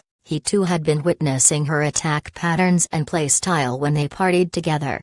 But, just knowing how your opponent would fight you, didn't mean that you will win. There were also other possible variables, and he knows that for the number one assassin in the game, a constant or rigid playstyle wasn't their thing. Dave instinctively jumped aside, dodging a dagger swing that went too close to his face for comfort. "How did you dodge that?" Mercy asked as she disappeared into the shadows once again. Dave wasn't about to tell her that it was pure luck that he managed to dodge the attack, so he remained calm and didn't answer. The gears in his mind were churning and rolling like twisters. An assassin was one of the most annoying and stressful characters to face off against. Their DPS was massive, their escape potential is immense, and their tactics were always dependent on striking the enemy's weak spots. Dave knew this well, and he knew how to outwit an assassin. Simply put, Dave had to place himself in the assassin's shoes and think, what is the best way to attack my opponent without getting struck back? Therefore, he would reveal a blind spot, give the opponent a clear target to attack, and once he feels that enough time had passed for the assassin to capitulate on the opportunity given, Dave would move away and strike back. It was barely a plan, barely logical, barely applicable, but it appears that Mercy had fallen for it. Dave's arms were raised in front of him in a fighter's stance, and once again, he instinctively jumped back. Mercy's silhouette appeared right where he was standing, slashing with her dagger at empty air. Dave propelled himself forward and struck at Mercy with his fist. The expected damage value never appeared as the assassin in white had ducked under Dave's fist and followed with a stab to the small opening in his armor under his armpit. Dave couldn't help but grunt from the painful attack, but that wasn't the end of Mercy's attack. She followed with a leg sweep that threw Dave from over his feet. Mercy stabbed down toward his eye, but he moved his head to the side and went for a grapple. Yet the assassin was too nimble to be locked down, and she managed to slide from between Dave's arms and retaliated with snapping her fingers right in front of his face. An explosive flash of light disoriented Dave, then a flurry of attacks struck at him from everywhere. -18,100, -19,258, -16,225. Several damage values appeared on top of Dave's head as he tried to blindly strike at Mercy. But in his blinded and disoriented state, he failed all of his aimless retaliations. Annoyed by the amount of damage he was receiving, Dave activated Aura, or what was now became Infernal Tyrant Suppression. Abysmal black fire burst out from Dave's avatar as if the gates of hell itself had opened from within him. A gigantic black skull made of fire rose up from above Dave's head. The skull laughed in madness as flames burst out from around Dave's avatar and moved away from him like liquid. Mercy grunted. The area of effect skill forced her to move away because receiving damage from attacks would force assassins out of invisibility, so she had to make her distance. "That's a new skill," Mercy mentioned. Dave's eyes finally regained vision. He looked around and noticed the assassin dissipating into the shadows once again. "Yeah, I have my secrets, you know," Dave smirked. He then began moving to where he had seen Mercy last. The AO effect was actually a great method for him to force Mercy to the boundaries of the arena. Even if she was invisible, the large zone of effective, infernal tyrant suppression would push her, and if she tried to force her way through, she would reveal herself to Dave's assault. But Dave didn't know that the number one assassin in the game was not just a title for show. Mercy revealed herself to Dave way before he could push her to the edge of the arena. She actually began sprinting toward him, then she disappeared, not in invisibility, but she had used a skill that he had seen Lone use many times. Mercy had used Blink. The teleportation skill helped her mitigate the first tick of the infernal tyrant suppression. As she appeared behind Dave, almost in one single motion, Mercy did a backflip, slashing with the tip of her boot at his back, and while in midair she threw two throwing daggers that embedded themselves in Dave's back. Mercy's backflip helped her dodge away from Dave's aura and she once again turned invisible. A notification appeared in front of Dave. You have been struck by Poison Dagger. X2. Poison resisted. As an undead, you cannot be poisoned. Impressive, Dave said as he turned. The two daggers fell down from his back, but the undead can't be affected by poison. Yeah, was worth the shot anyway, Mercy chided. Dave realized that he couldn't keep infernal tyrant suppression activated for long. It would consume a lot of his mana, and once he needed to use the skill, he won't have enough resources. So he disabled the ability. Guess we should stop testing the waters. How about you come at me for real, Mercy? Dave said. Oh, wasn't I doing so from the beginning? Mercy said in a playful tone. Nah, you haven't used any of your legacy skills. You don't think I am worth the effort? Dave asked. Mercy remained quiet. He knew that she was holding back, and he was more than certain that she knew he was holding back also. S-class legacy players were no pushovers, and every move had to be executed with care and prudence. Alright then, if you're not going to take this seriously, then let me do it for you. Dave switched out of his sworn stalwart gauntlets and drew the ultra great sword of Durandal and the cursed great shield of Ajax. Switching your weapon won't change much, you know, Mercy said. Well, I won't be so sure about that if I were you, Dave said smiling. He then raised his shield above himself. The metallic jaws opened up, revealing the demonic eye. Let's call some chaos then, shall we? Dave said smiling. Suddenly, the darkened skies of Limbo turned bright red. A meteor the size of a small stadium was falling down. Let me see you dodge that, Dave said as he gave an eerie laugh.